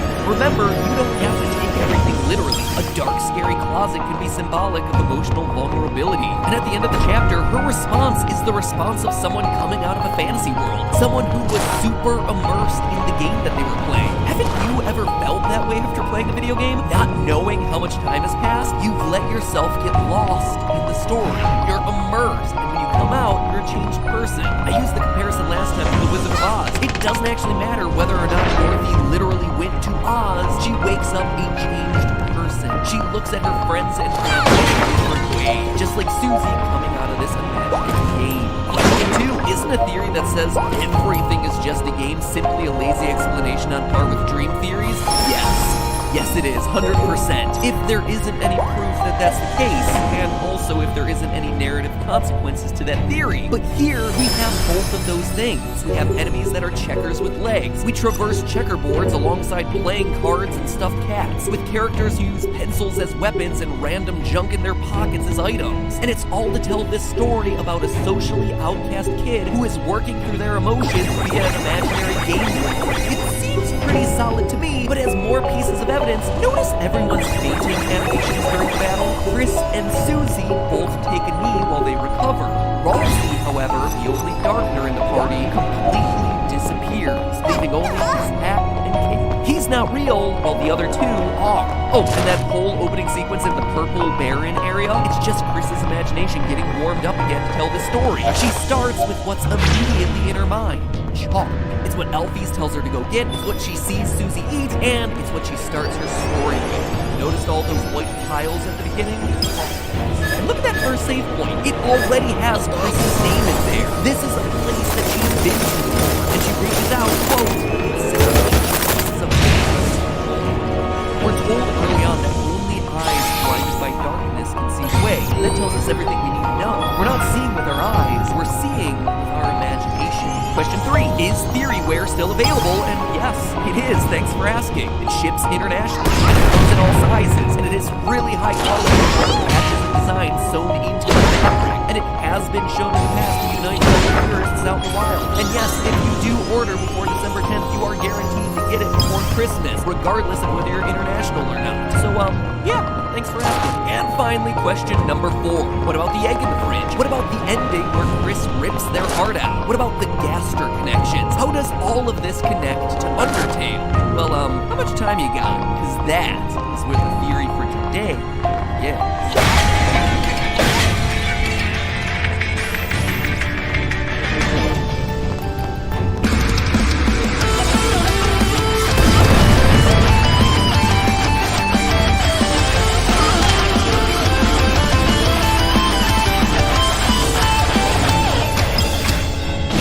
Internet, welcome to Game Theory, where I gotta say that was by far the longest intro to an episode ever. I kinda liked it though. You can answer questions in the format. I wish there was a way that we could do it more regularly without YouTube actively policing the channel for an upload that's gonna get fewer clicks. Anyway, let's cut to the chase. Today we're starting to examine the one all-important question looming over all of Delta. How exactly Undertale. On one hand, we have characters out on the surface, which seems to indicate it's happening after the events of Undertale, but then again, details like Undyne having both rise, meaning that this must have come before. So it can't be a sequel to Undertale, but it also can't be a prequel, not in the traditional sense at least. So what is Delta Undertale if it is? Well, with all those options discounted, there seems to be just one possibility, that this is a parallel world, a more peaceful one, where the monsters were never driven underground by the humans, where Undyne never lost Nine, where Bratty and Catty never became friends, where the Dreamers never adopted a fallen child because there was nowhere for the child to fall into. To anyone who's played Undertale, the idea of an alternate universe doesn't sound that far-fetched. I mean, after all, the central premise of Undertale's player's story is that every time you, as the player, reload a save file or start the game, you're creating a new timeline of events. In one reality, everyone is freed from the underground to live happily ever after. In another, Toriel is left to rule the underground after Asgore's tragic death. And in yet another, everyone dies and the world is destroyed. And no matter how many times you reset, no matter how long it's been since you last played the game, you can't get away from the consequences of your decision. Or in my personal canon universe, all the boss monsters die, leaving only the annoying dog to rule the underground with his fluffy little iron office. Every one of these parallel timelines exist in Undertale's universe. And from story elements right down to the game's mechanics, there is a significant amount of evidence to suggest that the Light Year world in Deltarune, everything that's happening at the beginning and epilogue of Chapter 1, is yet another iteration of the main Undertale universe. First, look at this. Deltarune has its own unique menu system, but only when you're exploring and fighting in the dark. When Chris is running around hometown, the pause menu and inventory screens are totally different. identical to the menus that we saw in Undertale. That could just be chalked up to a minor design coincidence until you also notice this, the text boxes. All the boxes that we see in Hometown use the traditional Undertale UI, with entirely black and white sprites talking. All the inhabitants in the Dark World, meanwhile, are represented by colored sprites. Coincidence? Maybe, until you also notice that Susie, the only other person from your world, has a black and white portrait even when she's down in the Darkner world. Toby Fox is clearly using the elements of game design to draw a connection between the overworld and the events of Undertale. We already know that the game mechanics of Undertale form the very fabric of its reality, as we see Flowey actively exploit the save and load systems during his final fights with you. And we know that those mechanical factors remain constant, even as you jump between the different timelines. So the fact that Deltarune's Hometown also has those same mechanics heavily implies that it exists in yet another version of that very same reality. Only this time it's a reality with one key difference. The war between humans and monsters never actually happened. The most obvious difference becomes apparent right at the start of the game. The fact that Azrael Dreamer, the not so imaginatively named son of Asgore and Toriel, can't believe it took me this long to finally put that one together, is still alive. Now, as a refresher, before the events of Undertale, Azrael was tragically killed by humans after escaping the barrier to the underground with his adopted sibling Chara. His death is the inciting incident for Undertale's entire story, giving rise to every major conflict present in the game. But in Deltarune, that never happened. He's still alive and he's off enjoying college life. Another change that really stands out is the difference in Elfquest and Undyne's relationship. Their romance plays a key role in Undertale's true pacifist ending, but in Deltarune, they don't even know each other. Remember those differences because we'll come back to them in a moment. Before we do that though, let's look at some examples of what doesn't change between the games. Burger. Back in Undertale, the ice drug register documented very clear that he hated the underground, and that he longed to be the surface where he could fight the village to becoming an actor. So, I wanted to be an actor! If Asgore gets just one more soul, we'll finally get to go to the surface! It'll be a brand new world! There's gotta be a second chance out there for me! In Deltarune, you see him on the surface with a new chance at life, and where is he? He still ends up working a minimum wage job at a restaurant where he talks about eventually becoming an actor. Okay, slack off. Second one out here. Guilty player, that's what I do. Yes, there is. Just took it out. But it's okay, good life. Take it out. Then I'll get a theater degree, beat actor. Then there's the rest of the Dreamer family. Despite living very different lives in Deltarune and in Undertale, Asgore still loves flowers, Toriel still loves kids, she still bakes butterscotch pie, they still adopt a child, and they still run around before. Now pop on over to the cemetery, you can find some gravestones. There's Gerson the Turtle, but there are 3 other character names that you wouldn't even recognize. So I started to ask myself what united a snowy gemstone mother, a leader of a pack of dogs, and a brave karaoke singer. And it hit me, they were all the amalgamates, the twisted monsters that had died of natural causes and then had been experimented on with determination in the true lab of Undertale. Snowdrake's mother, Andogeny the pack of dogs, and Lemonbread, Chiron's sister, the singer, all dead in this timeline just like they were in the Undertale timeline. Only this time they're not all melted together. So why am I pointing all this out? Well, at first glance, the differences in these 2 games' worlds might seem large, but there does appear to be a consistent logic here. The things that stay consistent between Deltarune are the results of the character's personality, while the differences appear to be the direct result of the monster-human war having never occurred. Burger Pants ends up working at a restaurant because that's the kind of job he's suited for. His ambitions as an actor means he's going to be working fast food for a while. Toriel and Asgore adopt a human child in both games because they're simply loving parents. They eventually get divorced in both games because they simply aren't romantically compatible in any timeline. Their divorce was inevitable, and it had to do with them, their personalities, and not external events. The monsters who became amalgamates in Undertale all died of natural causes, which could have happened whether they were in the underground or not. But now look at all those differences I mentioned. The monsters are on the surface because the war never happened. Asriel is alive because his adopted sibling didn't die and asked to be brought to the surface, which was a direct result. Officer Undyne never lost her eye because she wasn't a soldier. She never needed to be because soldiers just aren't a thing in this world. In Undertale's world, she and Elfie's met because she was at the dump looking for cool swords, but as a cop, she just would never need to do that. Undertale's world was built around a repressed society in the aftermath of a bloody war against the humans. This timeline was a world that branched off before that war ever occurred. The same personalities are left behind.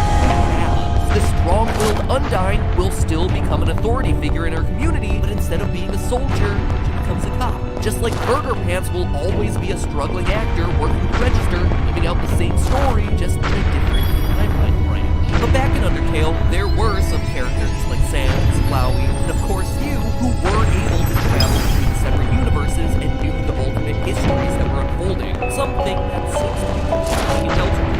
Travel north of the intersection where you meet Undyne, and you'll find your second favorite skeleton standing in front of the grocery store that is clearly Brilby's from Snowden with Sans' name painted over the sign. Next door is Sans and Papyrus' house, also Rick, straight from Undertale. This is already pretty interesting on its own. Aside from Napstabloof's house further north, these are the only other two buildings in Hometown that are identical to the buildings from Undertale. It's almost as if Sans from Snowden with it when he came to this one.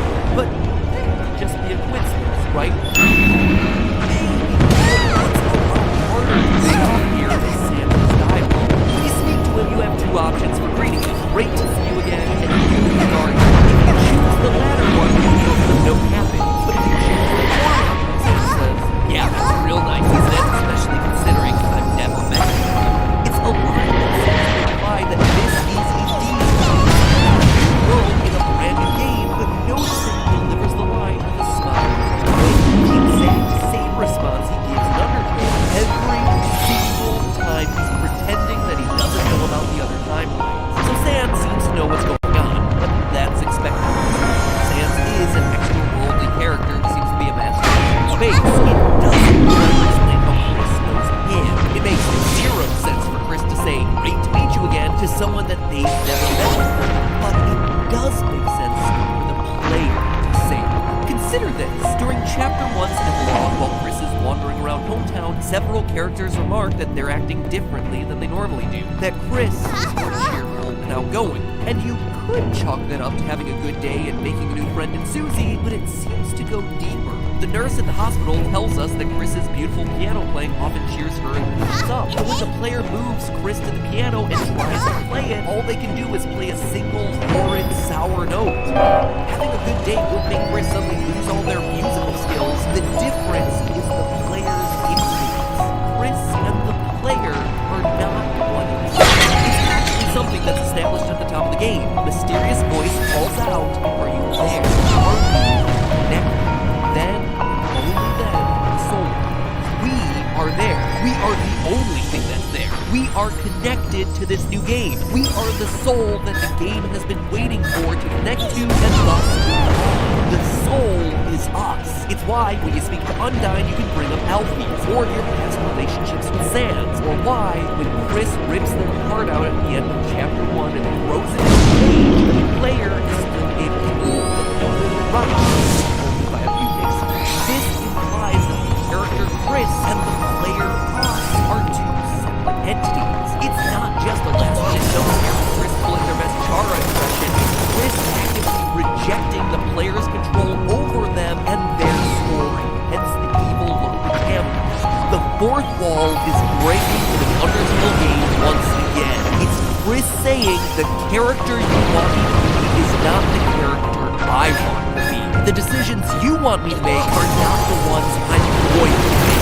Your choices, player, don't matter. So what we're left with is a universe that's separate to Undertale, but clearly related. And characters, including ourselves, who know that these bridges between worlds exist. So then, who's the one pulling the strings?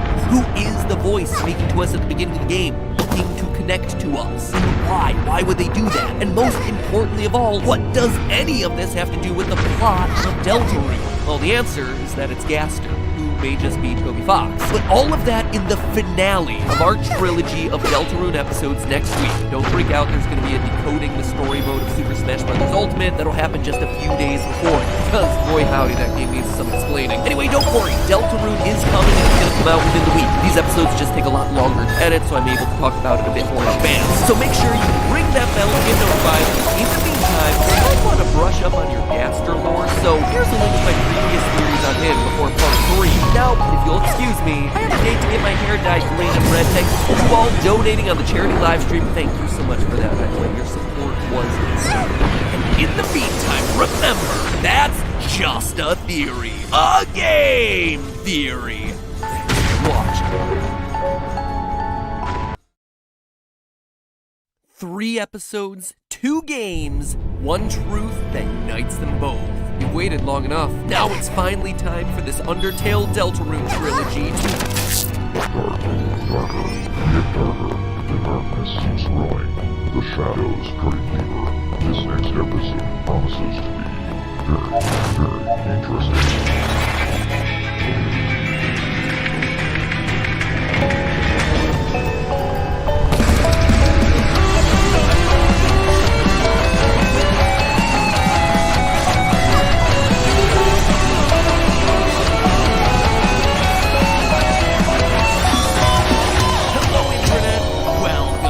Game theory, where last time we covered how Deltarune is an alternate universe of Undertale where you have many of the same characters, events, and places, only with everything slightly rearranged. It's actually all reflected in the name. Deltarune is an anagram of Undertale, the same pieces, just reordered a bit, which just makes me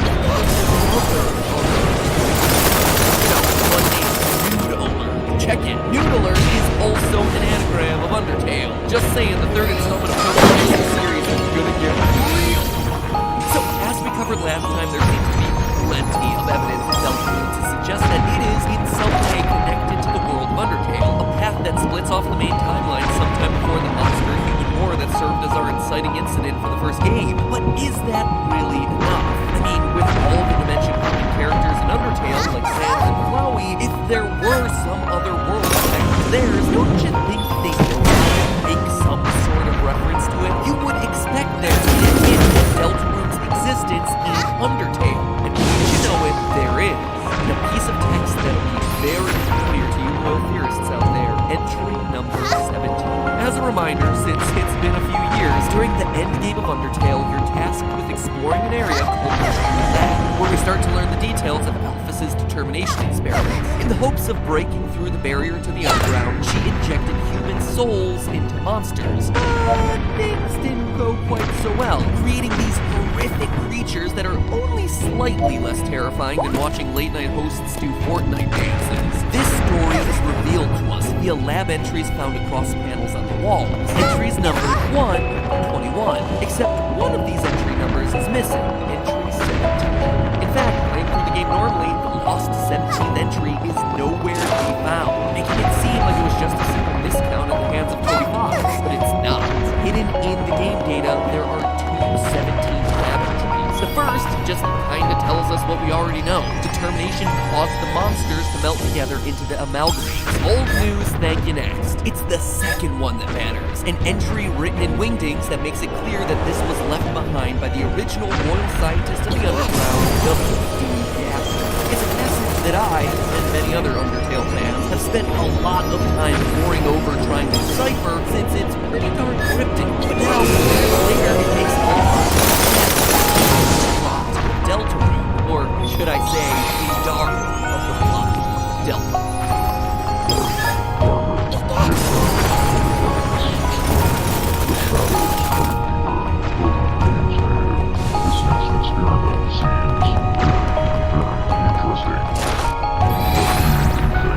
Whatever experiment Gaster was running as he wrote that entry involved growing darkness, enlightenment, photons dipping into the negative, concepts that don't directly connect to anything in Undertale's story or the horrific events of the True Lab, but their connection to Deltarune is suddenly obvious.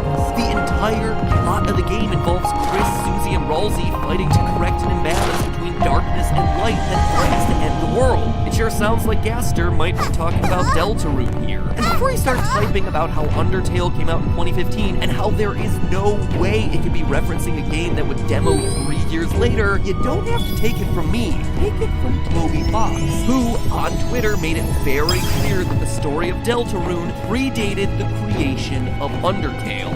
Quote, third of all, credit for the designs of Lancer, Rudden, Clover, Happy, and Jevil goes to @Kanotimes. In 2012, I saw her designs for some playing card-inspired characters on Tumblr and decided I wanted to make a game featuring them. It didn't end up going anywhere, but the idea of I want to make an RPG stuck with me. The idea of I want to make an RPG turned into Undertale. And the playing card idea I had transformed into Deltarune as I was making Undertale. End quote. And shortly after Chapter 1's release, he posted concept art of Chris, Susie, and Ralsei dating all the way back to 2014. So it's likely that the core plot points of the game, including the imbalance of darkness, were already in Toby's mind way back then. But that's not all. Deltarune itself makes a direct reference to Entry 17. Their cell phone in the darker world, they hear this scary music. That song is Muse_Smile, the same sound that plays in Undertale when you find the hidden room that allows you to read Entry 17. Also, in Deltarune's epilogue, you can find a mysterious red door south of hometown, and when you stand near it, this unsettling sound begins to play. Which, when you speed it up, sounds like this. It's the same sound again. It sure seems to me like Deltarune is intentionally trying to point players towards Entry 17 with its music. Now, like the opening of Deltarune, I present you with a choice. And unlike Deltarune, here, your choice does matter. At this point, I've prepared two different paths for this theory to take. Two entirely different universes, if you will. Separate, parallel. Do you follow the path of Gaster in a quest to unmask his identity? Or do you turn back and instead side with Chris, our misunderstood protagonist? Links are on the screen and in the description, and each will affect where the theory goes from here. Two entirely different directions, two entirely different theories. But whichever path you choose, and even if you choose both, I think you're going to find something very, very interesting. Now play.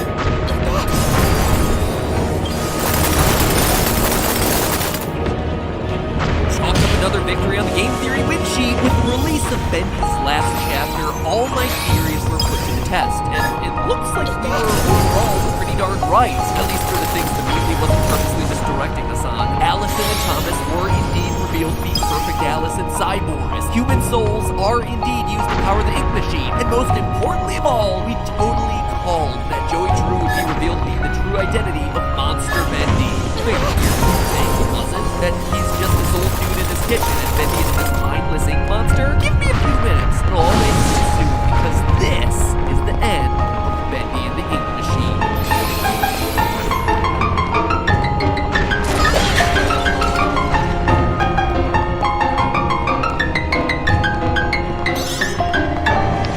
Hello, Internet! Welcome to Game Theory, where you don't need a special lens to see our hidden messages. More often than not, they're hidden in plain sight right in front of your face. So, 5 chapters, 3 theories, and 1 year, 8 months, and 16 days later, it's finally over. The saga of our little devil darling Bendy reached its sepia-tinted conclusion. Well, it's controversial, to say the least.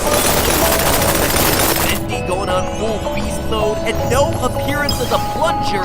Some of the complaints that I saw circulating online, but it was the ending that left most people in the inky dark. After fighting off Roid Rage Bendy, suddenly we're taken to a kitchen with Joy Drew washing some dishes before sending us back to the studio with the same exact words that kicked us totally off in the first Workshop. There's something I need to show you.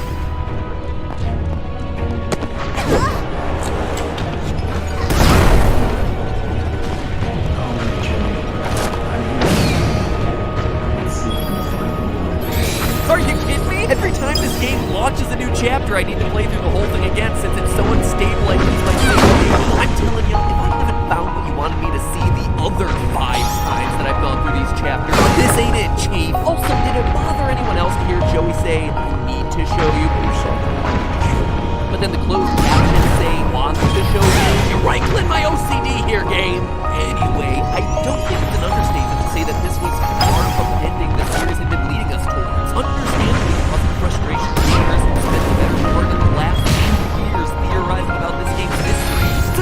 gonna dive down to the inky depths and add some color to a finale that most people found a bit sketchy. Let's begin. First things first, it's important to establish that the events of the game never really happened. At least, not literally, like we played through them. Yep, it's one of those, where everything is symbolic, like a dream theory, a coma theory, or in this case, a story theory. You see, the game tries to leave it open to interpretation, revealing in the endgame letter that repairman Thomas Connors admitted that what stole his invention, the ink machine, only to show us a few seconds later after the credits that it's in Joey Drew's house. So could it all have been real? Yeah, it could have, but it's not very likely. That's why the entrance to Joey Drew Studios is attached to the kitchen, and why there's this dramatic visual shift when we're entering the real world. The game designers are trying to tell us through aesthetics that the studio isn't reality. This hallway with the 6 posters is very reminiscent of the opening. Yeah, it is. And this room Really interesting. is very reminiscent of chapter 1. It is. So this is my desk. Wait, Making it even clearer is the fact that in the gameplay, Allison Hendel is transformed into the perfect Alice Angel, and Thomas Connor is Cyborg. But in real life, two are married and living happily together, with their time at Joey Drew Studios a faint memory of the distant past. There is very obviously a set of real-world events and a separate studio world. But making this distinction perfectly clear to us is this final post-credits moment, a little girl asking for yet another story from Uncle Joey. Tell me another one, Uncle Joey. Doesn't get any more direct than that. Another story, i.e. we were just told the story by Uncle Joey. So the 5 chapters of Bendy are just that, a 5-part story. But just because this was a story all along doesn't mean that it's not rooted in fact. Quite the contrary, it's Joey's version of the rise and fall of the studio. The small details in the story are inspired by things in the world around us. For instance, the little mirror in the game is inspired by this repair company that we see a flyer for posted on the board. And if you look really closely in the background during this post-ending bonus scene, on the back shelf there, you'll see a bunch of items that should look pretty darn familiar. A record, a wrench, ink, a book, and a gear. All the items that we had to collect in chapter 1 of the game to activate the ink machine, except now their visual style is more realistic. Real items that he's translated into the fictional animated story world that he's created. As for the bigger plot points of the game, Joey's life. Joey clearly created the studio to help Henry, who, as we guessed, was indeed the creator of Bendy. Once Henry left the business to spend time with his wife, the studio eventually died. In part due to changing entertainment trends, people simply growing out of the old silent black and white cartoons. But when the tickets stopped selling, when the next big thing came along, only the monsters remained. But also because of a series of bad business decisions by Joey, most notably Bendyland. We know this from all the overdue bills on Joey Drew's bulletin board, as well as blueprints of the failed theme park. It's possible that Joey tried to keep up, evolve the Bendy character, revive it for an older audience, as we see darker, more mature, more gun-happy versions of the characters on the animated Kingdom's house, but clearly nothing has worked, leaving Joey a more broken old man, which leads us to Monster. Why did I say that Monster Bendy is revealed to be Joey Drew? Well, it's because Bendy in the studio is a symbol of his regrets. Listen to his final dialogue in the kitchen. I thought I knew I was. But the success starved me. In the end, we followed 2 different roads. You, a lovely thing. You, a crooked father. My little girl. I let our creation of my life. Through this, you were always so good at pushing, old friend. Pushing me to my way. You should have pushed. A series of regrets. Regret that he didn't start a family, that he let himself become consumed by work, greed, that he lost a friend in Henry. Look at the letters on his bulletin board. Joey is reaching out to employees of the studio decades after they work together. They've moved on with their lives. They've found love, other jobs, families, but Joey hasn't. He's remembered by the ghosts of his past. All wrapped up in and represented by Bendy. No longer just a cute cartoonish devil, but now a twisted, shambling monster who roams the remains of his failed studio. The sharp-toothed embodiment of his own regrets. That's why Bendy sometimes helps you out throughout the game. Henry and Joey have this complicated relationship. That's also why you have to show Bendy to the end to finish him off. To show him, and by proxy Joey, that era of his life is over. It's all a shadow of the past. In a lot of ways, Joey Drew rightfully sees himself as the villain of his own story.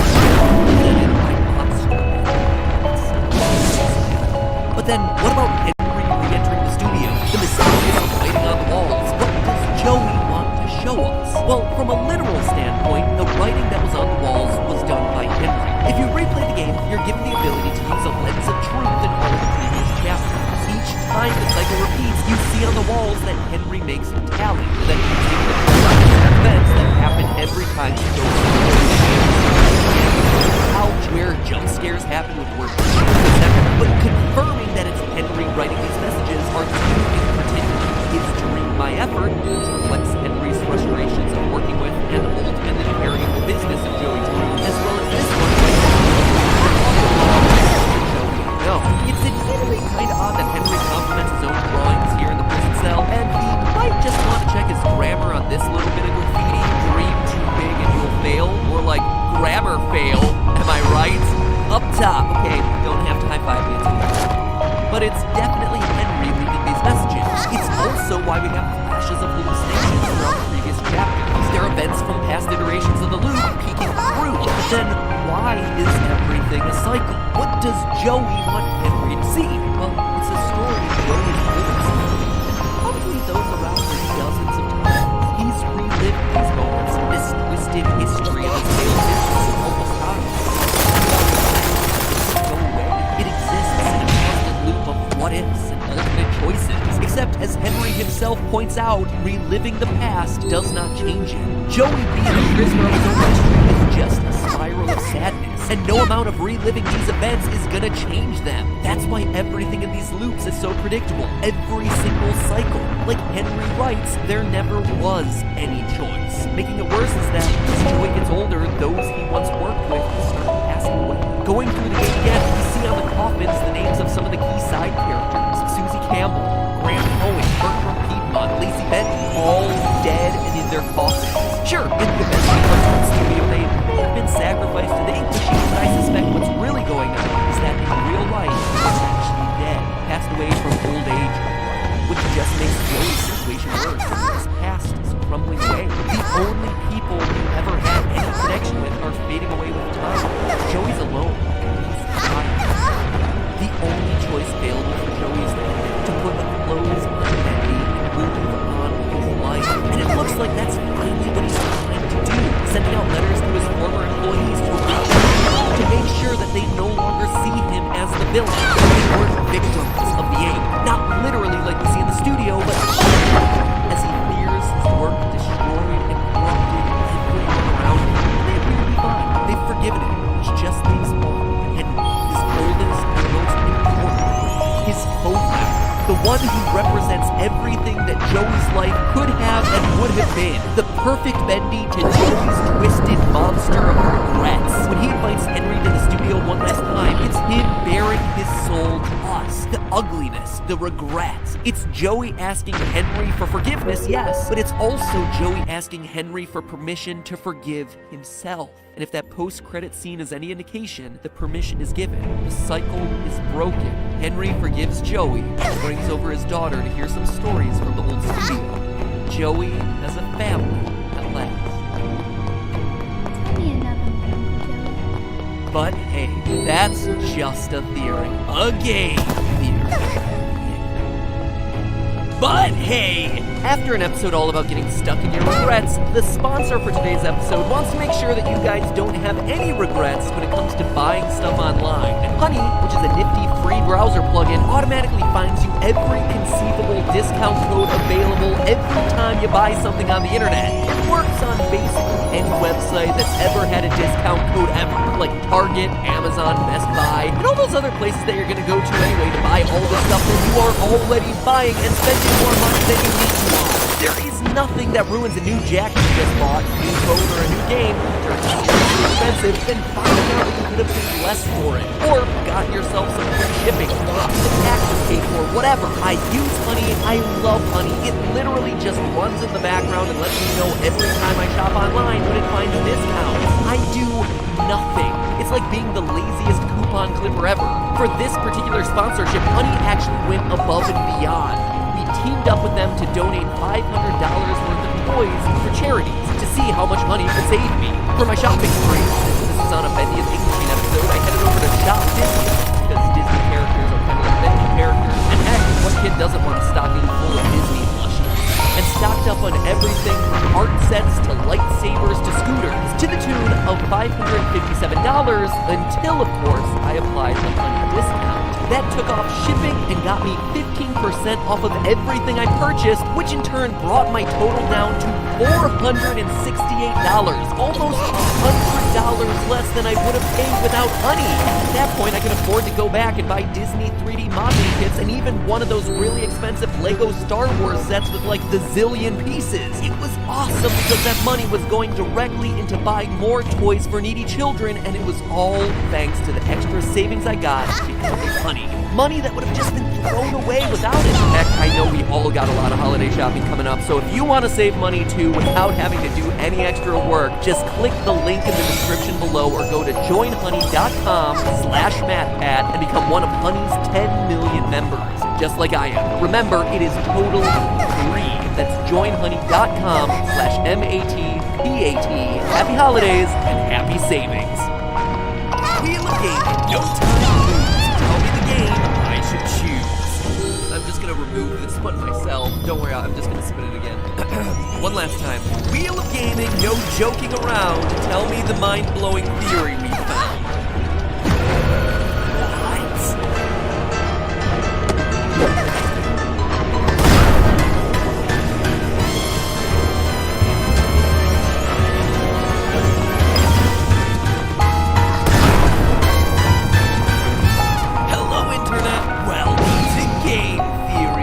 First, a special thank you to my friend Ryder Bergen, aka Foot of Ferret, for composing that jazzy intro.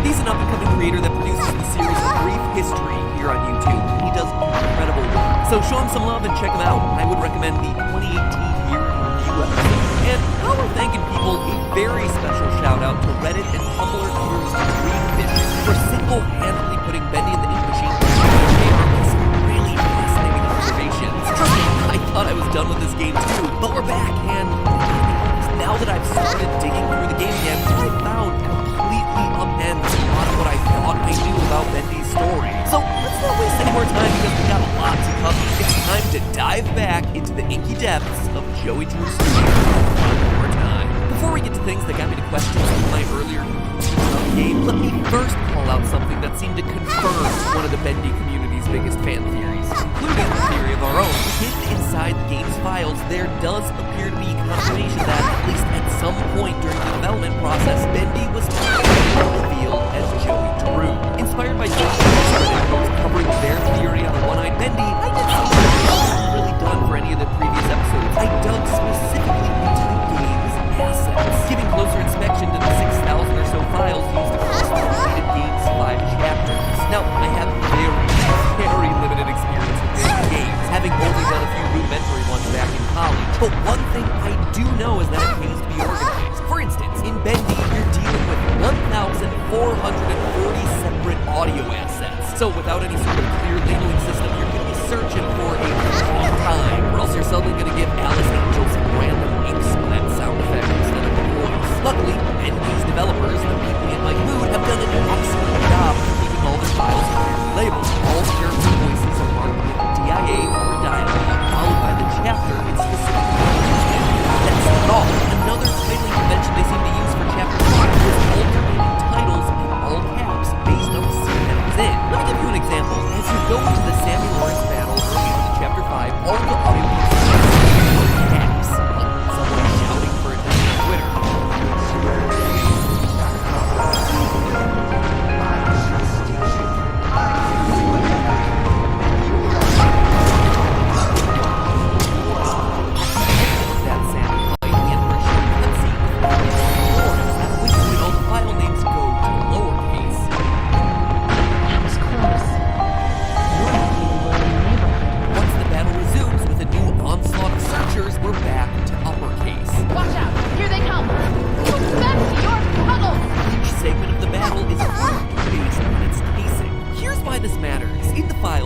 final boss fight against Bendy has Henry's one line. But he's never seen the end. But there appears to be another unused line during that same segment, also listed in caps. Joey. You notice the shock in Henry's voice, as though he's surprised to see Joey. This then leads directly to a series of audio files, all lowercase, before going into Joey's final speech in the game's ending audio, which ends in caps. Joey or Henry! So soon! I didn't expect you for another hour yet. So the naming pattern still fits, but also this entertainment resonance. In designing the game, the team did an amazing job reflecting audio reverb to reflect the room scale. Large, full of echoes in the giant ink machine chamber. Sounds free. A lot less open in the low ceiling of the house. Why are you here? And now compare the audio of the end, Joey's opening line in the kitchen. Henry! So soon! The real-world audio of Joey Drew is much deader. There's no echo, no reverb, just like me when I record in the closet. But Henry's line of shock, Joey, has that echo in there. An echo that appears for every single bit of dialogue that's said within the empty, sparse hallways of Joey Drew Studios. In short, titling conventions and residents tell us that Henry expresses his shock at seeing Joey sometimes during the start of the final Bendy fight and going to Joey's apartment, thereby giving further evidence that Bendy is Joey, or at least was almost revealed to be Joey in unused audio files. So that was one of the first things to show up upon my closer inspection of the game, but here's where things go from completely upending everything we thought we knew. Dream Fisher's post got me to specifically focus on the 2D textures used throughout the game, stuff that wraps around 3D objects or environments to give them their detail. And in those files, you can find some pretty wacky stuff. Like this is Joey Drew as we knew him, and this is Joey's face flattened by a steamroller. Look at that arm just down there in the corner. And where are his eyes? Most effective jump scare this franchise has produced. In the actual game, you can't even see these things. Serious talk here, though, Joey. Might want to look into getting some clear eyes. Or dry red eyes.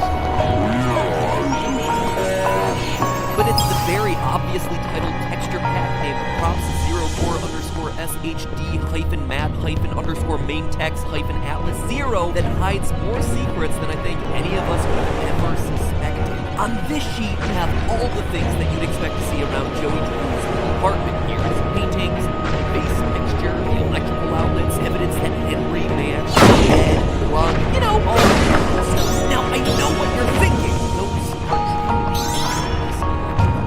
I know, I was shocked too, but I really think that you're fixated on the wrong detail here. Because, like I said, hidden amongst that texture file is a series of newspaper headlines, one of which outright reads, "Local artist pushed himself too hard, found dead at the desk." That's an oddly specific newspaper headline in a game about a cartoon studio, right? What makes that headline even more suspicious, though, is when it's put in context with Joey's endgame speech. Truth is, you were all pushing me to do the right thing. You should have pushed. Again, we see this recurring theme of pushing. Coincidence? I definitely don't think so. I mean, if this newspaper headline were truly meant to be taken seriously and was referencing some event in the game's timeline, it would be directly referencing Henry, our artist, who specifically references his death twice in the game. A character who we also know, based on his first and only audio log in the game, complains firsthand about just how hard he works.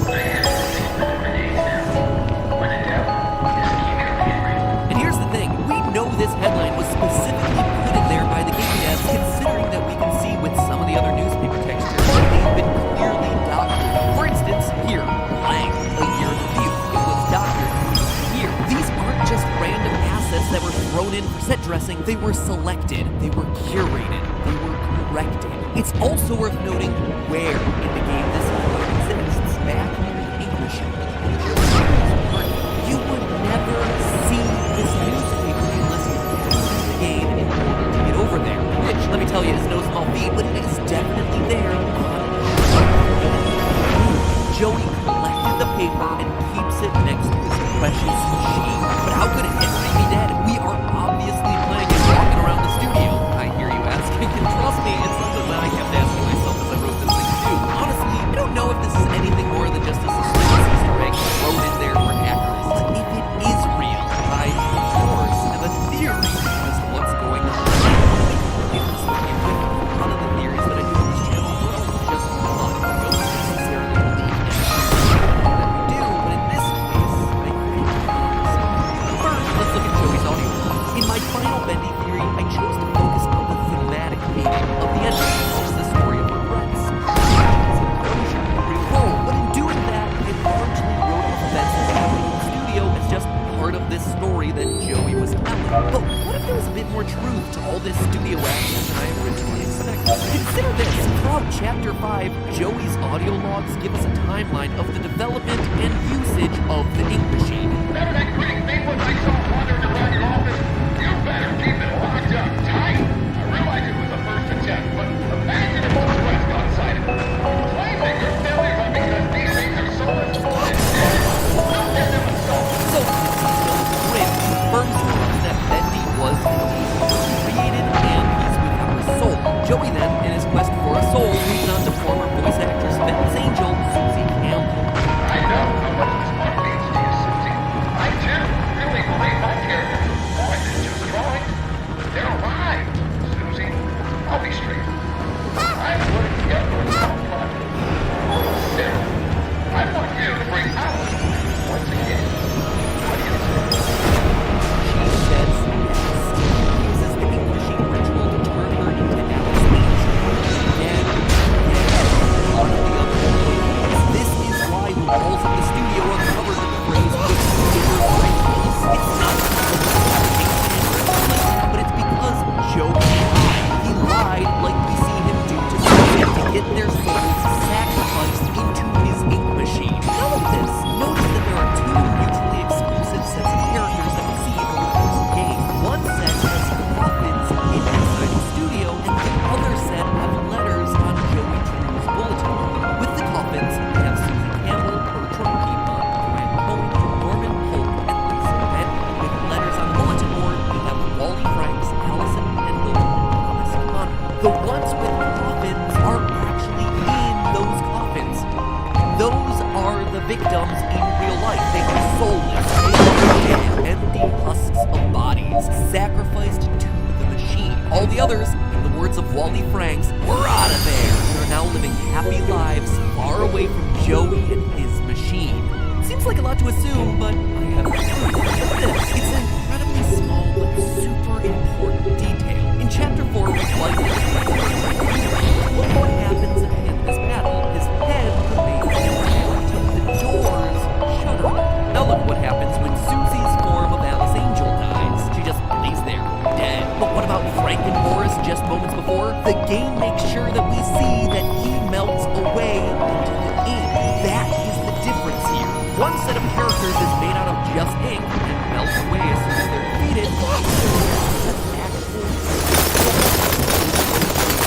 You have two chances to see when the projection is down. One in Chapter 3 and again in Chapter 4 to the hands of Bendy. In both cases, Norman's body persists.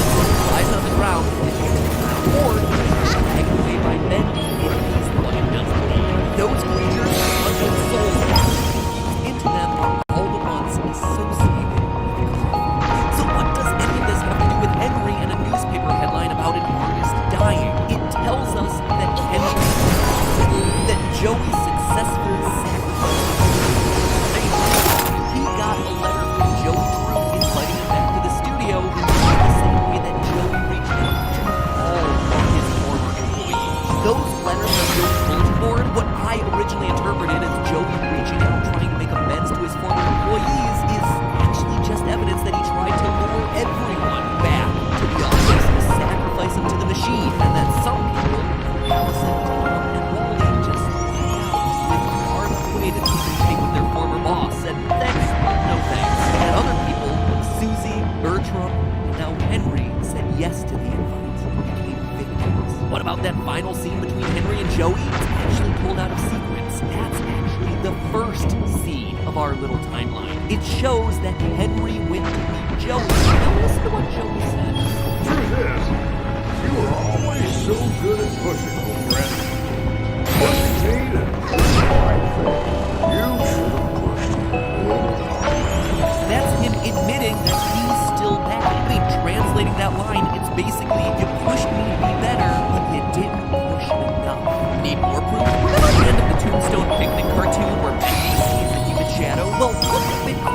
that scene, and you'll notice that in the final frames, we see Bendy smile. It's not a reaction of fear or mischief, it's him smiling at his creator, Henry. And that's not all. On a second playthrough, we have the ability to use the lens of truth, which reveals hidden messages written all throughout the studio. We established during the last Bendy series that those messages were left by Henry, as evidenced by lines like that's the Joey I knew, and Dream Maya.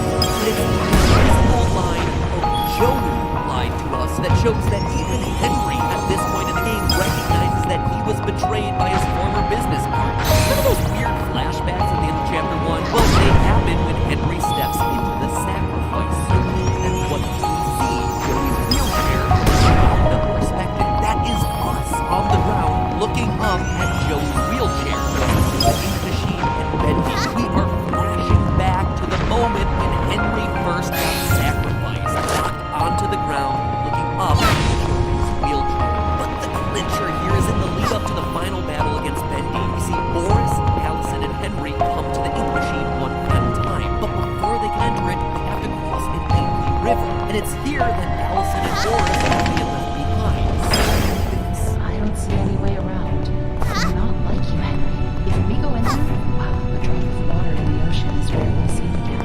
Again, Allison and Boris here are supposed to be Allison, Kendall, and Thomas Connor, but Joey hasn't been able to get a hold of their souls. We see as much because they wrote a note in the bulletin board as such. They're only ink creatures. Good ones, to be sure, but still, they're just ink. That's why they can't cross the river. Well, Henry can. In the end, Henry accepts Joey's invite. 30 years after he left the studio, Joey leads Henry to the machine, does the ritual, and sends Henry's soul into a character, leaving behind an empty husk. Henry's body disposed of, not in a coffin with the others, but at a desk, and Carlos slumped over his work, reported dead from pushing too hard. And why would Joey do this? Well, maybe, unlike his other victims, Henry has a family. Curious, one meanwhile, Henry's soul is left wandering film rooms, animated alongside the characters that he helped create that were turned into monsters by bad. It couldn't be further in tone from the initial ending that I proposed for this game, but I gotta say, in my mind, it's a whole lot more loose. Like I said, has a pretty good shot at being true. Maybe not this end bit about disposing the body and things like that, but I think a lot of the stuff leading up to it makes sense. The Meatly, Mike Moon, if you're watching, or if the theorists who watch this send this to you, get closer this time. I know this is coming out without a new project for you guys. Can't wait to see it. You know I'll be here waiting for you. In the meantime, remember, that's just a theory. A game theory. Thanks for watching. As I was researching for this episode, I came across a lot more theory fodder for Bendy, surprisingly. Actually, a lot of stuff that I haven't seen covered anywhere else. So make sure that you hit that subscribe button to be informed of when those things happen. There is shockingly more Bendy in the works, and with a new project from the Meatly and Mike Moon coming down the pipeline, you know that we are going to be there to theorize. Make sure you subscribe to be there for it. And heck, if you want to see my completely opposite Bendy ending theory, click the box you see on screen right now. So now, if you'll excuse me, I'll see you guys next week.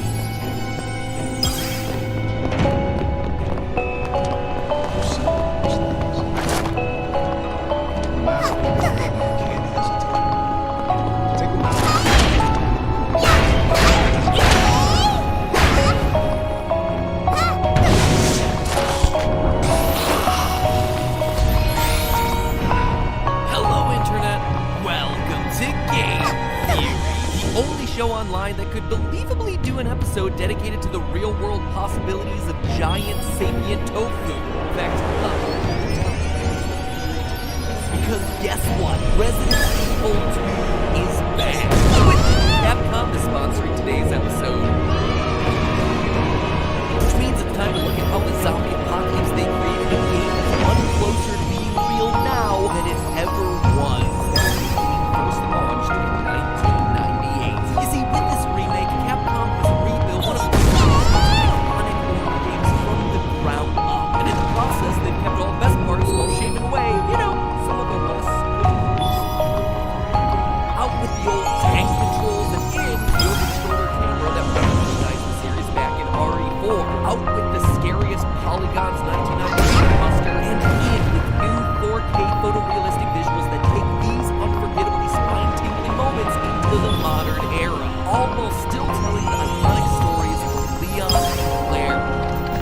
One's a rookie cop and a bad case of the Mondays. The other is remarkably casual considering the horrific death around her. How are you doing?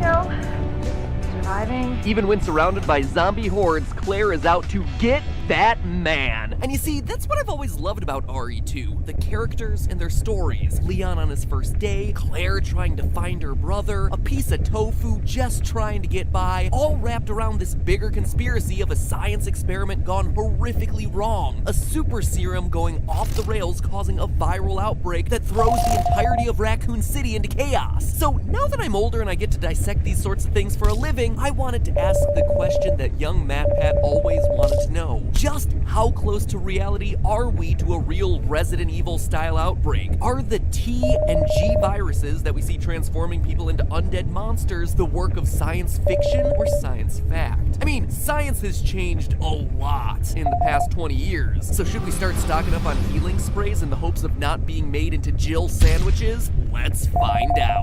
So the Resident Evil series is actually titled Biohazard in Japan, and as the name Biohazard suggests, these games revolve around the creation of bioagents that turn people into monsters.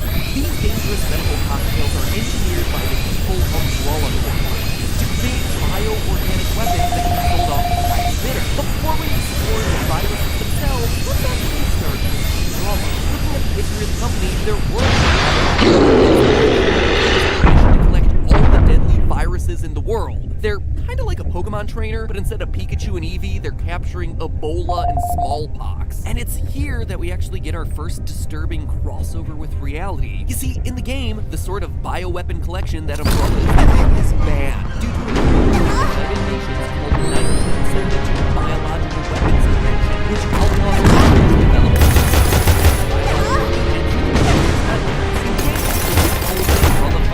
Collecting the viruses from the guys. About all that, though, the biological weapons convention in Resident Evil is a real fact that really governs the world. The U.S., and it was during the Nixon administration that the U.S. was destroy its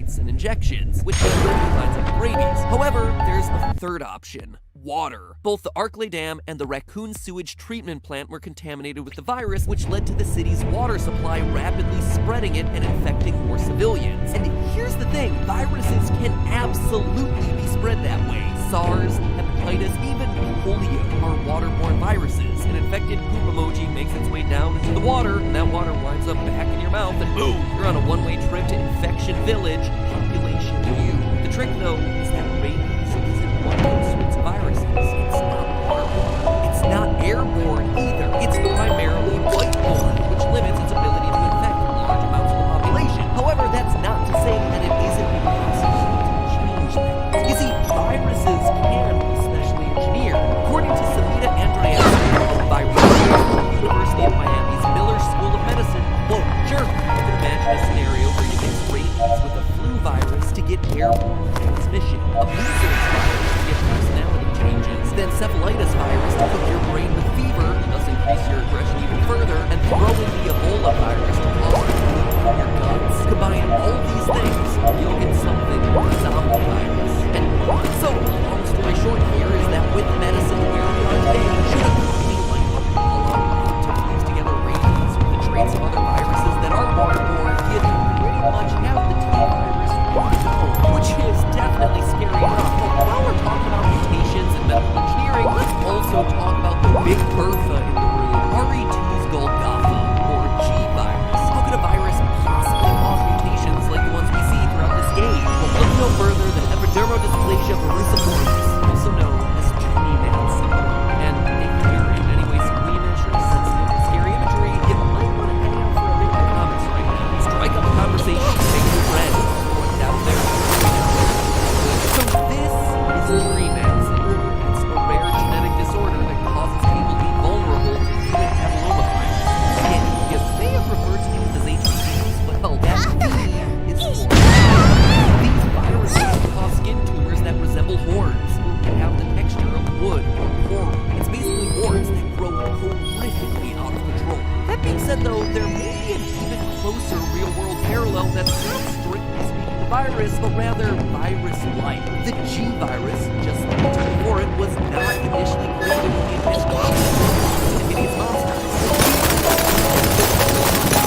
Genetics to give us a biological immortality, basically advancing us to the next stage of evolution. While this we are ourselves in some kind of death-based or fiction, it actually has parallels to a real-world that works in a way similar to the way real-life viruses. Remember when I said that a virus can inject a cell with its own DNA? Well, there's also a process where the cell will, as part of the method for fighting viruses in the future, actually store that virus's DNA in a blank part of the DNA sequence. That way it doesn't infect itself, but it also remembers it for a time that it encounters that sequence. The DNA sequence that stores this viral information is called CRISPR, clustered regularly interspaced short-controlled repeats.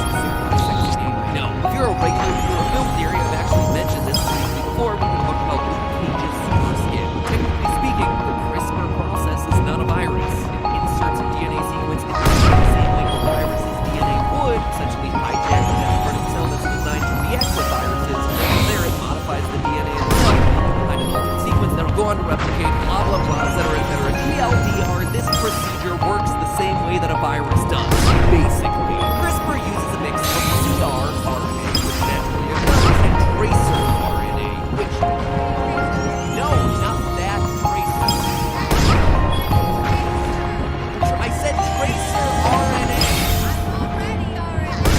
Anyway, the whole mechanism is called tracer RNA, cRNA chimera, but that's a real mouthful, so instead they just shorten it to, get this, guide RNA, or commonly gRNA.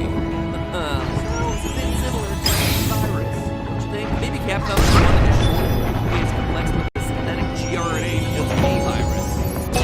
Can't blame them. It's especially impressive considering that Resident Evil 2 came out 17 years before this real-world technology was even developed. Good on you guys for predicting the future. But here's the kicker. The first successful experiments using CRISPR for genetic enhancement has already been done on animals in China. They've created a beagle with double the amount of muscle mass as a normal beagle. And get ready, because tests of CRISPR on scientists genetically modifying babies using the exact same method. Two girls who apparently survived the experiment are now living today.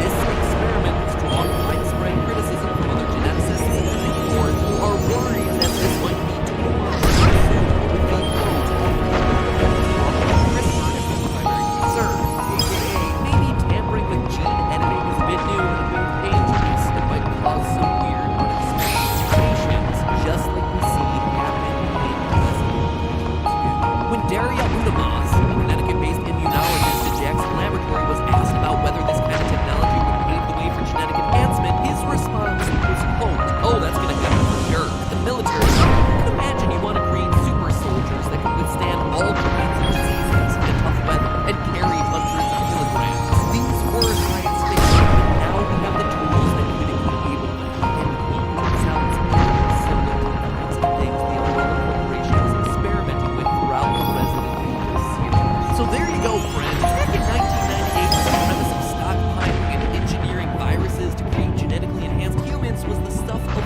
fantasies, hugely successful sci-fi horror video game franchises. But today, Resident Evil 2's plot is far more realistic than I think any of us could have ever imagined back then. And in the end, isn't that now the scariest part of these games? But hey, that's just a theory. A game theory. Thanks for watching. And hey, if you are interested in playing Resident Evil 2 for yourself, the download link is at the top of the description. And while yes, this episode is sponsored by Capcom, I do highly recommend checking it out. RE2 is one of those iconic video game series that just forever changed the face of gaming. And now you get the chance to play the two iconic storylines of Claire and Leon with all the modernization of beautiful 4K graphics and gameplay optimizations like over-the-shoulder third-person perspective. I tell ya, as someone who played the original and is now playing through this new version, the realism of the graphics is just outweighs the world. The leakers?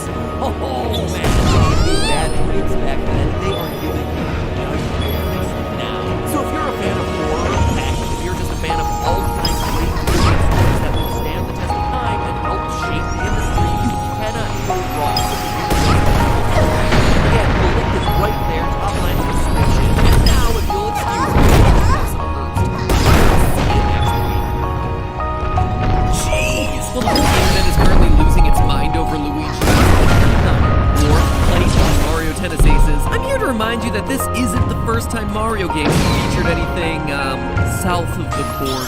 Lest we forget this odd geologic structure from Mario Kart Double Dash, right there on the sandy shores of Peach Beach. You'll never power slide under that arch the same way again.